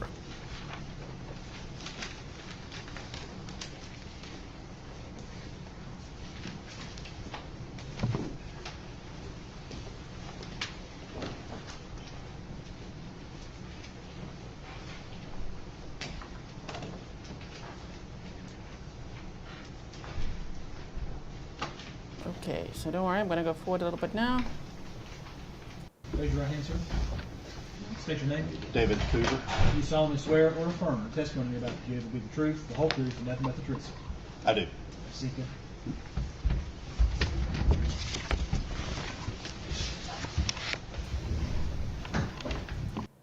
Anna Neva said, I'm getting concerned on all the inconclusive results. I'm not really getting concerned because if you think of, or even the baby spoon, the baby food, even Evelyn's clothing, I mean, even the foil didn't have her DNA on it. You know what I mean? Like some of the items you would think, wow, that would be, you know. So I'm not really feeling worried. How about you guys? I'm feeling worried. I feel like, wasn't the strongest for either side, not for the state or the defense really there. But the gum was interesting. The gum, they said, belonged to Megan, which was on the side of that trash can. So here we have David Hoover, a latent print unit TBI agent. TBI stands for the Tennessee Bureau of Investigation. Good afternoon. Good afternoon. And if you would state your name for the record, please. David Hoover, David Hoover. Thank you. And where are you employed? I'm employed with the Tennessee Bureau of Investigation at the Nashville Crime Laboratory in the latent fingerprint or latent print unit. And what is your title or position there? I'm a special agent forensic scientist. All right. And Agent Hoover, if you would kind of give the jury a brief overview of what your duties are there within the latent print division. My duties typically include processing evidence for fingerprints, any developed fingerprints or any developed prints that I find on the evidence I photograph or in some way capture them, then compare them and make identifications to individuals if that's possible. Also enter stuff into the APHIS database, search through the database for individuals as well. I also write my reports and testify in courts of law.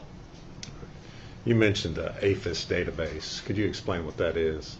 The APHIS database is essentially a database of fingerprint cards that we have on file at the TBI, and then we're able to search unknown fingerprints against that database to see if we can find an individual who may have left that print.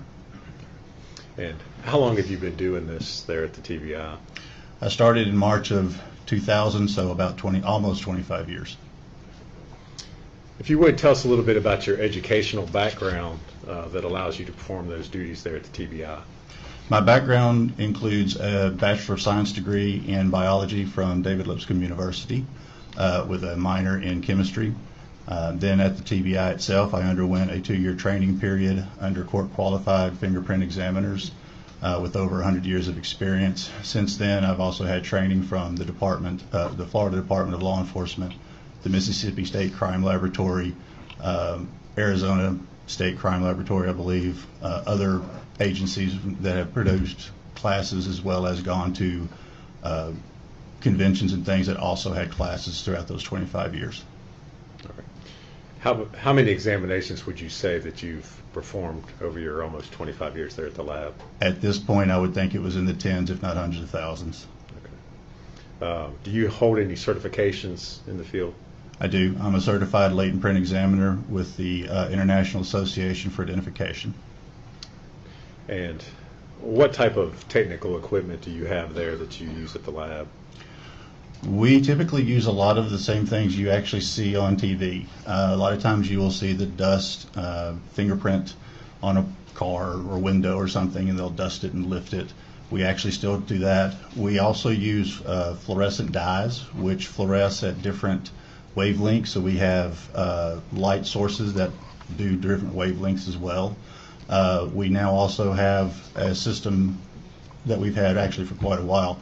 It's called RUVIS, which is Reflective Ultraviolet Light Imaging System, and they've learned that under certain wavelength of light, in this situation 254 nanometer light, it will the oils and the sweat of the fingerprints will reflect, and you can actually capture them photographically with that system. All right. And is this pretty standard equipment that's used across the country in various labs? Pretty much, yes. I believe so. Agent Hoover, have you been qualified to testify as an expert witness in the criminal courts here in Tennessee? Yes, I have. And after having been qualified as an expert, have you then gone on to give expert testimony? Yes, I have. And so then you've been qualified as an expert in the field of latent print identification, is that correct? Yes, in both state and federal courthouses. All right. Judge, at this time we would offer Agent Hoover as an expert in the field of latent print identification. He's an expert. All right. He'd be declared to be an expert in the field of latent print or fingerprint identification.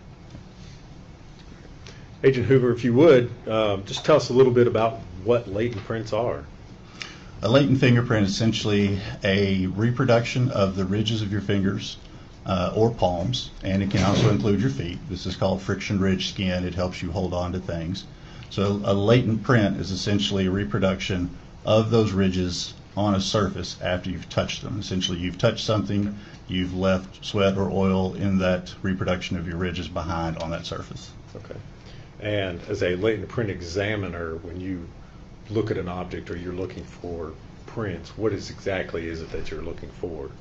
I am looking for the ridge formations that we have in our fingerprints. Predominantly, we'll look for what is called level 1 detail first, which is the ridge flow and the pattern types within the fingerprint. Sometimes we don't have the pattern types and we can only look for the ridge flow itself. We're also looking for what we call level 2 detail, which is bifurcations, ridge endings, dots. These are the types of things that happen within the ridge flow itself. So a ridge is flowing along and then it suddenly stops and the two ridges on either side continues to go. That's an ending ridge. A bifurcation is essentially like a fork in a road. So you have the same thing except for that ending ridge touches one or the other side of that those other two ridges, forming essentially a fork in the ridge flow itself. A dot is essentially what it describes. It's defined. It's just simply a small area that's just a ridge and it's just a small dot that shows up. All right. Are latent prints more than just what we talk about as being fingerprints? Yes. Okay. What all is? There can be fingerprints, there can be palm impressions. Your joints of the fingers also have the same type of detail that we can use to identify people. And like I said a little earlier, your feet even has the same thing where you can actually develop feet footprints and then compare them to individuals, their footprints, and see if it's the same individual or not. It's rare, but it can be used. I know some of you are looking at your hands right now. Me too. Ooh, okay. Used for identification purposes. Okay. If you would, talk for a second about how a latent print is created or left on a surface. Like I said, when you touch something, you can leave behind that sweat and oil on that surface, and it can remain there, and then I can process it and develop it to be able to actually see it and capture it. Okay. Do certain things affect whether or not you're able to develop a latent print on a surface or an object? Yes. Some surfaces are not very good at retaining a latent print. Rough surfaces typically are not something that's very good in retaining a usable latent print, because as you touch a rough surface, that rough surface is going to break up that ridge flow. What you're touching, what you're using to actually leave behind, like I said, is sweat and oils, which typically also have a lot of water to them as well. So you're talking about a liquid medium, and if you're touching something that's very bumped and bubbled up, then some of that medium is going to be lost in the valleys and crevices of the rough surface. Some of it's going to be left on top. So it's going to be very broken up, and you're not going to be able to see or use it to actually identify somebody.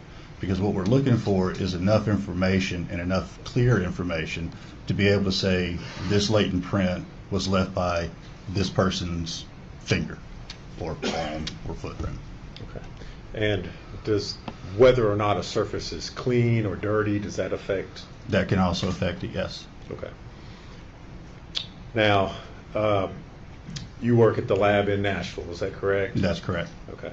Do you have a process as far as processing evidence that comes into the lab there in Nashville? Yes, we do.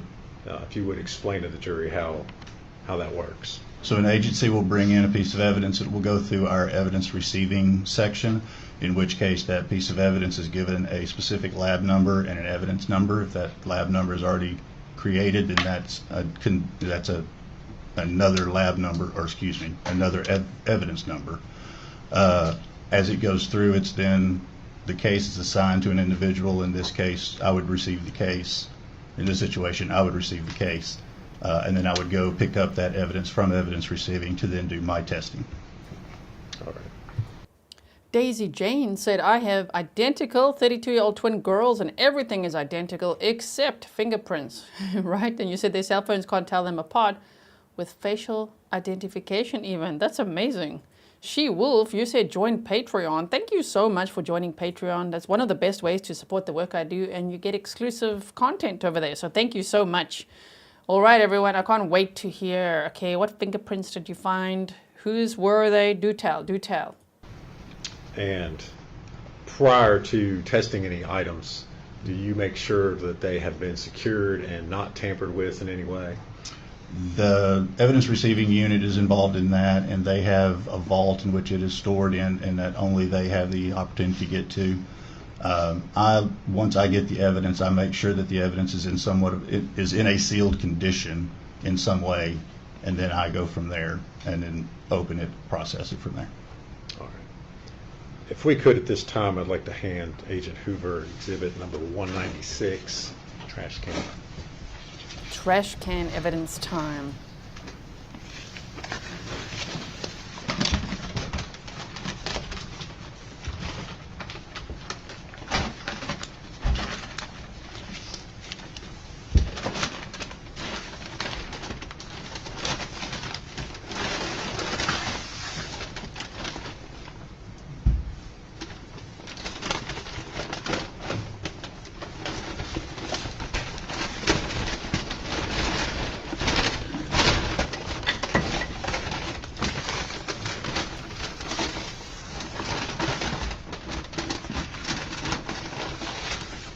My apologies.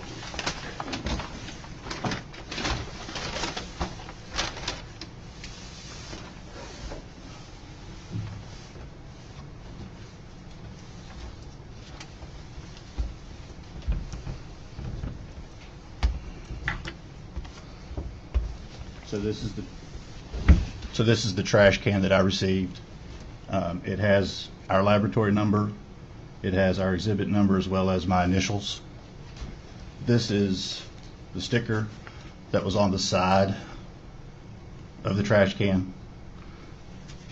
It also contains the exhibit number and my initials.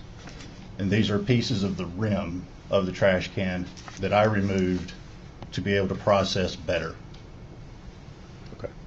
So at the time that you received the trash can there at the lab, the pieces that you just held up, they were actually It was attached. Yes, it was a full trash can with those pieces of the rim attached to it. Okay. You removed them. They were not broken or anything like that. Is that No, correct? they were not.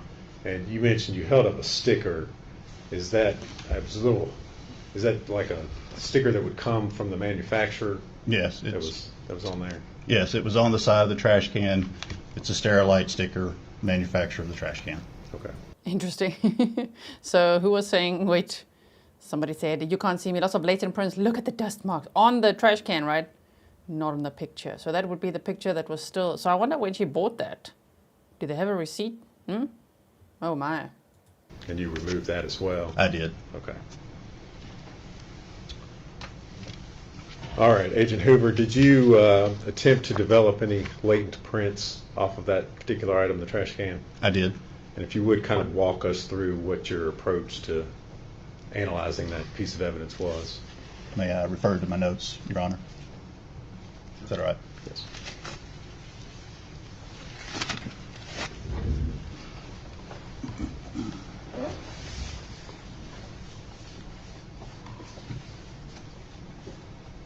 Thank you.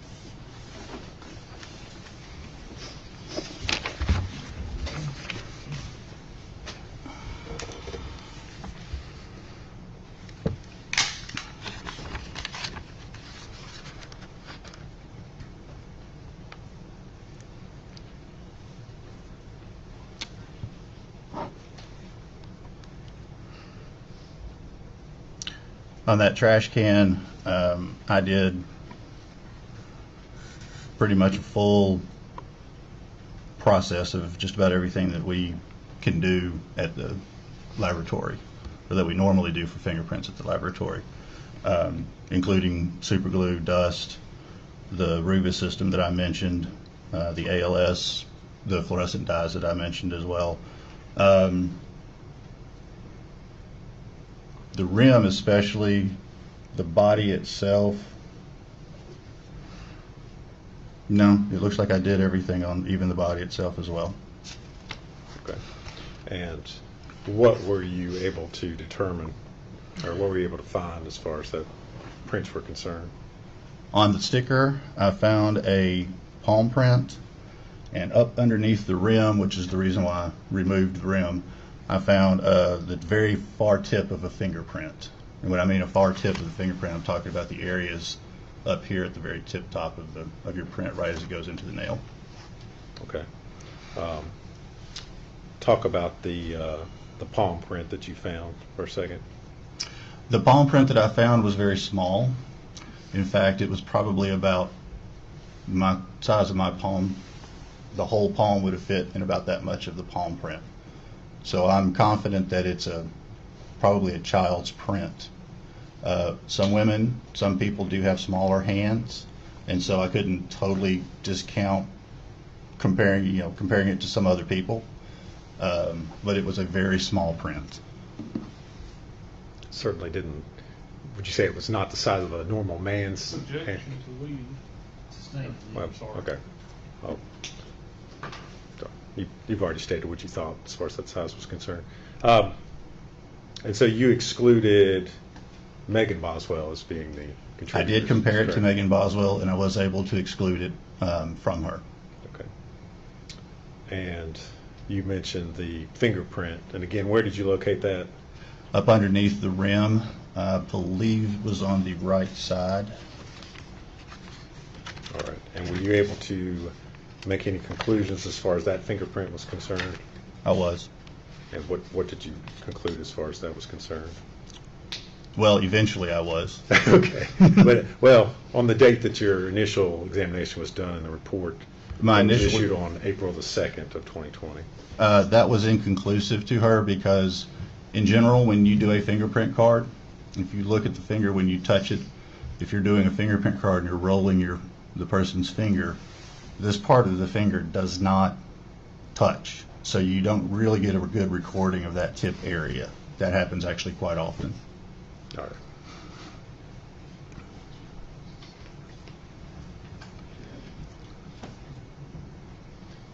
Agent Hoover, I'm going to hand you a document and ask you if you recognize that. Thank you.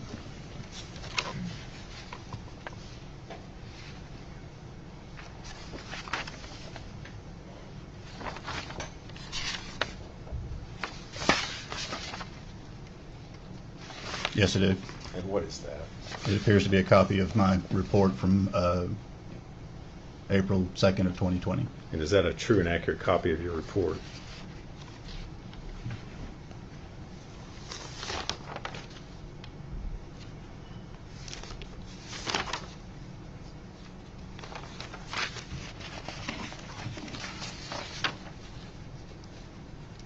Yes, sir.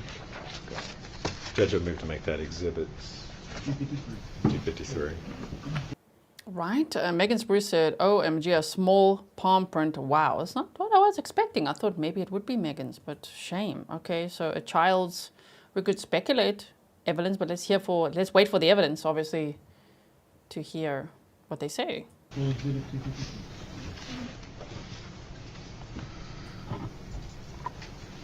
And the fingerprint under the rim was inconclusive. Agent Hoover, you mentioned that you did not have good rolled prints of Megan Boswell. Is that correct? I would say I did not have complete prints. Okay. At least in that tip area. Sorry. Did you then attempt to, or speak with law enforcement in an attempt to get better prints of Miss Boswell done? I did. Okay. And did they comply with your request? Did you receive additional prints from them? I did. They complied. Okay. And were you able to do any additional comparisons based upon that next set of prints that they sent you? Unfortunately, I was not able to. Okay. And why was that? The prints that I was sent still were not of a good enough quality to actually compare to.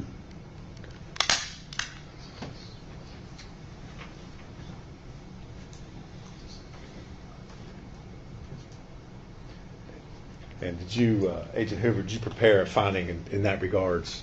I did. Report? I'm going to hand you a document and ask you if you recognize that.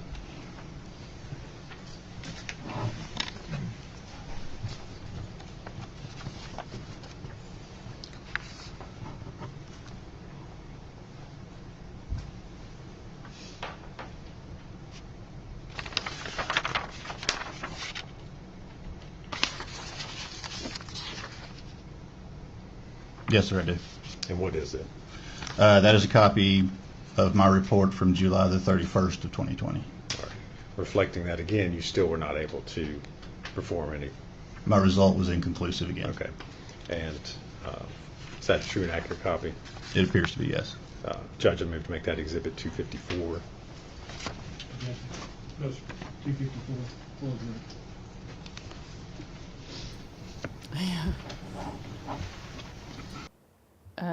Carl says, disappointing. Like, are the prints on anything? Damn.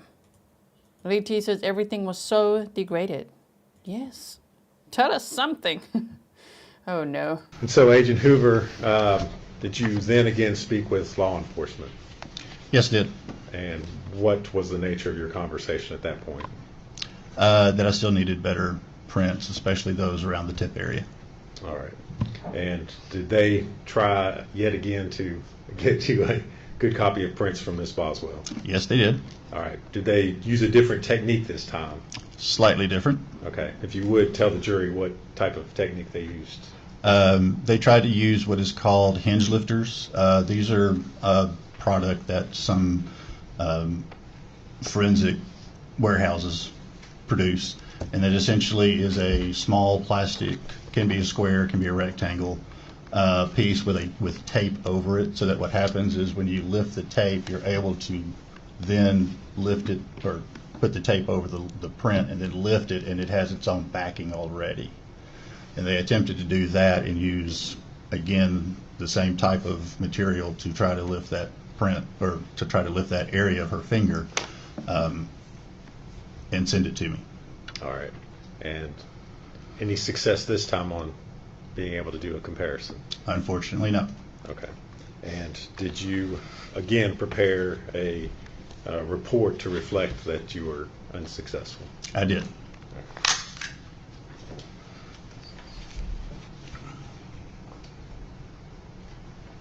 I'm going to hand you another document and ask you if you can identify that. Thank you.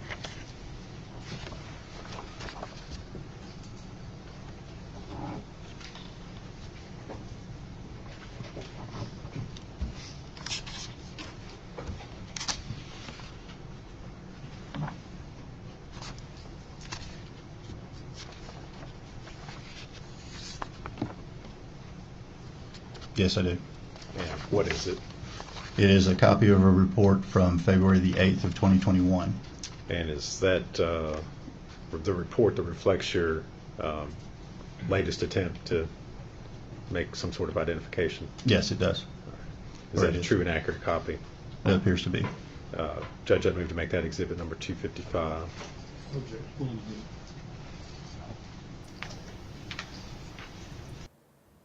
Okay. How do I say your name? Piara Lynn? Saison. You said yellow is baby shark, pink is mommy shark, blue daddy shark, orange grandma shark, and green grandpa. So when they say Evelyn's favorite shark was the yellow one, that would be the baby shark. Cute, shame. Oh my word. I forgot about that. I have heard the song, and once you hear it, it gets stuck in your head for a long time. But yeah, she said it was Erica Stacy, who was Megan Boswell's ex-boyfriend's mother, who actually made her that shirt with the little yellow baby shark on it, because she said the yellow one was her favorite. So that makes sense. Thank you so much for that. Okay, let's see if there's anything.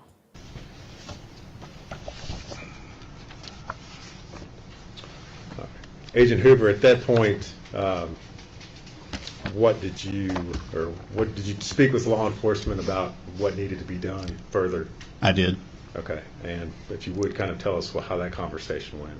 I finally volunteered to come to Bluntville and fingerprint Miss Boswell myself. And did you in fact do that? I did. All right. Were these prints that you obtained clear enough that you could make some sort of analysis or identification? Yes, they were. All right. And did you in fact make findings in that regard? Yes, I did. And what were those? I was able to identify the fingerprint from the underneath the rim of the trash can to Megan Boswell's number 2 or right index finger. Oh my word. Good job, sir. February 2021, he's like, you know what? After all these tests, inconclusive, you know what? want to go there and get her fingerprints myself. I love that, right? And then he compares it, and there you go. The one on the rim, Megan Boswell's, he said right index finger, right? Index finger. Taylor Trejo says he's like, let me do this. Oh, we love that, right? Yeah, Mr. Hoover is a Grizzly. He's so proactive. I love that. He could have just said, oh man, like, okay, it's all inconclusive. He's like, I'm going to go there and get it myself. That's amazing. Southern Cali B said, take a sip of water. I like that. Okay, I was just going to be like, whoa, take a sip of water. Okay, let's all play a game and count how many times Prince is mentioned, take a sip of water so we all stay hydrated. You better stay hydrated, Grizzlies. I might actually have to go fill up my water at some point there. Go Agent Hoover. Isn't that just amazing? Okay, so 1 fingerprint already on the rim, Megan Boswell's. And so that was, again, you found that underneath the rim of the trash can. That is correct. Is that correct? Mm-hmm. All right. And did you prepare a report of your findings in that regard? I did. And I hand you another document and ask you if you can identify it.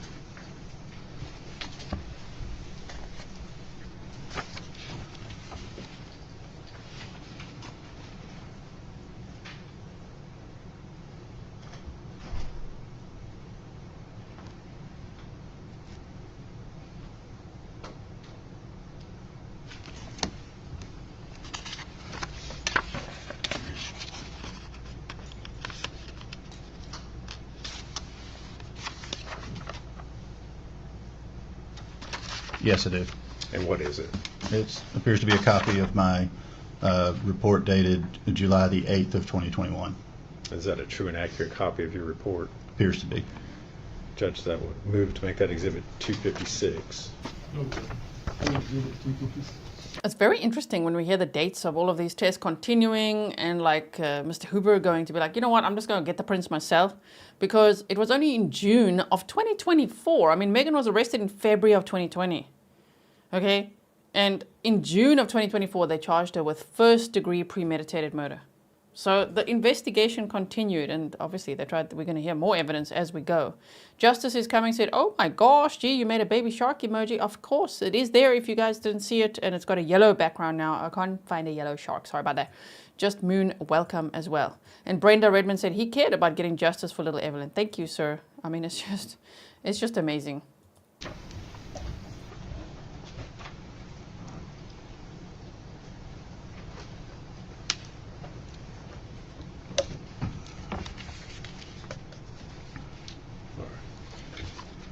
Agent Hoover, I'm going to ask that you be handed exhibits 201 and 203.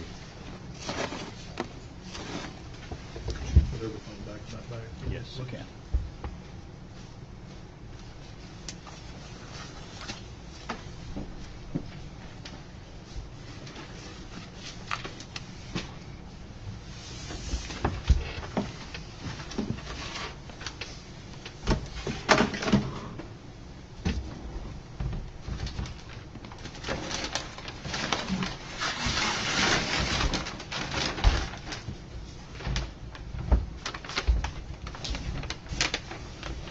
Thank you.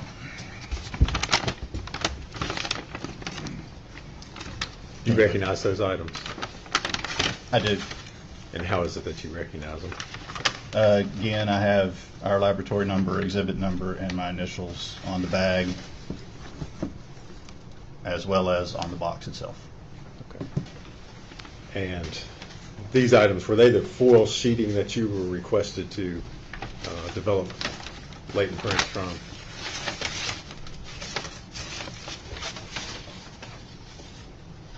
Yes. Okay. And did you, in fact, perform an examination on those items? I did. Okay. What was your findings initially?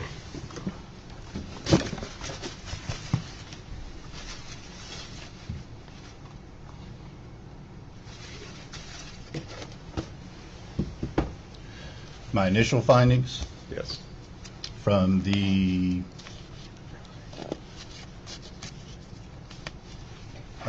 May the 10th, Yes, 21 sir. report, Yes, sir.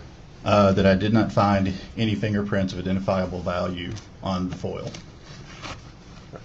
Talk about the challenges of trying to develop prints off of that foil. That foil was very wrinkled, for one thing, which is also very detrimental to fingerprint reproduction. The ridges of the wrinkling will break up the fingerprint. Secondly, there was either trash or decomposition that was all over much of the foil. All of that would also affect the ability for the fingerprints to remain or to develop on the foil itself.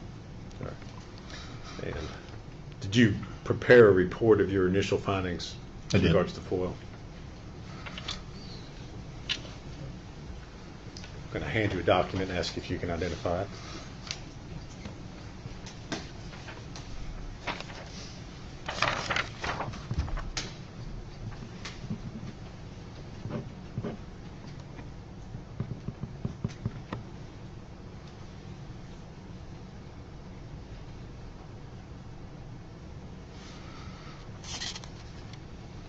Yes, I recognize it. And what is it?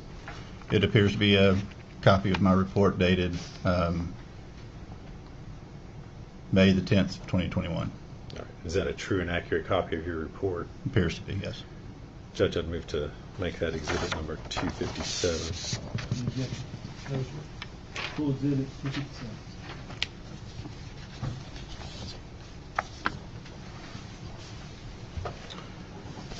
Now, Agent Hoover, in regards to the foil, were you later contacted by scientists within the lab about performing additional testing on the foil? Yes, it was. And did you, in fact, receive that foil back in the lab?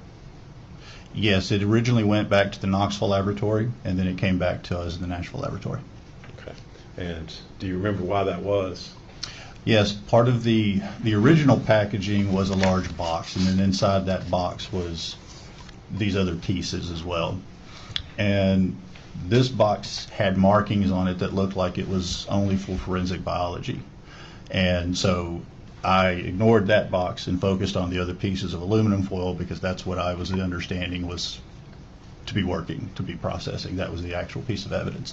I did not know that the forensic biologist had separated one piece out because she actually saw ridge detail that would be considered fingerprints. And so she actually separated that piece out and sent it separate so that nothing got destroyed or damaged. And it was my mistake that I did not recognize that that box was actually also part of the full exhibit. Okay. And when you say the box, you're talking, it's actually in a separate, it's exhibit 203, is that correct? That is correct. Okay. And so you had not performed testing on that piece initially? No, I did not. Okay. After it was received back in the lab by you, did you perform testing on it? Yes, I did. And were you able to develop any sort of latent print profiles as a result? I developed a couple of prints on it. One print was not identifiable, meaning it did not have enough clarity or detail to be able to use to identify to an individual. One print was identifiable, and that print I identified. You're right. Yes, go ahead. Sorry. My findings on that one was that it did identify to Megan Boswell's left middle finger. So you had one print that there was no identification. You can't make any idea. It wasn't useful for it, no. Okay. And the only other one was identified to Megan Boswell. That's correct. Good job, sir. Oh my word. Okay, so we've already got Megan Boswell's print on the rim of the trash can and left middle finger print on the foil. Wow. Very, very interesting, right? The state's case, you know, initially some people along the way have said they're not very impressed with the state. Here and there I'm a little on the fence. I'm like, I don't know. It's definitely been like a bit of a slow process, but sure. I think they're definitely saving the best for last. They're really building their case, right? The poor jury being sequestered. I don't know. I think this trial could be a little bit longish, but I hope they're paying attention because things are definitely the state's case is getting stronger and stronger. Creole Lady said, "I want to say hello to everyone in the chat supporting baby Evelyn and Grizzly." Thank you so much, Creole Lady. Wow. Okay. Yeah. Someone said this is a slam dunk, and you guys are saying boom. And Amy Dollar said Special Agent Hoover is a wonder. He's so thorough. He's amazing. And did you prepare a report of your findings in regards to that piece of foil? I did.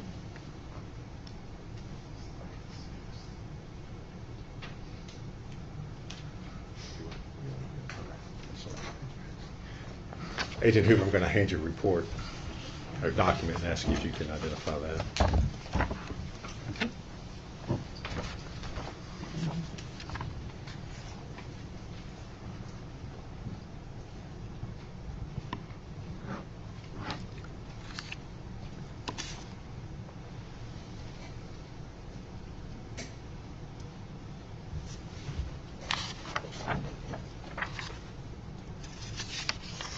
Yes, I recognize it. And what is it? It's another copy of my report from May the 6th, 2022. And is that a true and accurate copy of your report? Yes, it appears to be. All right. Judge, we would move to make that exhibit number 258. Full exhibit 258.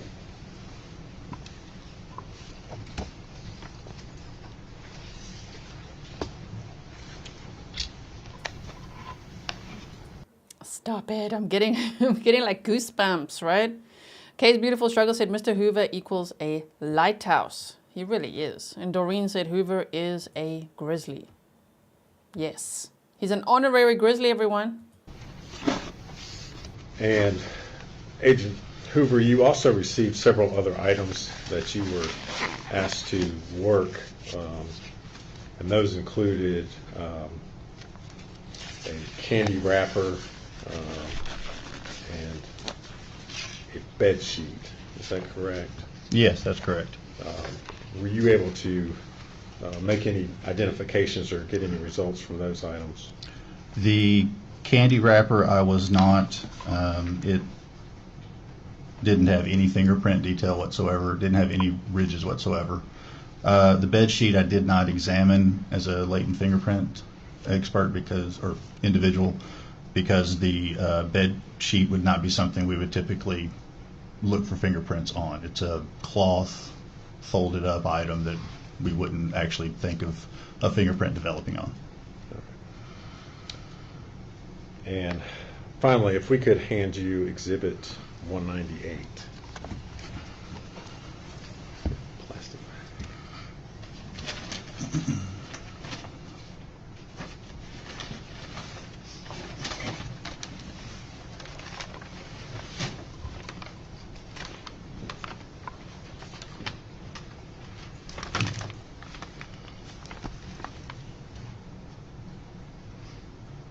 You recognize that item?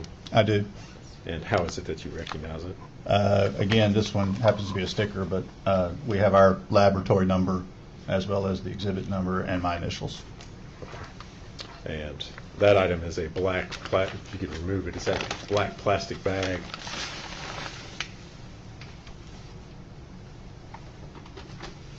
Yes, it is. All right.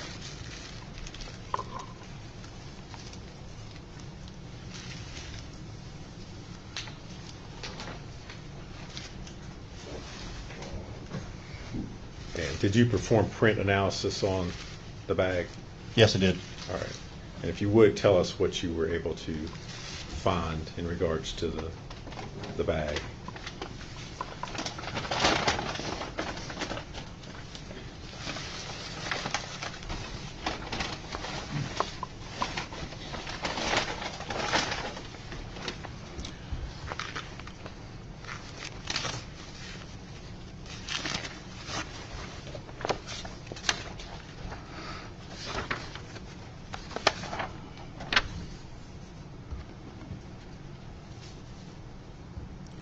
On 17A, I originally developed 2 identifiable latent fingerprints and 1 identifiable impression. And what I mean by an impression is I can't determine if it's a finger, a palm, a joint. I don't know its specific orientation or its specific where it specifically came from, whether it was one of those types of anatomical positions. Okay. And did you make any determinations as far as comparison was concerned on the 2 identifiable latent fingerprints? Yes, I did. Okay. And what were you able to, what were your findings in that regard? I identified 1 to the right middle finger of Megan Boswell and one to the right ring finger of Megan Boswell. Oh, girl, you're going down. Megan Boswell. On the foil, on the rim of the trash can, no one else's, and on the trash bag? Oh my word. Sir, thank you so much, right? Wow. I wish we could see her reaction right now a little bit. Mm-hmm. And what about the latent impression? At that time, I reported that it was inconclusive with Megan Boswell. And did you prepare a report of your findings? I did. On that date? I'm going to hand you another document, Agent Hoover, and ask if you can identify that.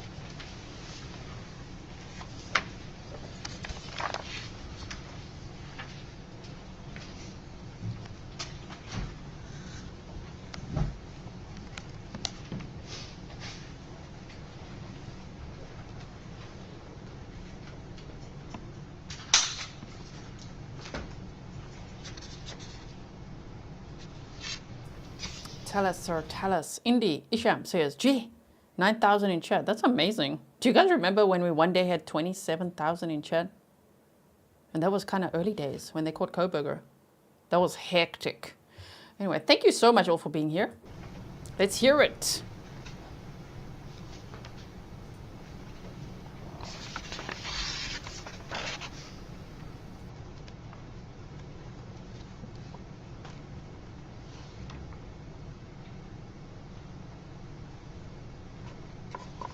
Yes, I did. And what is that? It's a copy of my report from February 27th of 22. And is that a true and accurate copy Yes. of your report? It appears to be. Judge, we move to make that exhibit number 259, I believe. Full exhibit 259.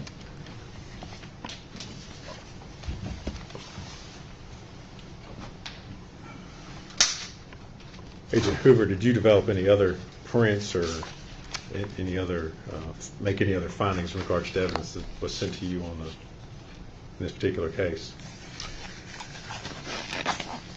The only other thing was that latent impression I eventually determined was insufficient quality for identification purposes due to its distortion and some of the other detail and stuff was not as clear as I originally thought.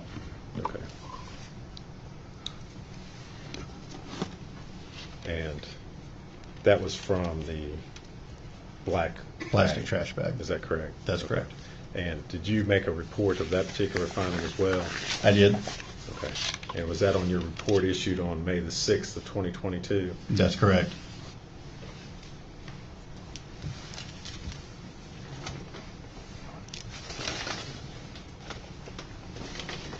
Agent Hoover, I'm going to hand you a document in that regard. Thank you.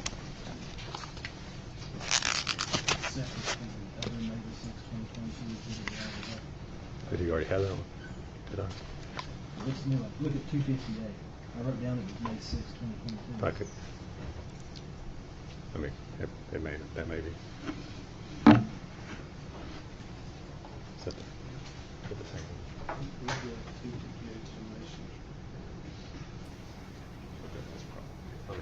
That may be the same one. We need the bailiff, Lieutenant Kyle Carter, to say, everybody stand. Esther says, can we give Agent Hoover a standing ovation? Right? Oh, my word. Which does he have the one I just handed him? I do. That's,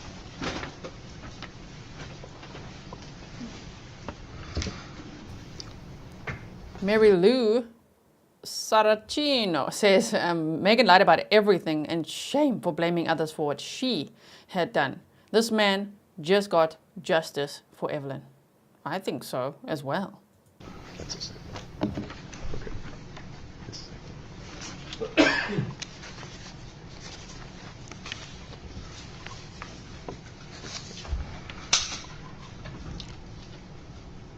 Agent Hoover, of all the exhibits that you tested in this particular case, were there any prints that you could have possibly identified? Any other prints that you were able to develop? The only one remaining is the small palm print from the trash can sticker. That you believe is from a child, is that right? That's what he said. Oh boy. Objection, that could have been a tiny, tiny man. It's like he's still going with a... Oh, a little loud. Let's go forward. Any experience? Hi, hi.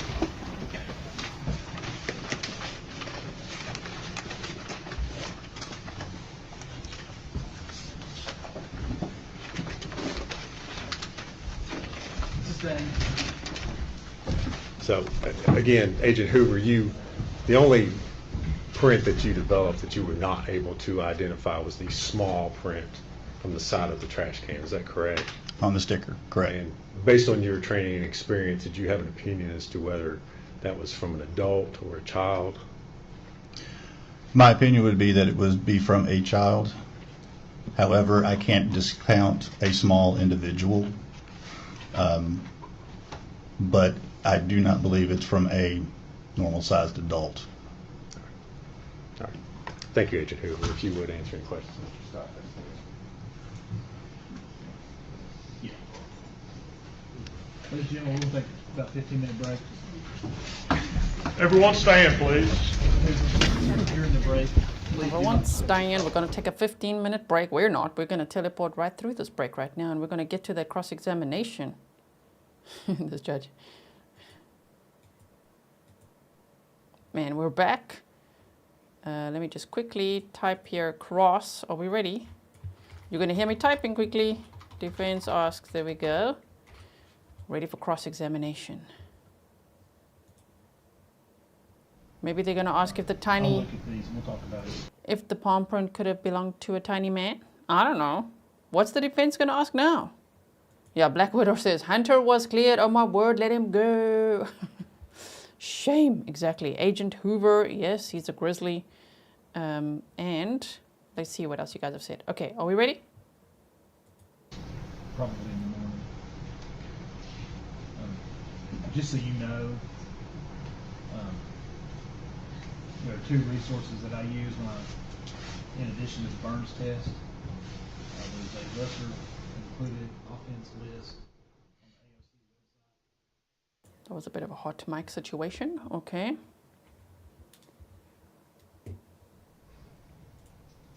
I had went by Judge Tipton's outline, and it does go back a ways, but I don't think it's been overturned at least.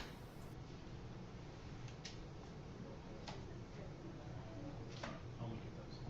And as it relates to child abuse and child neglect, they're not necessarily lessers under the Burns test. They are lessers by statute, and I cited the subsection of the statute that makes them lessers.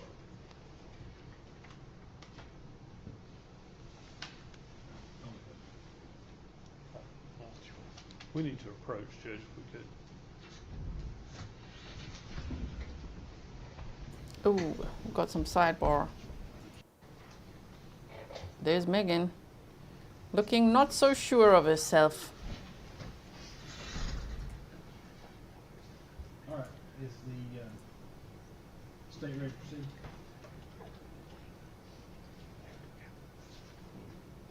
State's ready, yes, Judge. Sorry. State's ready to proceed? Yes, sir.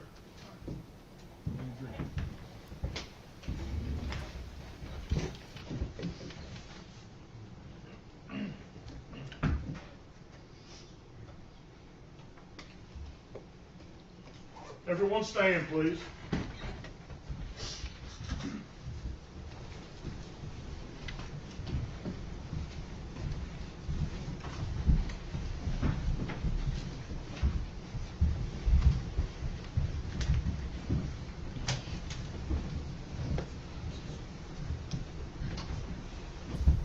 Debbie McCarthy said, where's that smirk now, Megan? Right? You may be seated. Thank you. Okay, cross-examination, here we go. Good afternoon, Mr. Hoover. How are you? Good, how are you? Good. My name's Gene Scott. Nice to meet you. Nice to meet you. I want to talk to you about that palm print Okay. that was discussed earlier. You did not include in your report, exhibit number 253, that was a small palm print. Is that correct? That's correct. But what you're describing to me sounds as though that could have been a child's palm print, could have even been Evelyn's palm print. It's very possible. Were you able to check against her palm print or not? Against Evelyn's? Yes. No, I actually did request to see if her body was still at the medical examiner's office, and if so, if they could send me the fingerprint cards, but I never received them, so I'm assuming the child was already gone. Okay. And as it relates to, in your report, it appears to me that you also wanted to check it against Ethan Perry and Eric Smith. No, I did not. You did not. Would you like to see your, but you said it. He mentioned Ethan Perry and Eric Smith. It is speculated widely on social media that Eric Smith is the biological father of Evelyn, but I don't know that because they haven't said it in court, but it's the first time in court that he's bringing up the name. That's why I'm pointing it out. Okay, I don't live on Reddit and Facebook for facts. I can lurk a little there. I can look. It gets interesting, but I want to hear things in court. So is he trying to imply that the tiny palm print is Ethan's? Or Eric's? Interesting. It will be compared with. I said it would be compared with once I would receive known finger impressions or known palm impressions of those two individuals, yes. So was it compared? No, it was not. Okay. So I guess you're saying it's probably Evelyn, but you're still going to compare it against these men. If they sent it in, I would, yes. Just to rule it out. Correct. Okay. And why do you say it could be Evelyn? Is it because when somebody, obviously your fingerprints are probably all over everything in your house, is that a fair statement? It can be, yes. I mean, some surfaces, again, are better than others. Sure. Bed sheets don't take fingerprints as well as something shiny generally. Not unless it's a situation in which, like, those fingerprints were in some form of material, paint, blood, something like that. Right. So it wouldn't be uncommon, in your opinion, for someone's fingerprints to be on items in their home? No, that's common. Okay. As it relates to the aluminum foil and the one fingerprint you find of Megan's, you can't say when that print was put there, can you? No, I cannot. It's possible it was on the aluminum foil before the foil was placed on the child. I have no knowledge of that one way or the other. It would be possible. That's a possibility. And again, you have no knowledge one way or the other if the print was, when the print was made there. No, that's correct. How long would the print stay there?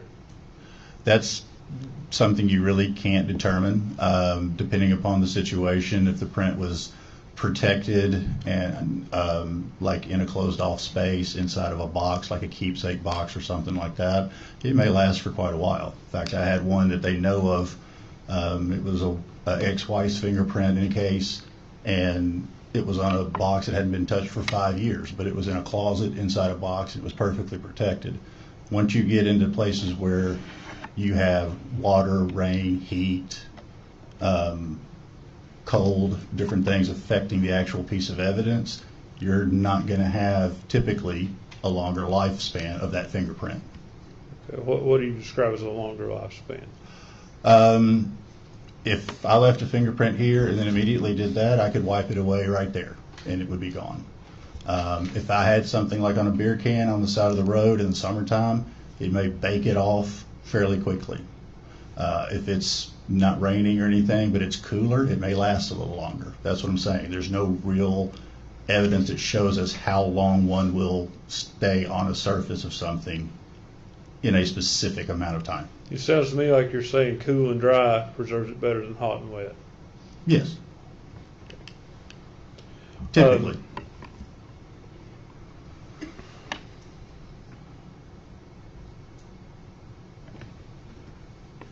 Give me just a second.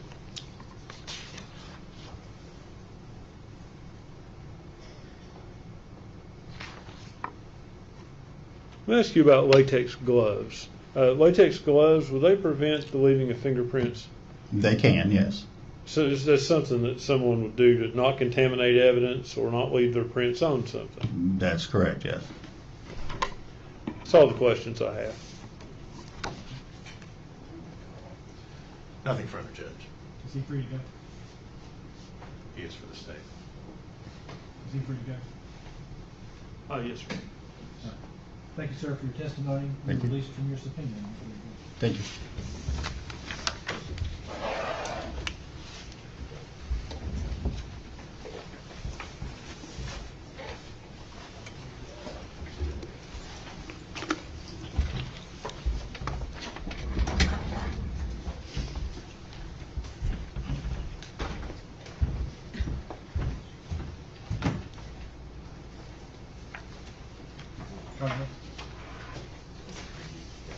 Dr. Matrina Schmidt.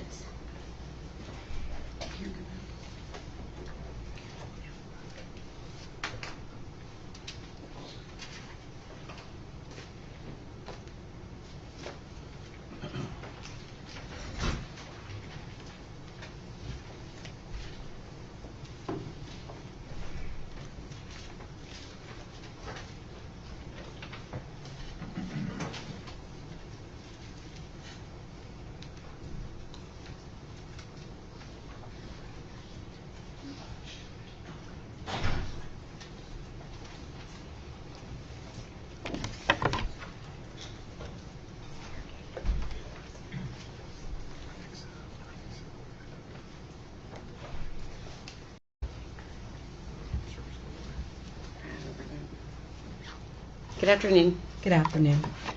Are you ready for us to start your honor? Okay.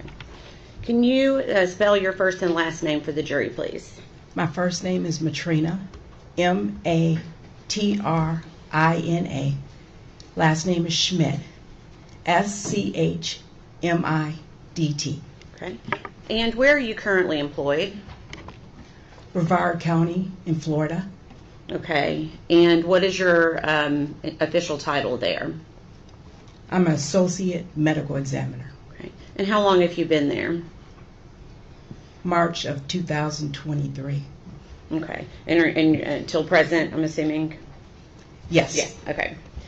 And can you give us a background of your education, please?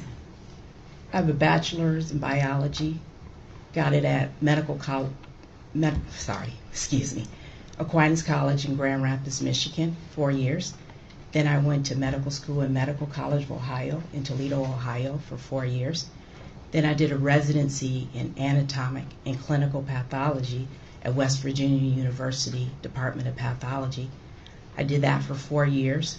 I did a 1-year fellowship in forensic pathology at Bexar County Medical Examiner's Office in San Antonio, Texas.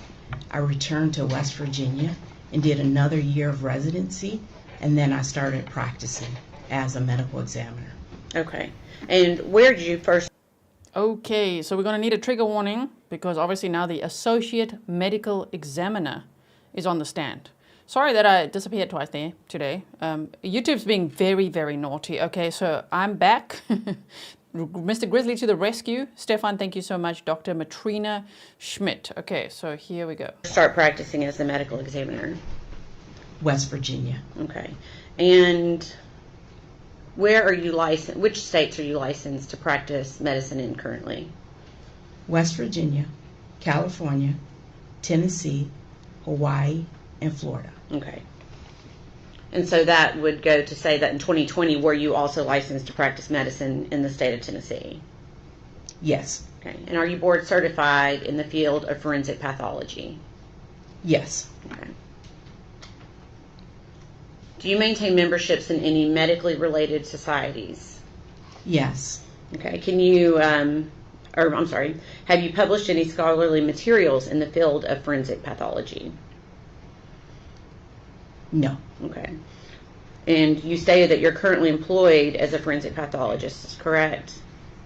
Yes. Okay. Can you tell the jury what you do as a forensic pathologist? I perform medical legal autopsies to determine the cause and the manner of death. Okay. Have you previously been qualified as an expert in the field of pathology and in your role as a forensic pathologist? Yes. have you been so qualified here in the state of Tennessee? Yes. Okay. Your Honor, at this time, we would ask to qualify Dr. Schmidt as an expert in the field of forensic pathology. No objection.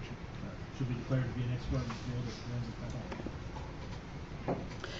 Dr. Schmidt, where were you employed in March of 2020?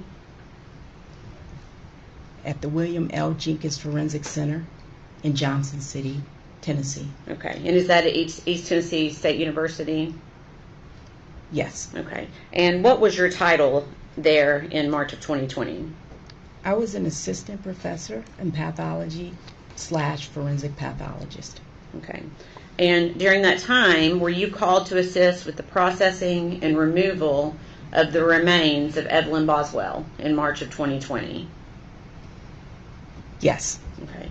Do you recall who notified you that Evelyn Boswell's body had been discovered? No, it was a law enforcement official called me. Okay. And did you go to the scene there, Muddy Creek Road, that night? Yes. Okay. Did you bring anyone with you to help assist you? No, I arrived on my own, but 2 of our medical death investigators arrived on the scene. Okay. And who are those 2 people? Laura Parsons, Kristen Osgood. Okay. And what was their role to be that evening? They're the medical death investigators. They investigate the scene, the death. Okay.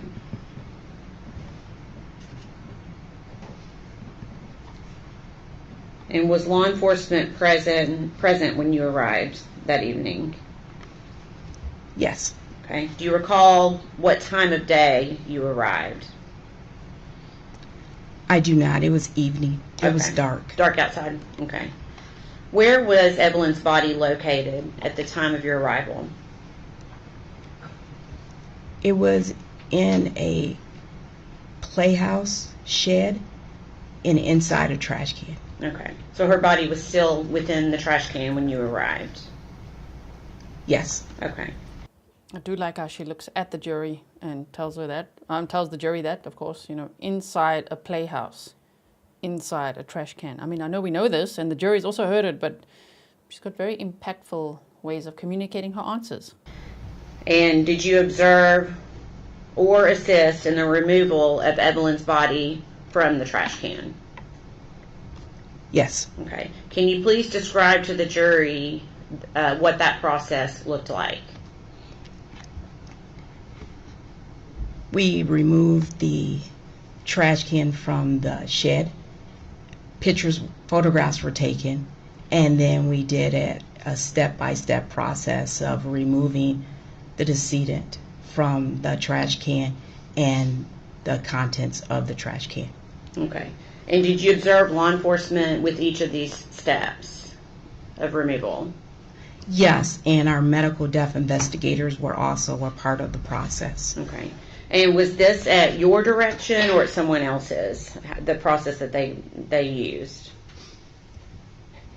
We had discussed the direction we were going to take prior to removing the trash can from the shed. So I was directing it, but I think we had all had a discussion on the best way to handle the process. Give me just a second.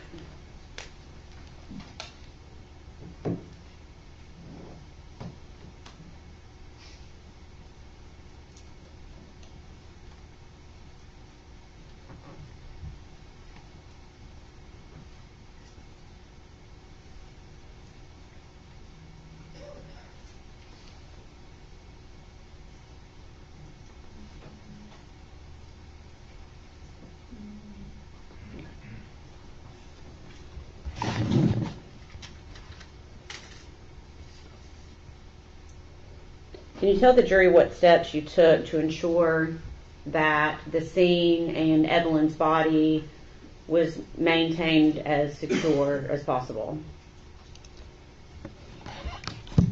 TBI was present, our medical death investigators, and everything that we removed from the trash can, in addition to the decedent, was photographed and it was written down as evidence. Okay, and how did you protect the body from contamination? I don't remember, but we always have a sheet and the body bag ready and prepared. Okay. 100. Okay. Can I please see?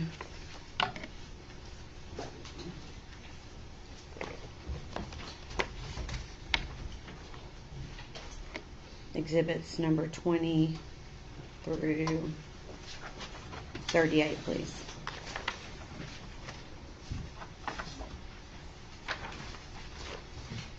Thank you.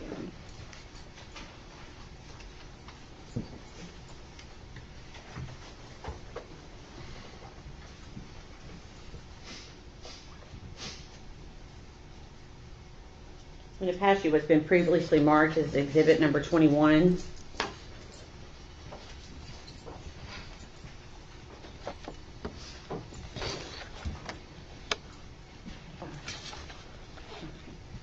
Does that help refresh your memory on how the body was placed at the time that at the time Evelyn was removed from the trash can? Yes. Okay. Can you describe to the jury what you recall about how her body was protected from contamination? The body bag was placed on top of, looks like paper, and then she was removed from the trash can directly into the clean body bag. Okay. All right. We can pass that back. I'm just going to show it to the jury quickly so the jury can see what we are referencing. It's been previously marked as exhibit number 21. Is this what you were referring to with the butcher paper and the body bag? Yes. Okay.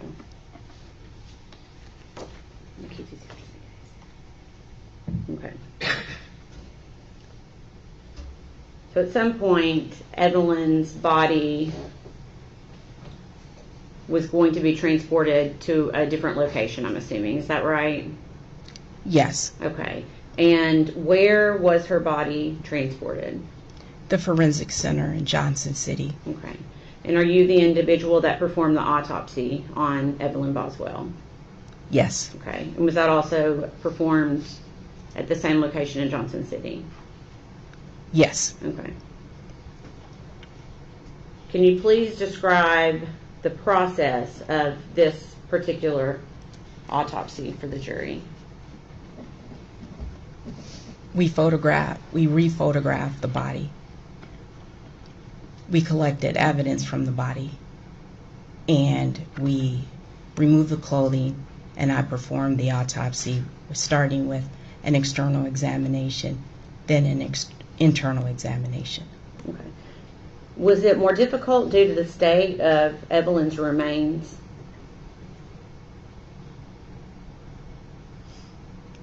I don't understand the question. Let me ask it in a different way. Does decomposition of a body impact your ability to perform certain things during an autopsy? It can. Okay. Yes. Can you, for example, does the level of decomposition keep you from being able to identify mechanisms of death or possible mechanisms of death? It can, yes. Can you describe how? Sometimes with decomposition, the skin will change colors, and it can obscure bruises or contusions. Sometimes we might not be able to draw the sufficient toxicology specimens that we want to. Okay. And did any of that happen in this case? Were you able to see any potential soft tissue injuries to Evelyn's body? I did not identify any soft tissue injuries. Okay. Did decomposition play a role in that at all? It's probable, yes. Okay.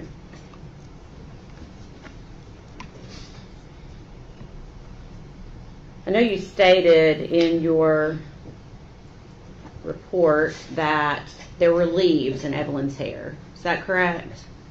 Yes. Okay. And you were also at the scene. Did you observe leaves at the scene that night? Yes, there were numerous leaves inside the shed playhouse. Okay.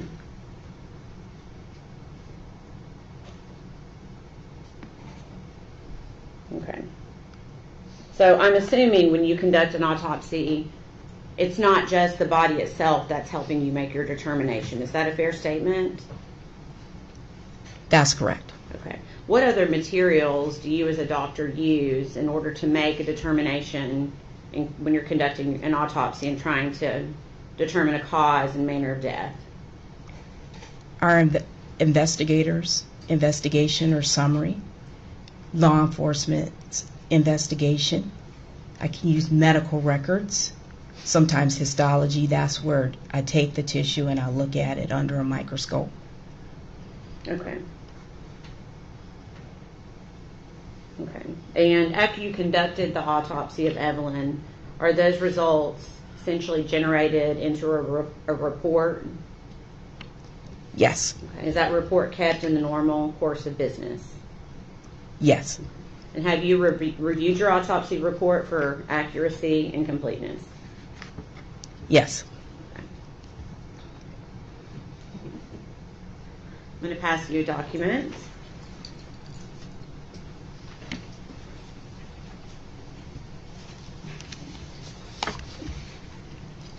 I'm going to give you a second to look and see if you recognize that. Yes, Karen, I would say Karen, right? You said so much respect for Dr. Matrina. I think she's a highly qualified professional and she's answering with the empathy, obviously, that we'd like to see. I mean, can you imagine performing an autopsy on a child? Shame, and especially a child found in the trash, in a playhouse. That's so disturbing.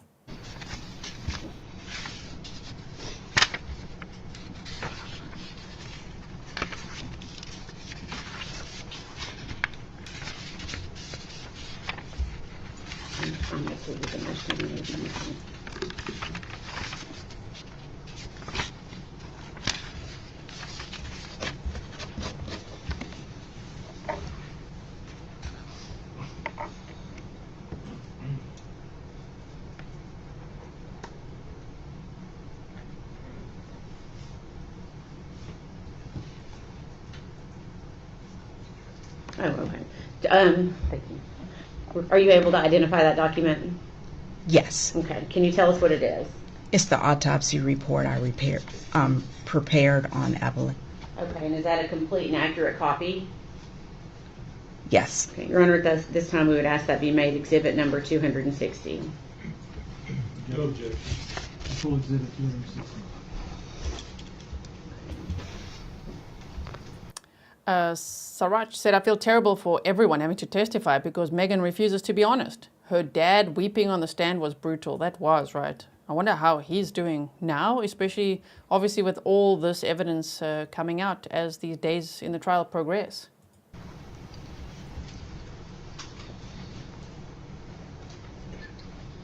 Dr. Schmidt, did you form an opinion as to the cause and manner of death of Evelyn Boswell? Yes. Okay. What is your opinion? The cause of death, homicidal violence. Okay. And can you explain that for the jury? What did you base that finding on?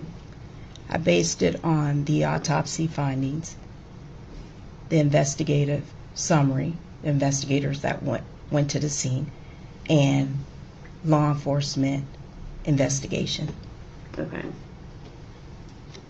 Hypothetically, if Evelyn was alive when she was placed in the trash can, is positional asphyxiation likely? Yes. Okay. Can you tell the jury what positional asphyxiation is? It's your body's in a position that compromises your breathing. Okay.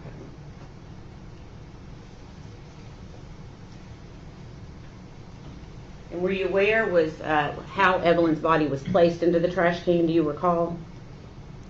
Yes. Okay. And when you say positional, are you referencing the fact that she was upside down? Yes, the body was in the trash can, upside down. Okay. I'm going to show you what's been pre-marked as exhibit number 34. Pre-admitted as exhibit number 34.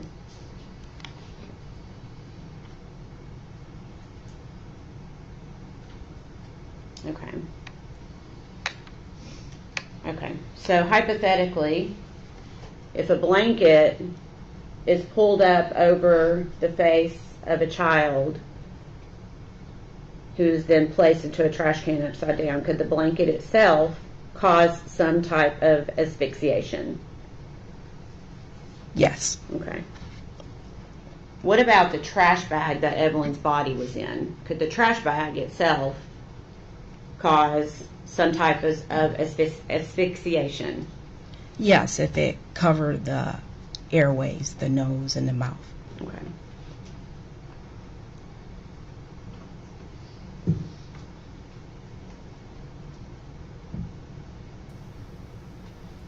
So Healing Art said, I think speaking from experience as a first responder, that experience causes you to slow down and truly give everything to each case, which that's really wonderful, right? And Jada Queen said, in her job, you cannot let the emotions take over.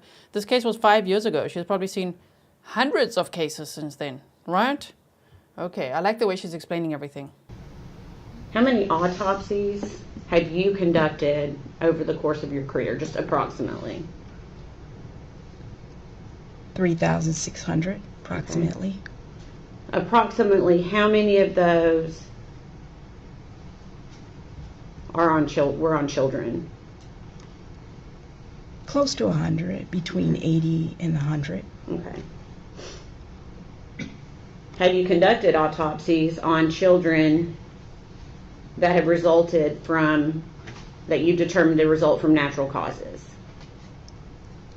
Yes. Okay.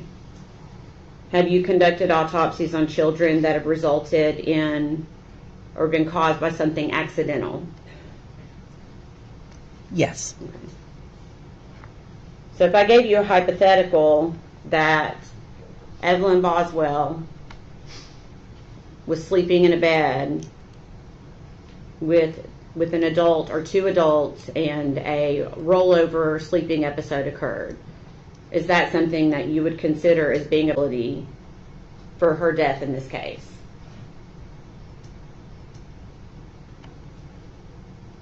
Do you want me to rephrase the question? Yes, please. Okay. Is a rollover incident possible, a co-sleeping rollover incident possible, explanation for Evelyn Boswell's death? Formed by Dr. Matrina Schmidt. Dear. Sorry, sometimes it skips forward when we are behind in the stream. Wait, we'll go back to where we were. Or we could see cross-examination happening over there. Sis, it doesn't want to let me go back all the way. Wait, hold on. I'm going to have to refresh the feed. So you can see a sneak peek, though, of who's next. Ooh, the chief medical examiner. We're seeing a lot today, so buckle up, everyone. Let me quickly go fetch another feed. Stand by. I'm telling you, man, YouTube is being very, very naughty lately. Okay. Okay, so let's do it like this. Go like this. We'll see her next. And we go back to... Yes. Okay. And you were also at the scene. Did you observe leaves at the scene that night? Yes. Yes, there were. What is your opinion? The cause of death, homicidal violence. Okay, we'll go from here. And can you explain that for the jury? What did you base that finding on? I based it on the autopsy findings, the investigative summary, the investigators that went to the scene, and law enforcement investigation. I'm speeding it up so we can catch up to exactly where we were. Hypothetically, Almost there. if Evelyn was alive when she was placed in the trash can, is positional asphyxiation likely? Yes. Okay. Can you tell the jury what positional asphyxiation is? It's your body's in a position that compromises your breathing. Shame. And were you aware was how Evelyn's body was placed into the trash can? Do you recall? Yes. Okay. And when you say positional, are you referencing the fact that she was upside down? Yes, the body was in the trash can, upside down. Okay. I'm going to show you what's been pre-marked as exhibit number 34. Pre-admitted as exhibit number 34.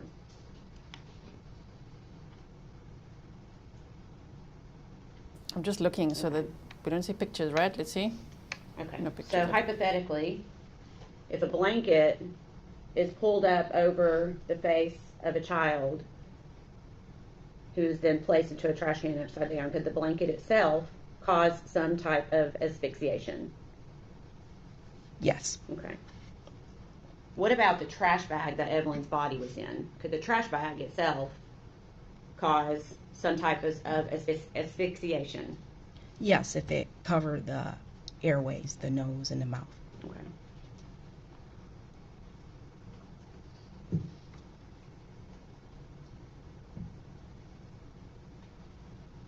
How many autopsies have you conducted over the course of your career, just approximately? 3,600 approximately. Approximately how many of those are were on children? Close to 100, between 80 and 100. Okay. Okay, so we're almost there. We're exactly where we were. Have you conducted autopsies on children that have resulted from, that you determined to result from natural causes? Yes. Okay. Have you conducted autopsies on children that have resulted in or been caused by something accidental? Yes. Okay. So if I gave you a hypothetical that Evelyn Boswell was sleeping in a bed with an adult or two adults and a rollover sleeping episode occurred, is that something that you would consider as being a possibility for her death in this case? Do you want me to rephrase the question? Yes, please. Okay. Is a rollover incident possible, a co-sleeping rollover incident possible, explanation for Evelyn Boswell's death? My opinion, no. Okay. And can you explain why that's not a possibility? Evelyn is an older child, and typically we see the overlay in younger children. It's certainly possible, but with the investigation of the scene and law enforcement investigation and the way she was found in a trash can, I don't have the opinion that it was a co-sleeping, bed sharing, or overlay. Okay. Is there any scenario that I could give you that would change your opinion about the cause and manner of the death of Evelyn Boswell? I don't know if I could answer that. Okay. Do you? Oh, the defense is going to go after that. They're like, it is possible. Okay, let's go there. I can hear it, right? Unless they're not allowed to. Hold on 1 second.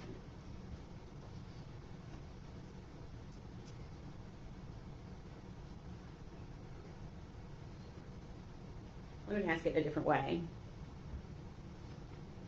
Anything about the autopsy as well as the other things that you had said that you used to come to your conclusion that led you to believe that Evelyn Boswell died from natural causes? No. Okay. Same question. Anything based upon the history that you were given from law enforcement, the scene itself, plus your autopsy of Evelyn's body that led you to believe that Evelyn died from something accidental? No. Okay. Please answer any questions that the defense has for you.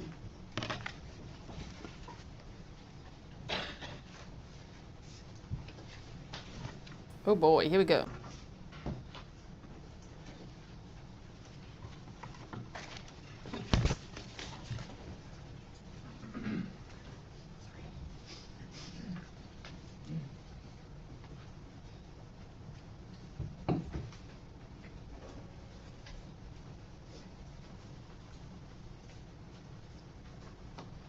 I approach court reporter, Judge.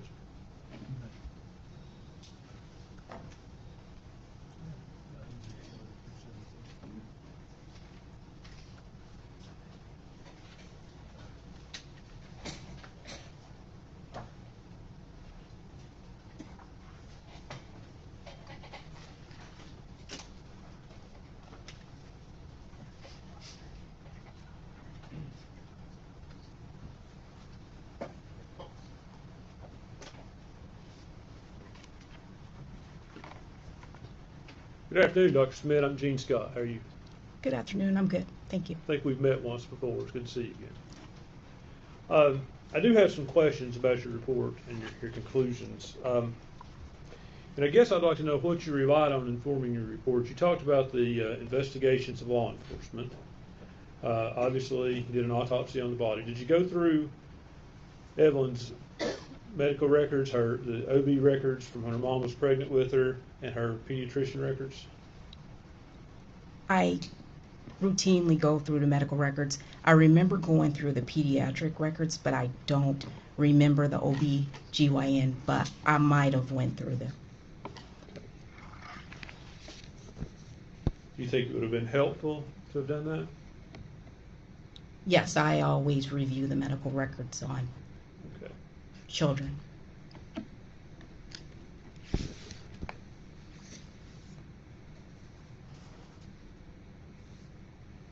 And Ms. Massengill finished up by asking you if anything could be said to convince you this was by natural causes somehow.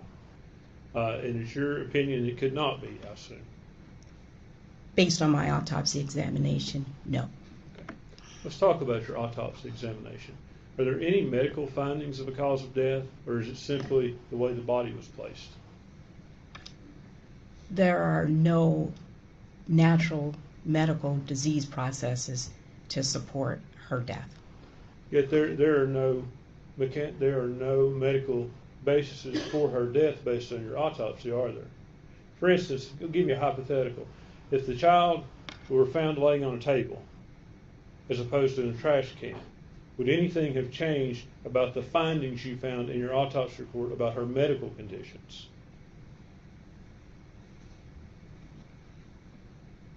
No. So, you mentioned in your report that there's a possibility that the decedent was alive when placed in a trash can cannot be excluded, correct? Yes. You cannot conclude that either. That's correct. You don't know one way or the other. That's correct. Okay. So, you talked about natural causes, and there's no sign of disease or anything of natural causes, correct? There is signs of disease processes, yes. In this autopsy? Yes.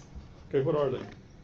There is a patent foraminal valve, which is just the septum between the atria and the heart, did not close properly. So, there was an issue with the child's heart valve? I wouldn't call it an issue, but yes, there was a defect in her heart valve. I would think a defect, whether you take issue with the word issue or not, it is a defect. It's not good. I don't know how to define good. I'm sorry. Is a defect in one's heart healthy? No. Could that defect have led to the child's death? Is that possible? It's a possibility. You can't rule it out in this case, can you? Based on the findings of the histological examination, looking at it under the microscope, I didn't see any changes in the heart. The decedent in the medical records had no symptoms. Normally it closes around age 4 or 5, and they're not symptomatic. They can be symptomatic, but it's usually documented. So you cannot rule out that as a cause of death? I think I ruled it out as a cause of death. How? She did not have any symptoms or signs of there being trouble with her heart. Is that not something that could come on instantly with your heart? Yes. So how do you rule out that didn't happen? There were no changes that show the effect of that. It's common to see it. Okay. How did you rule out sudden infant death syndrome? Sudden infant death syndrome is a diagnosis of exclusion. If you're found in the manner that the decedent was, upside down in the trash can, It's not sudden infant death syndrome. You can't say that, doctor. If the child died of sudden infant death syndrome and then was placed in the trash can, that is possible, isn't it?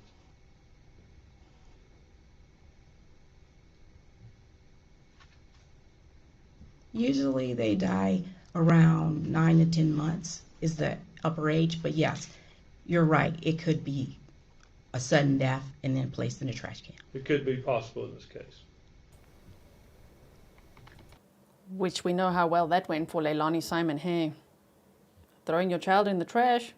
Don't do that. Like, who does that? Kathleen said yes, but when your child dies of natural causes, you call 911. You don't throw her in the trash.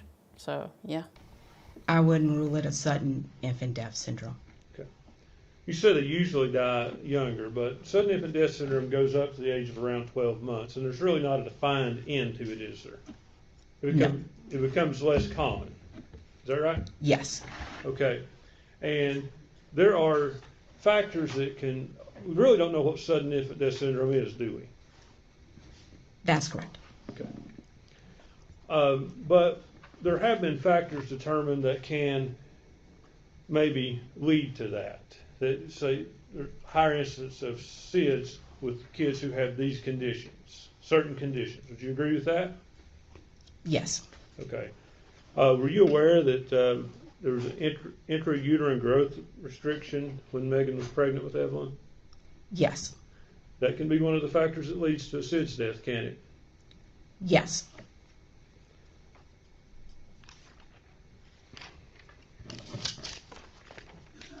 Were you also aware that as of her 10-4 visit, Evelyn suffered from acute pharyngitis?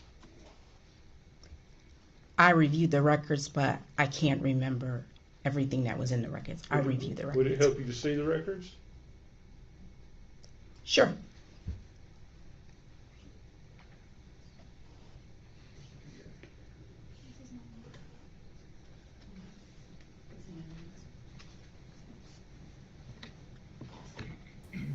Angela Gray says, explain the foil in her mouth if it was SIDS. Why?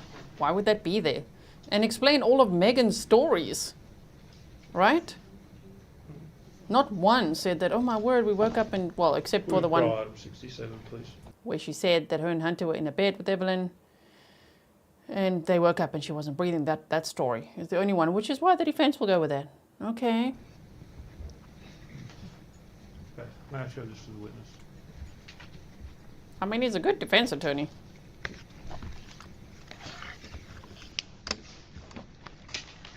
Doctor, I would direct you to her October the 4th visit.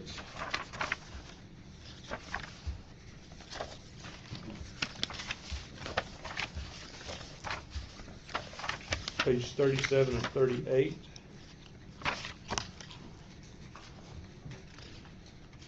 I'm sorry.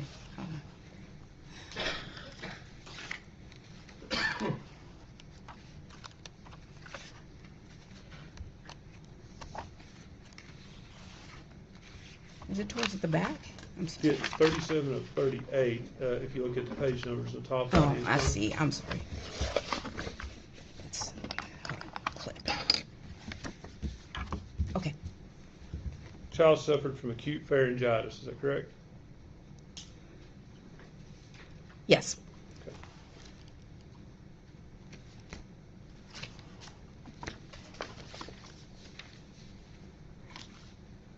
Acute pharyngitis is an infection? Yes. Okay. And it's a virus, is that right? A viral infection? It can be. Okay.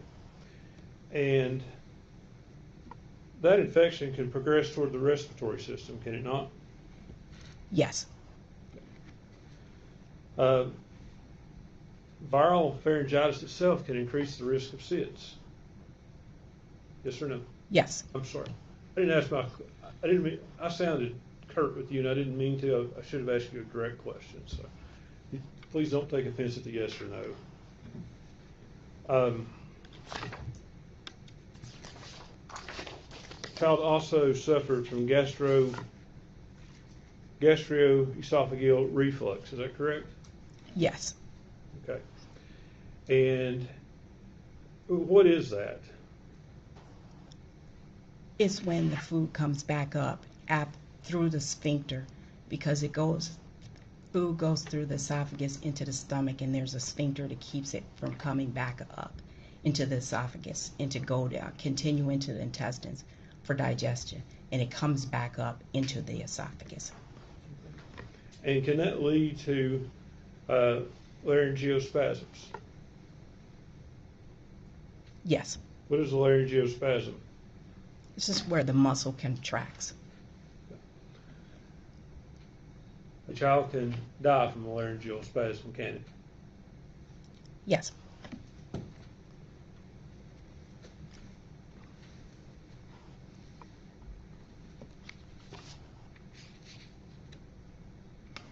Child also suffered from ankyloglossia.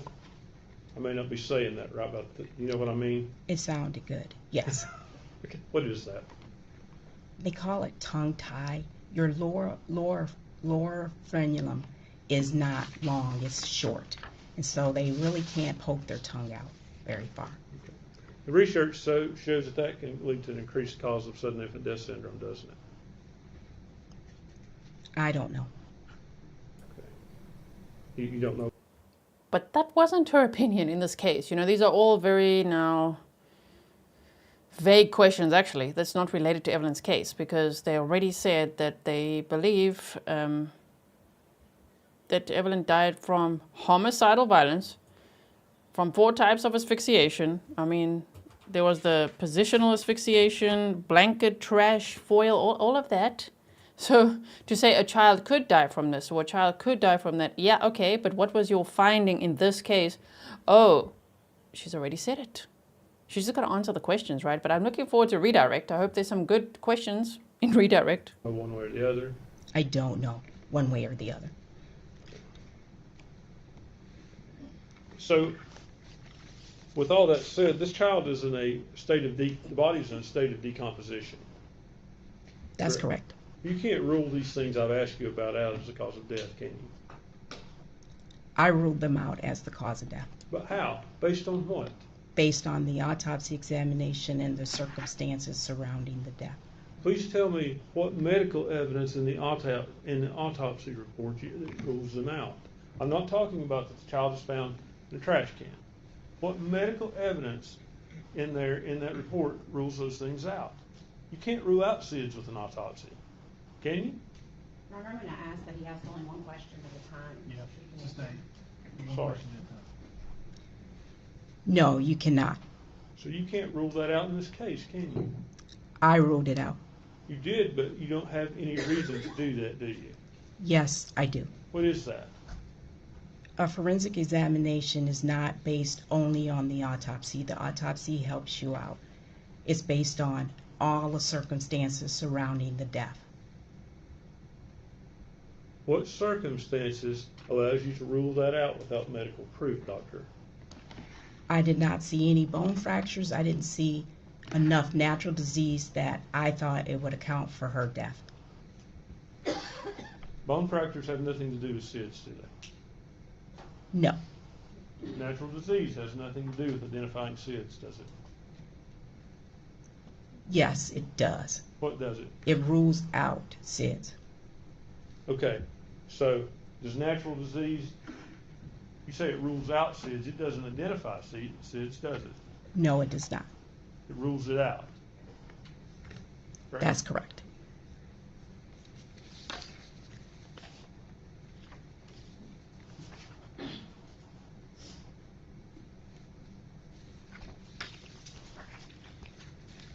How did you rule out co-sleeping and being rolled on in the bed as a cause of death?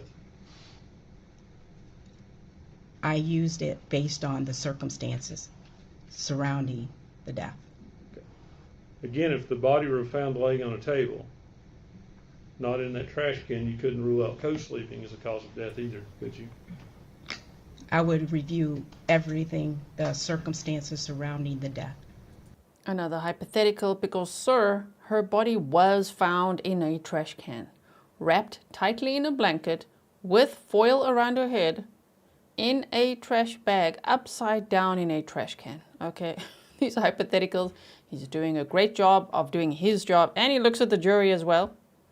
I think he's doing well as a defense attorney, but damn, dude. Hypothetically, if that happened, could you rule that out?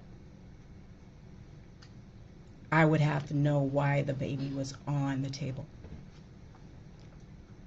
So it is possible that a child that size and age could die from co-sleeping. Yes, it's possible.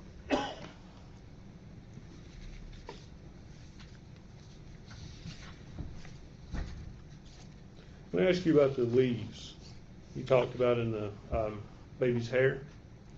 Yes. Okay. Was that wrapped up under the blanket in the tinfoil? Yes. Okay. So you testified that there were leaves in the shed. Yes.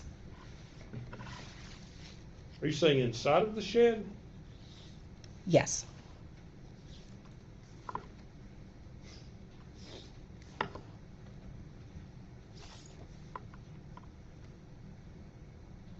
Were there any in the trash can? I don't remember that. I don't recall that. I'm sorry. Okay. So.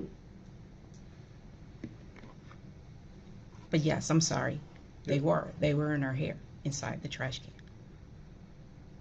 I think I followed your logic there, but my question was more specific than that, doctor.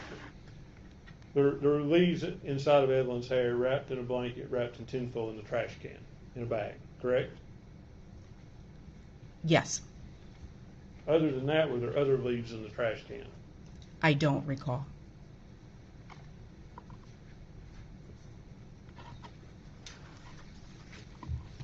Well, at least he brought in the foil.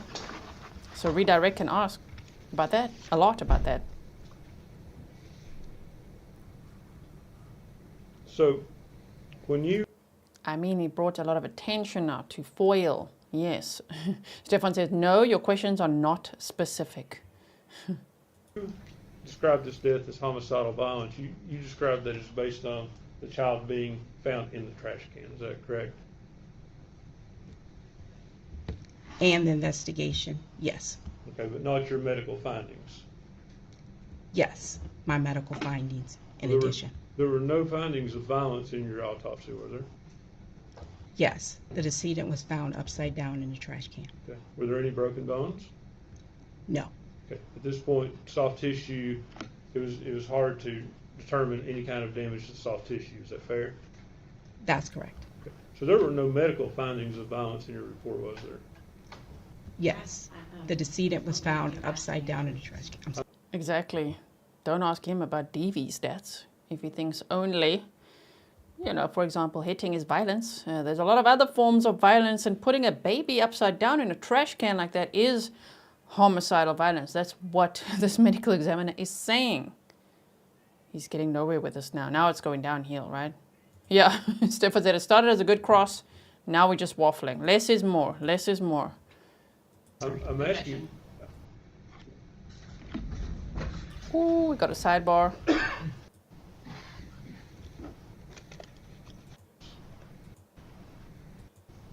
Okay, back. Let me ask you this, doctor. You talked about leaves in the shed. You were there directing when the baby was taken out of the trash can? Yes, that's correct. And I assume that you and your team were very careful that nothing got on the baby once it was taken out of the trash can and the trash bag before being placed on the body bag. That's correct. It would not have been a source of leaves from you all's contamination. No.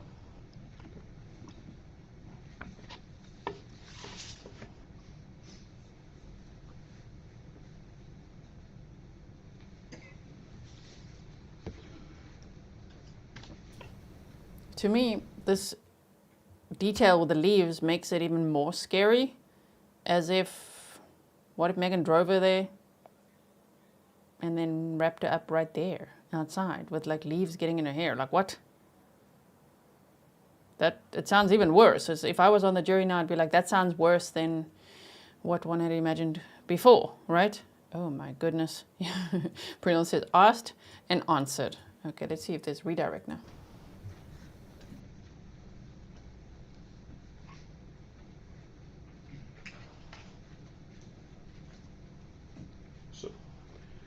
Doctor, based on your medical findings, not based on the baby being found in the trash can, but based on medical findings, is there anything to support abuse as a cause of her death? I'm sorry, you have to define abuse. Physical. Exactly. I would say putting a baby upside down in a trash can it sounds pretty abusive to me, right? Abuse. I still don't understand what you mean by that. Any broken bones? No. Objection from him. Well, I'm trying to. The judge is like, what? Okay. Say yes. Wait. No, Your Honor. Nothing? Nothing? So, doctor, based on your medical findings, not based on the baby being found in the trash can, but based on medical findings, is there anything to support abuse as a cause of her death? I'm sorry, you have to define abuse. Physical abuse. Oh, sorry. I went back a little too far. I still don't understand what you mean by that. Any broken bones? No. Objection. Okay, sorry. We went here. Okay, go forward. I'm trying to. Let's go forward through the sidebar here. And the judge is like, come on here. They don't want to miss a thing. Yeah, the leaves to me make her look even more guilty.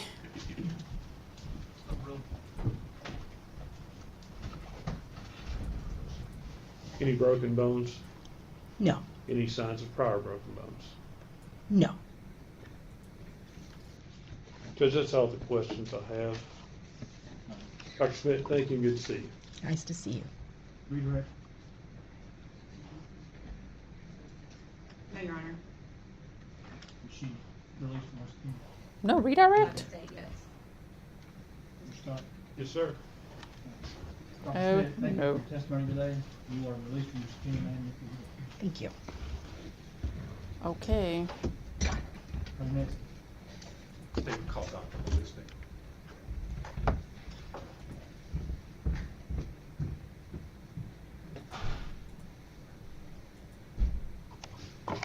Now here comes Dr. Darinka Mileusnic-Polchan. Hopefully we'll hear how to say it.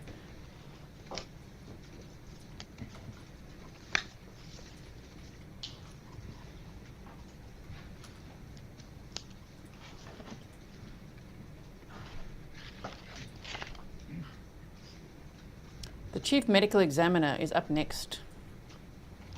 You're going to hear me type.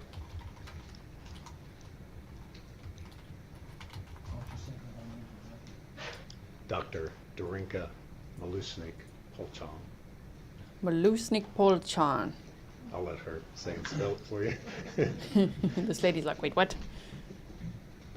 Chief Medical Examiner. This is the one who testified at previous hearings, especially when Megan Boswell was then charged with first-degree premeditated murder. So, building on the previous witness. Ooh, this is going to be very powerful, I think, for the state. Let's see what happens, right? Yeah, Hannah Walker said the state's next witness is just as important. So, here we go. Erin says, I love hearing you type, G. Oh, thank you so much. Here we go.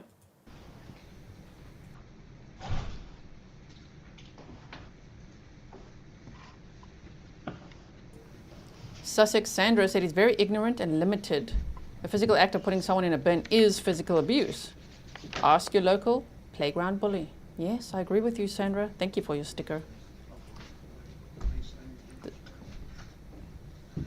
So this is going to be interesting. Raise your right hand. State your name. Darinka Mileusnic-Polchan. You solemnly swear or affirm the testimony you're about to give will be the truth, the whole truth, and nothing but the truth. I do. Thank you.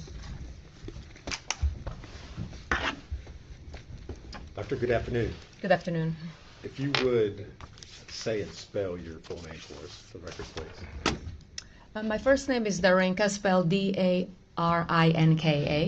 and my last name is Mileusnic-Polchan.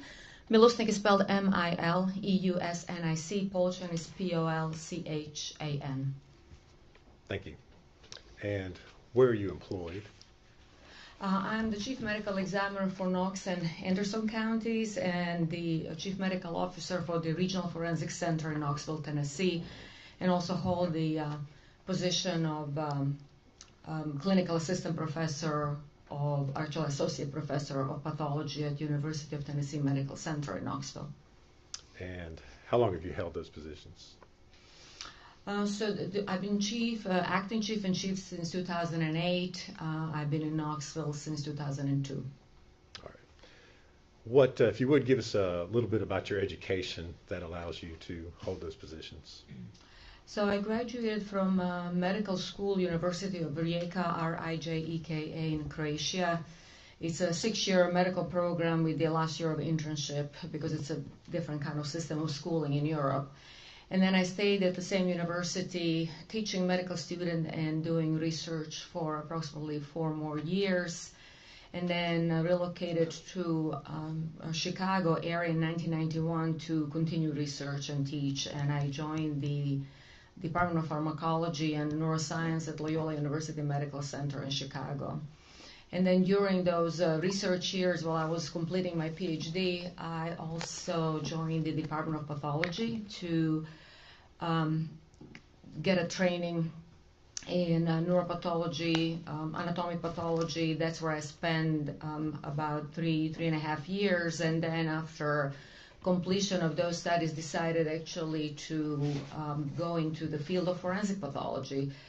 So finishing training in pathology at Loyola University at the same time as I was getting my PhD actually enabled me then to switch to Cook County Office of the Medical Examiner and then complete the last year of training in forensic pathology in Chicago area. And I stayed there with the Cook County Office of the Medical Examiner in the city of Chicago for about 4 years prior to relocating to Knoxville to continue the same line of work essentially. And during that time I became board certified in anatomic pathology and forensic pathology. All right. Are you licensed to practice medicine here in Tennessee? Yes. All right. And are you certified in anatomy?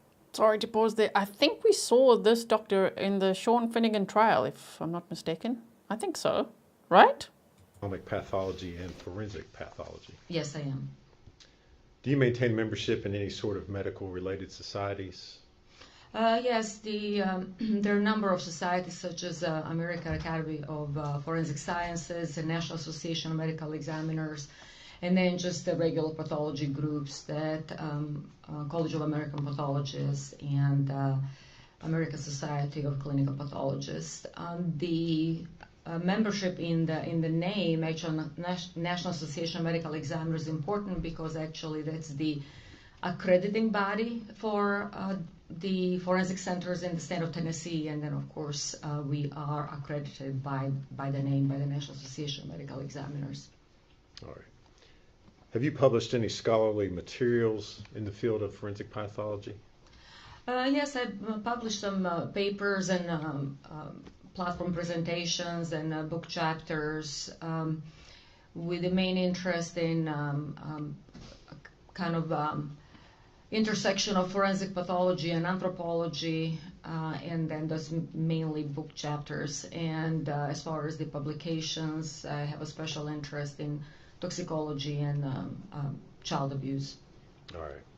And have you done any presentations on asphyxia in children and strangulation? That was actually one of the old presentations at the National Association of Medical Examiner meetings. It was a platform presentation. All right. Now, you are currently employed as a forensic pathologist, correct? Yes. And are you board certified in the area of forensic pathology? Yes, the anatomic pathology and forensic pathology is kind of dual certification. All right. And so what is it that you do as a forensic pathologist? So in the state of Tennessee, actually, the forensic pathologists are medical examiners. And so because we don't have a coroner system, we have a medical examiner system, we are appointed to perform the duties of a medical legal death investigation on a county level. So essentially that's what I do. investigate with the help, of course, with the rest of the staff in the office. We investigate all the sudden deaths that happen, as I said, suddenly without medical attendance or due to violence. And our main obligation is to work not for any particular organization or the law enforcement. We work with the law enforcement to come up with an answer to what really happened and what the cause, manner, and mechanism of that in these situations where that happens suddenly, unexpectedly, without medical attendance or due to violence. Okay. Have you previously been qualified as an expert in the field of forensic pathology? Yes, in many counties in East Tennessee. Actually, I believe here in Sullivan County years ago. All right, that was going to be my next question.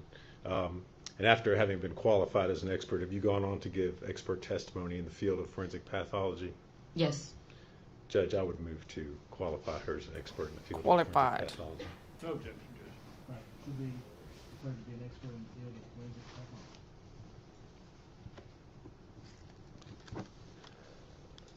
Dr. Mileusnic, at the request of the District Attorney's Office here in Sullivan County, did you review an autopsy that had been performed by Dr. Matrina Schmidt, as well as other case materials involving the death of Evelyn Boswell? Yes. And if you would, tell us what materials you reviewed.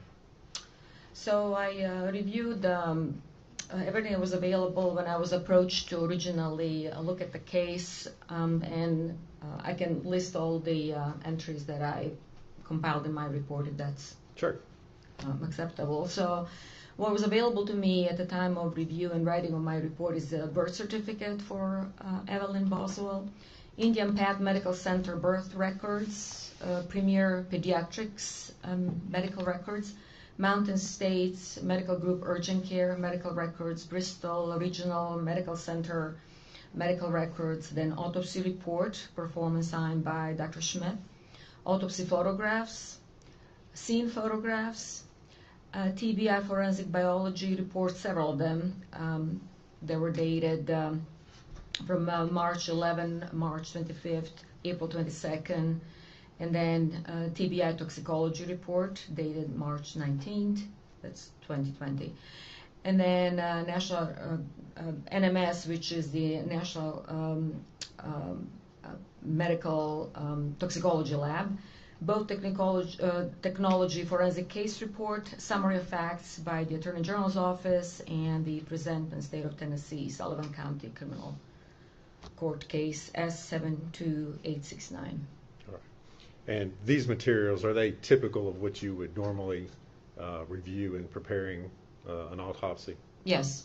All right. And based upon your review of those materials, did you form an opinion as to the cause and manner of death of Evelyn Boswell? Yes. And what was that opinion? So my opinion was that Evelyn died of asphyxial death, and that the manner of death was homicide. All right.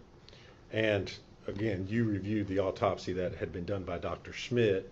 How, if anything, did your opinion differ from what she had concluded?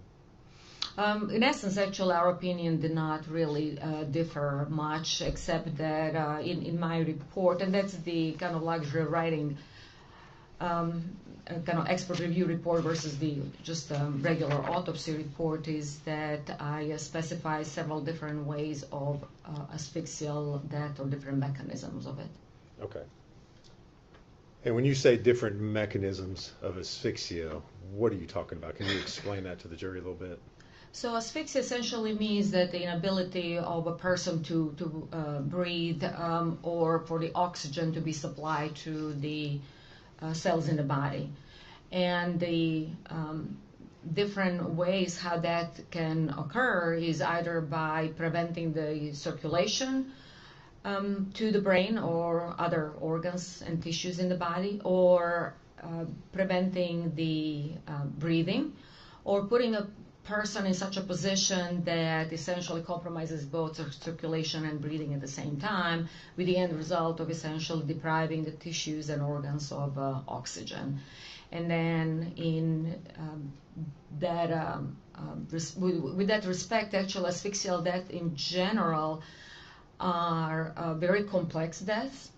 And if there is any compromise in the integrity of the person, such as decomposition, then they have to be really described in such a manner, these mechanisms, that are understandable, because in the end, the asphyxial death is what we call diagnosis of exclusion, meaning when everything else is excluded, what we are left with essentially is that the findings in the body and the finding of the body within the scene that are going to come to essentially explain what really happened to an individual. What I'm essentially saying is that there's the asphyxial mechanism such as positional, mechanical, traumatic, or actually can be also the consequence of the positioning in the scene, and that information comes strictly from the scene investigation. All right, and let's talk about each type of mechanism in regards to this particular case. What about the scene or the body would relate to positional asphyxiation? So the forensic autopsy, just like any other autopsy, which is a major procedure, kind of cross-section and dissection procedure in the body, almost like a complex surgery, cannot be done in a vacuum. It has to be done in the context of the scene investigation. So that's why we have medical legal death investigation, and that's why medical examiner and representative goes to the scene in order to create a context in which this individual was found. And that's why I always say that the forensic autopsy cannot be performed in vacuum. It has to be performed in the context of the scene. And then that's how essentially we approach this particular case, whether it's Dr. Schmidt or me reviewing it, is that in the context of the case, we have an individual who is now wrapped in multiple layers, so we can talk about it in a minute, who is positioned upside down in a confined space and in a position that prevents essentially breathing. And that's why I say the components of positional asphyxia, that's being upside down in a contorted kind of letter S position, mechanical asphyxia with the different objects essentially covering the individual's face or the body, and then traumatic asphyxia because of the positioning that is going to prevent the movement of diaphragm and breathing. And then, as I said, finding the individual in a trash can essentially creates a confined space, which is going to lead to confined space asphyxia. And that's why essentially, that's where I listed all these 4 different categories of or mechanisms of asphyxia. All right. Could I see exhibit? I mean, it also makes sense how this chief medical examiner explains it, with Evelyn being in a confined space and with all these layers. So, you know, the defense's theory from earlier, yeah, that doesn't really... If Evelyn died from natural causes, or whatever else he was trying to imply, why on earth would her mother wrap her up like that? Why? You know, there would be no reason for that. Like all of that, and the foil, and the trash bags, and upside down, and where? I mean, it's just... Okay. It's 19 through 38, please.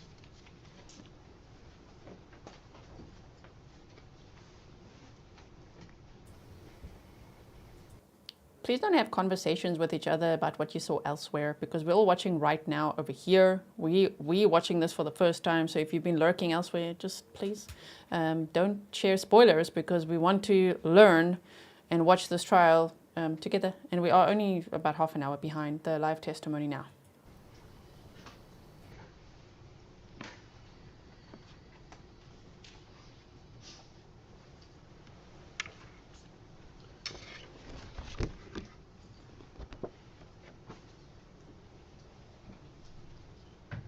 Dr. Mileusnic, I'm going to show you what's been previously admitted as exhibit number 19. And if you would, kind of tell the jury what they're looking there and how what they're seeing relates to the mechanisms of asphyxia. Can I show on the screen? You Or, can- Is there a pointer up there? It looks like a flashlight. There's a pointer? Yes, if you don't care. So what we are seeing is the trash can with the a child in a trash bag with the several layers on top of her, one of them being a blanket. That's essentially when, and that's how we all approach the scenes, is we go layer by layer, kind of uncovering the individual, whether it's adult or a child, in a similar fashion, because we don't want to lose any evidence, number one, and number two, we want to show all the kind of components of that asphyxia by approaching it in this layered fashion. And then we can see the body of the child in an unzipped kind of onesie in an upside down position with some of her body parts showing up. So essentially, when I was telling you originally positional asphyxia, she's upside down, and we humans cannot breathe like that. There is a confined space asphyxia because of the trash can and her head being all the way down. Mechanical asphyxia because several different layers covering her face, which we'll analyze in a minute. And then traumatic asphyxia just from her body being in like a kind of reverse S position, totally crumpled and compressed in such a way that she could not breathe. There is no expansion of the diaphragm or movement of the intercostal muscles between the ribs that allow us to breathe in a position like that.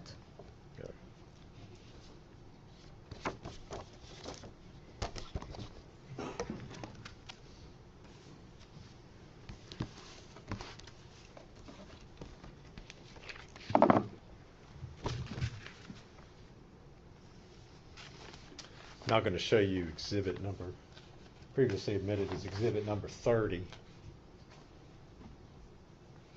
So on this exhibit number 30, that's actually now several stages down the investigation path. So the key is always, as I said, as little manipulation as possible, and then go again layer by layer. We lost several layers here: the garbage can, the trash can. There was also, Okay, there's a trigger warning on the screen. So sorry, I didn't catch that. That's going to happen right now. I just quickly want to see what else. They don't really show anything. The camera person has been told obviously not to stream certain things. Oh, so sorry for not warning you that we can see this. I didn't expect that either, actually. Shame. The trash bag. There was also a black bag on top of all of that. That was all removed, and now the child is in the blanket, and there is a foil, which is actually a very curious piece of evidence because it was so tightly applied to the child's face and upper body that looked like a wrapped, almost like a part of the kind of mechanism that prevents her from breathing, because that would be another kind of example of mechanical asphyxia, because an object is covering the face and preventing her from breathing. And the other thing that can be also seen is that the body is actually contorted, and usually that would happen, with kind of force applied, because we know now she's upside down, and the force applied for her body actually to kind of fit in the bottom of the garbage can, and that would be part of the traumatic asphyxia component. Now I'm going to show you exhibit 31. So this exhibit 31 actually is kind of process of removal of the foil, because it was very voluminous and it was tightly applied to her face and her hair.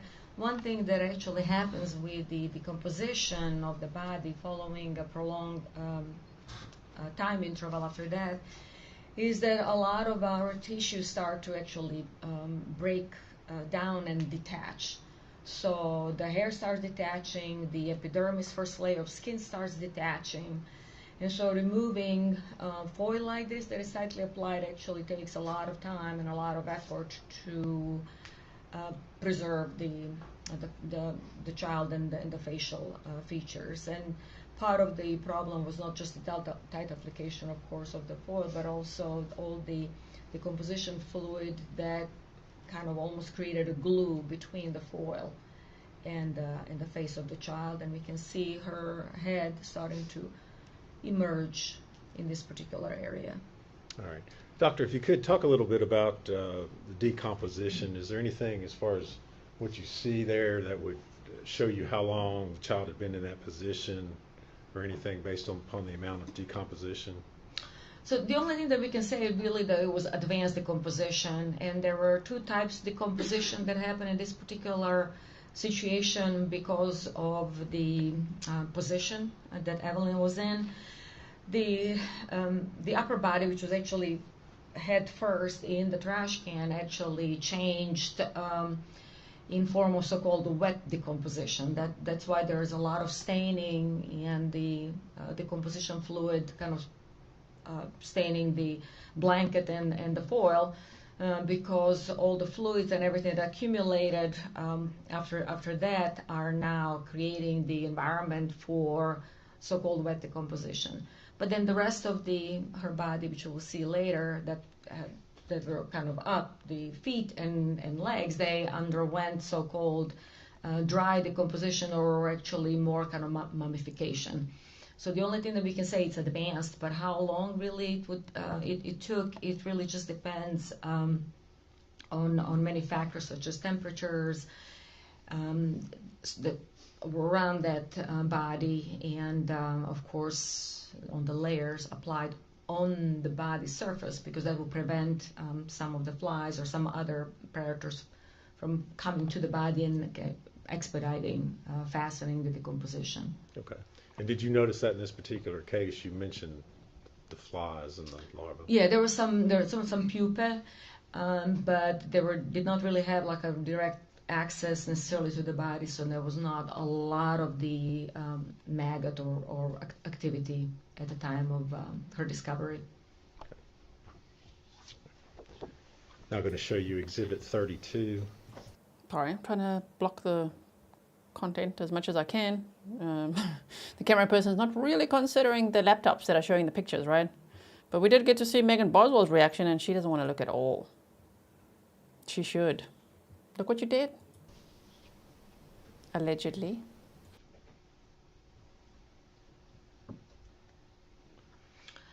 So the exhibits 32 yes. is actually just another kind of painstakingly removal of all the layers. Again, the foil is being further detached, and now we can see her head and face, and then part of the upper body, her arm, while the legs are still covered. Does this photo show anything in regards to the positioning of her head as it relates to asphyxia? So one thing that was becoming evident as the body was being uncovered is that her face was flattened because it was pressed against the foil and the blanket and side of the trash can.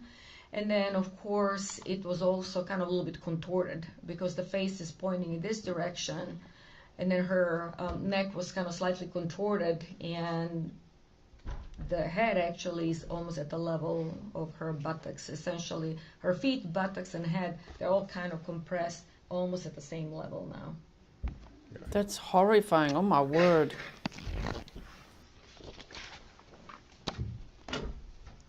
Now I'm going to show you Exhibit 34.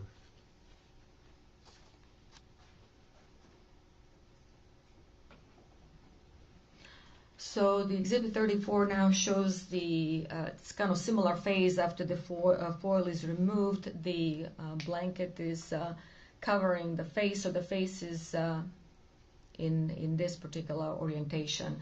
And again, the difference between all the fluids and wet decomposition staining the blanket versus just dry desiccation of the arm and then feet. So two kind of different processes happening at the same time, wet decomposition and dry decomposition or mummification. Anything that you could tell in regards to, I know that the foil's been taken off in this particular photograph, but in regards to the positioning of the foil and the blanket as well, is there anything you could tell as far as whether that was haphazard or intentional? Well, the child appeared to be wrapped, so that would show intentionality, because it's not that she was just put in a garbage and then a blanket on top of her. She was definitely wrapped in a blanket, and it took a while to actually remove all the layers and unwrap her. So the way how she was found shows intentionality. As far as the changes on the blanket, one thing that happens with the wet decomposition and the fluids kind of creating, things do become kind of slippery in a way. So there was definitely some shift in the layers from the wet decomposition. Wasn't a lot of it, but there was some. And then we will see when the blanket is removed, actually, that her face was pressed against the garbage can because the pattern of the blanket actually remains on the face. Next, I'm going to show you Exhibit 35.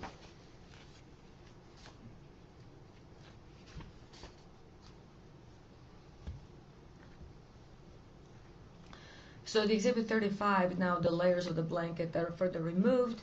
So the face is still covered. So we have the face, the shoulder, her buttocks, and her feet, as I said, almost at the same kind of compressed, reverse kind of letter S shape.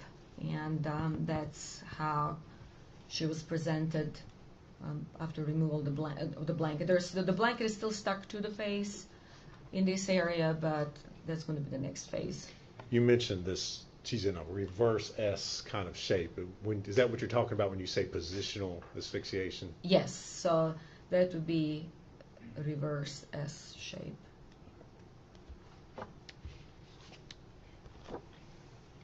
Next, I'm going to show you Exhibit 36.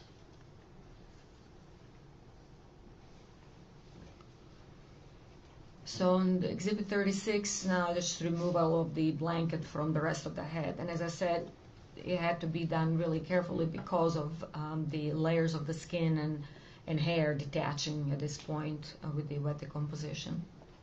All right. Can you tell anything in regards to the onesie that she's wearing in that particular picture? I'm sorry? The onesie, the clothing that she's wearing. Yeah, the onesie actually was unzipped. And there was also a diaper on the body. And that was one of the questions, is that would that indicate what really kind of transpired? I mean, it's hard to tell, except that, of course, onesie was completely unzipped, which was unusual for a child who's just, let's say, hypothetically dying in her sleep. That's a new detail. So her onesie was completely unzipped, but yet she was wrapped so tightly in the blanket, in the foil, and it sounds like pushed very hard into that trash can, which is very sad. I know this is very heavy. Thank you so much all for being here with me. If you're only joining now, then yes, trigger warning. This is, of course, the chief medical examiner describing how her findings on how Evelyn died. And Evelyn was only one year old. And she died in December of 2019. The state says she was last seen alive December 6th.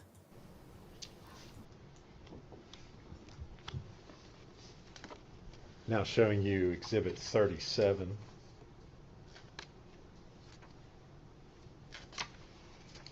So Exhibit 37 actually is now next phase. The blankets, the covering, the foil, everything is removed. The onesie is unopened, and then actually this is her kind of side in the front of the face. The facial feature actually can almost completely disappear because they're so flattened against the side of the trash can. And there was a lot of kind of pupae. There was no maggot activity, which would essentially help potentially with some timing of the postmortem interval, because from what I reviewed and from what Dr. Schmidt described, we didn't really see direct maggot activity, so they did not injure or damage the body to that extent yet.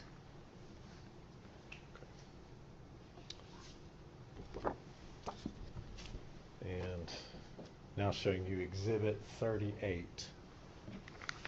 And essentially what's happening now is that her body is kind of being unfolded.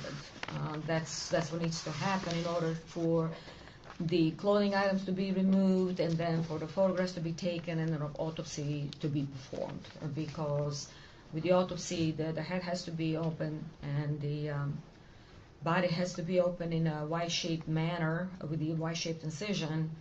And that can only happen if the body is kind of unfolded now and for a complete examination.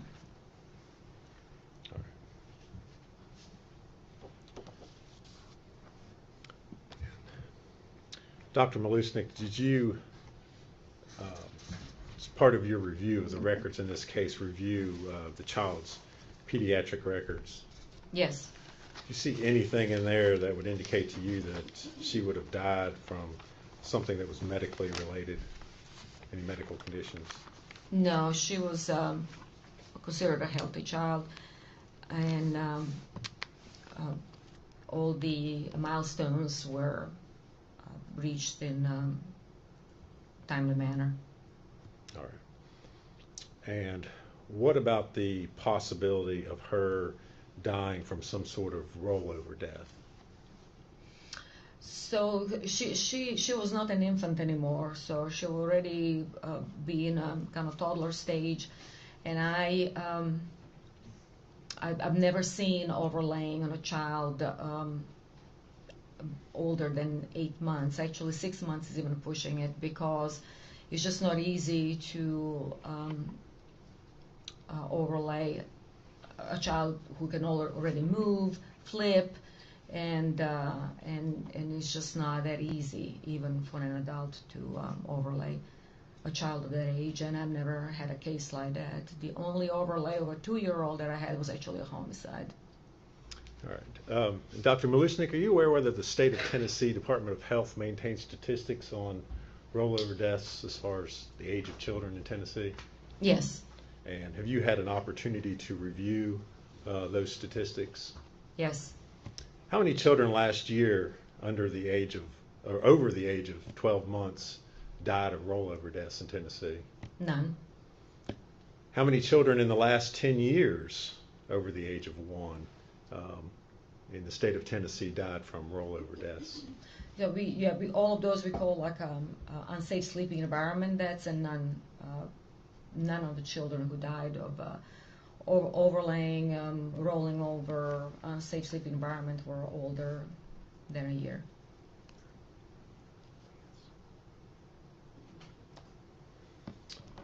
Thank you very much. If you would answer any questions Mr. Scott has for you. Oh, here we go.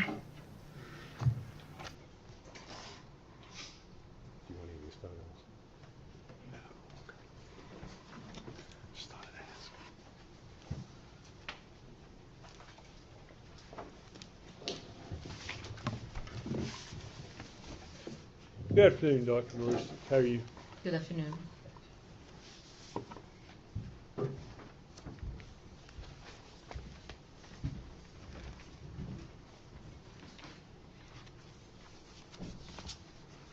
My name is Gene Scott. I represent Ms. Boswell.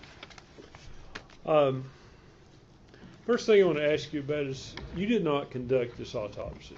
No, I did not. You had no physical contact with the body of this child. You didn't go to the scene. You simply reviewed what Dr. Schmidt had done. Is that correct? I reviewed what she did and all the pertaining documentation. And accordingly, had Dr. Schmidt have made some mistake, it's very possible that could be incorporated into your work as well.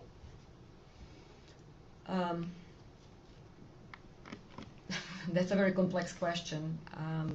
I cannot answer yes or no. May I explain? Sure. So the point of having an autopsy report is to objectively describe the findings. And then the only subjective part of the autopsy report, the conclusion as to what happened, that's essentially Dr. Schmidt, in this case, conclusion as to what the child died of, cause and manner of death. So the objective findings, such as photograph, tissue sampling, should be part of the description of the case that should not be influenced by one's opinion. Now, my opinion is going to be based on those facts plus the scene investigation. So the question was, if Dr. Schmidt made a mistake. She made objective observations and put them in her report that are corroborated with photography and tissue sampling. So anyone reviewing the case can come up with his or her own conclusion as to cause and manner of death. So if she made some wrong observations that are mismatched with the photographs, autopsy photographs, scene photographs, then I should be able to notice that and comment on that, but I haven't noticed any mismatches. So essentially, her conclusion as to the cause and manner of that is that's her subjective thing. I followed my own kind of line of reasoning and conclusion reviewing based on not just her report, but the scene photographs and autopsy photographs, which are documented for posterity, and anyone can review them and come up with the objective kind of a conclusion as to cause and manner of death. So the short answer would be, if she made mistake with observations, I should be able to identify that in the photographs, and I didn't. Were there photographs of the internal organs? The photographs of the internal organs were not available. We frequently don't take those during autopsies, but we do sample organs to look under the microscope, and that was done. Okay. I'm just going to pause here for a second. Golden spud litter, I remember that too. So it states in opening claim foil in her mouth, or did I dream that? That's what I heard. So we haven't really heard that from the medical examiners, right? We heard about the wrapping, but not foil in her mouth. Interesting, right? That's an interesting detail. We've learned a few new little details today as well, which is of course absolutely devastating. So yeah, and here we go with this cross-examination. Okay. Yeah, you described this was a diagnosis of exclusion. Can you explain what that means? So by saying asphyxial deaths are frequently diagnosed exclusion means that we found an individual in a position that prevents breathing, but there is no mark on the body. And I've done thorough investigation.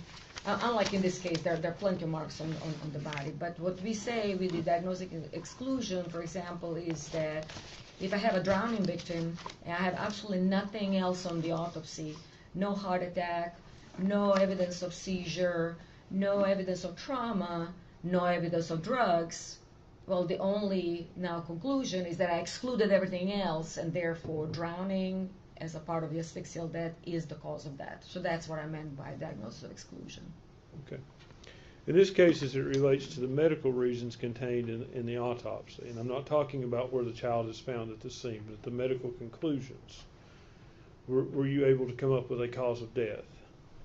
So there was no other reason for this child to be dead because there was no evidence of infection or or tumor or anything like that was identified at the time of the autopsy.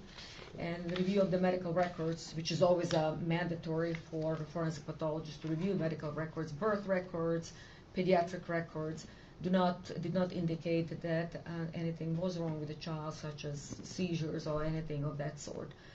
So this child had no objective way or reason to be dead.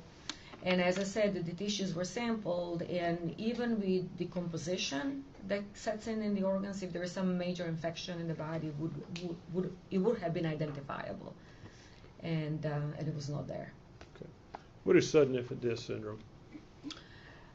Sudden infant death syndrome is actually an abandoned, antiquated term that was used to describe sudden death in a child that essentially had negative autopsy findings and negative scene investigation, which means that we don't use that term anymore. That was antiquated because it was never a syndrome. It always, syndrome means that there is a constellation of symptoms, findings, and signs that would kind of create this entity that one can actually have the reason for this person to be sick or dead for that matter. So there was never a syndrome. It never it was never a constellation of findings. What it meant actually is that we didn't find anything at the autopsy, therefore it's kind of this SIDS, nebulous diagnosis. Now we actually know with the scene investigation and the advances in our field in forensic pathology that those situations with that is with no findings at the scene or in the autopsy are extremely rare. We call them sudden unexplained death in infancy, or SUDI. So that's a new term that we use.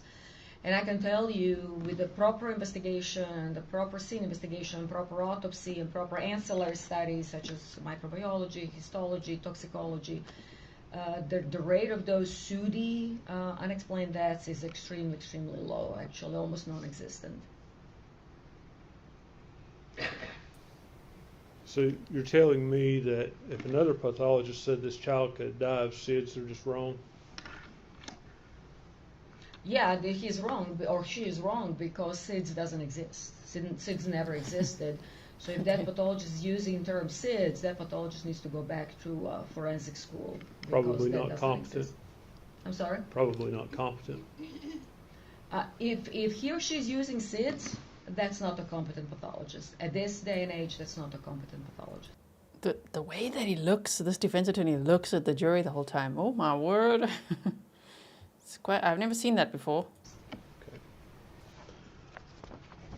Okay. What did you call it? The new syndrome?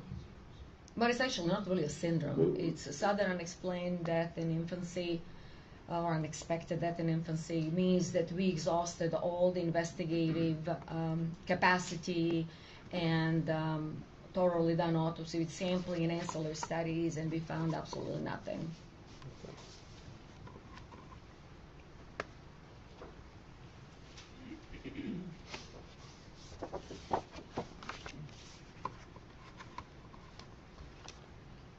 So how do you rule out that this child couldn't have died from a laryngeal spasm?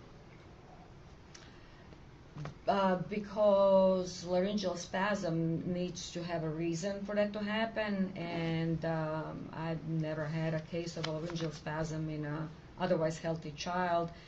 And laryngeal spasm is basically something that somebody would give a diagnosis or the reason for a child to be dead when they're really trying to kind of come up with stuff and create some new category. That's pretty much it. Gastroesophageal reflux, that can lead to a laryngeal spasm, can it not? But that would not... Yes or no, can it lead to that? And then explain. That's actually not something that is described in the forensic pathology field. Laryngeal spasm would not necessarily kill a child.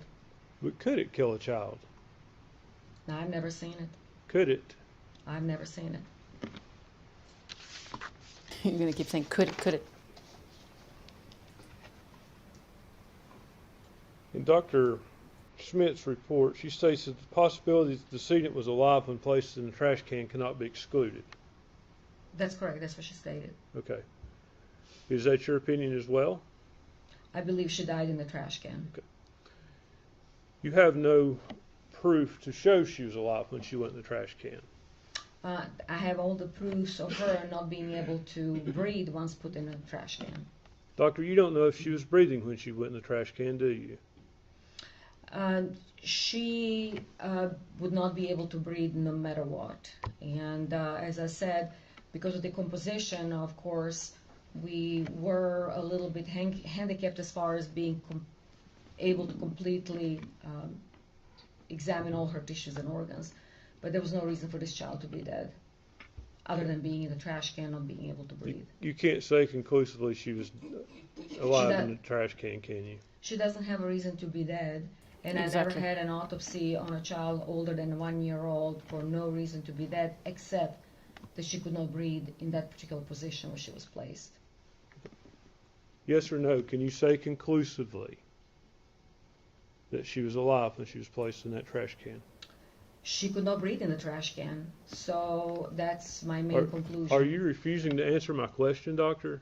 Oh no, my. I'm just saying that the child could not breathe in the trash can. And I'm asking, If I may, yes or no, can you say conclusively she was alive when she was placed in the trash can? No, she might have been dead because her foil was on the face before being placed in a trash can. She could have been dead because she was put in a plastic bag before she was placed in a trash can. Obviously, the foil, the bag, 2 bags, the blanket, tightly covering her face would prevent her from breathing. So all of those things had to happen before she was put in a trash can.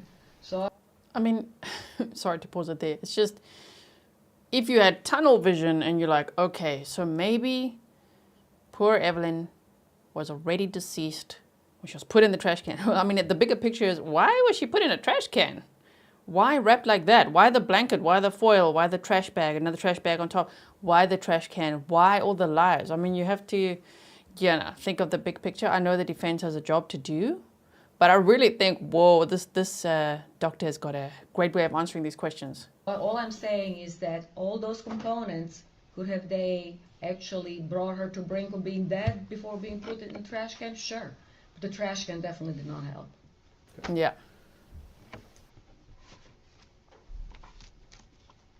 You can't say conclusively she was alive while she was wrapped in that blanket or tinfoil, can you?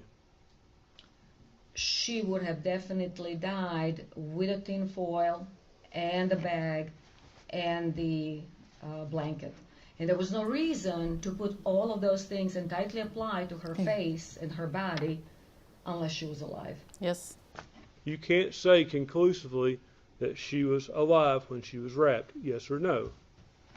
All I can say is that she cannot breathe. With a foil, Judge, I would ask with you a bag, to ask the witness to answer my blanket. question, yes or no. Doctor, you need to answer his questions. He's asking yes or no questions. You can explain afterwards if you want to, if you feel the need to, but you do have to answer his questions directly. So I'm sorry, what was the question? You can't say conclusively that that child was alive when it was wrapped in the blanket and when it was wrapped in tinfoil. I have no reason for this child to be dead. Yes or no, doctor? Nobody can tell exactly of the state of her body except that she cannot breathe with a foil and a bag. Judge, I would ask the court to instruct the witness to answer the question yes or no and then explain. Oh dear. I'm not really sure. I'm not being mean to you. But he's asked you a question, and the answer is either yes or no. And I'm instructing you to the best of your ability. Answer yes or no, and then you'll have an opportunity to explain.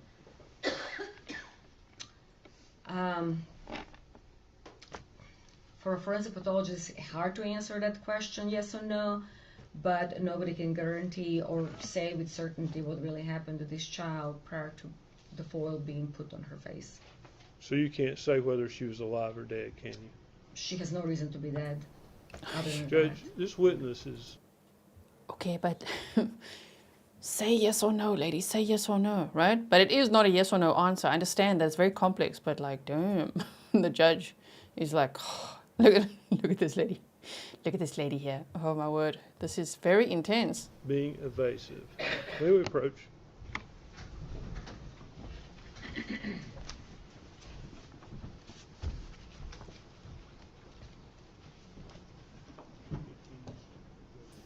Sure. That was quite something. Even if she said no, she can still explain. And I think everybody can still hear what the answer is, right? You know what I mean? I don't know, to me the answer is pretty clear.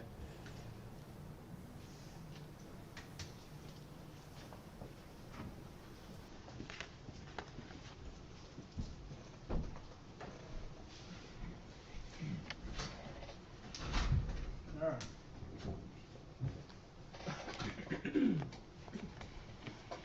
Let me see if I can boil this down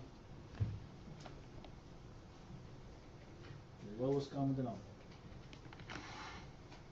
He's going to ask you this question one more time.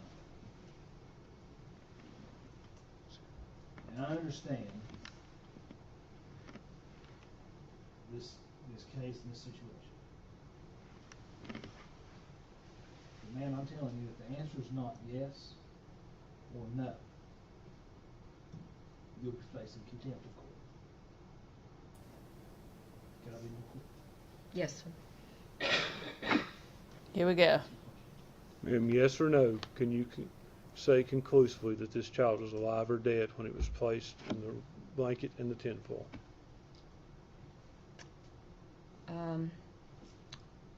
The blanket, tinfoil, the trash can, which one? Okay, the answer is no. She could have been murdered differently. Thank you, doctor. Redirect. 1 second, Judge. Shame. That was like, I'm just like, oh my word. Her answer was no. She could have been murdered differently before all of that. Still going with murder, of course, based on her findings. Oh, no redirect. Yes, ma'am. Yes, sir. I looked at her and called you ma'am. I apologize. Doctor, thank you for your testimony. You're released from this opinion. Thank you. Oh, wow. Okay. It seems like the feed just cuts off right after this, so let's just see. Ooh, that was. You have more witnesses? I think we're a good stopping spot for today, Judge. Ladies and gentlemen, I have to give you these admonitions, even though you've heard them. You're not to communicate with other jurors or anyone else regarding any subject connected with this trial. You're not to form or express any opinion about the case until it is finally submitted to you. You're to report promptly to the court any incident involving an attempt by any person to improperly influence any jury member. Or Yeah, and then they just cut the cameras. Okay then, that was a very intense ending to day 6. Oh my goodness. I mean, the judge is like, ma'am, if you don't say yes or no, I will hold you in contempt of court. Sure. And still the answer was like, no, but then she would have been killed another way. Yikes. Okay, so I think the jury heard that loud and clear. What do you think? Barbara also said Dr. Darinka is one tough cookie, right? Oh my goodness. I mean, yes or no? Okay, well, why else would your client, why else would she put her in there like that? Why would she lie so much? The whole big picture. I think everyone's got the big picture, right? And it's okay if you disagree, by the way. Don't feel like you have to be like, yes. Wow, thank you so much to all of you for being here for this entire day. Tomorrow we'll be meeting for day 7. I have not set up the stream yet, so we're not going to teleport. But what I did was I recorded a video for you earlier today before this whole trial day started. And that is about that choir teacher that was arrested. That was Madeline Soto's choir teacher. And so there's an update on that. So if you go to my video section, you can go and watch that over there. And then I will be setting up the stream, and you know, by the time you guys wake up normally in America in the morning, the stream will be all set up for you for day 7. Okay? Thank you, mods. Thank you, everyone. Thanks for supporting the channel. Remember that supporting the channel is free to start with, right? You could subscribe, you could like, share, comment. All of that is a great way to support the work that I do. Thank you for everyone, you know, that became members and upgraded and became patrons, and all the coffees for me and the mods and everyone. Thank you so much. I really appreciate it. And I will see you tomorrow. Is the state going to arrest tomorrow? Who do you think they could still bring on? Are they going to arrest? I won't be shocked if they do, but like, do we have to see anything else? I don't know. Interesting. See you tomorrow, everyone. Stay safe.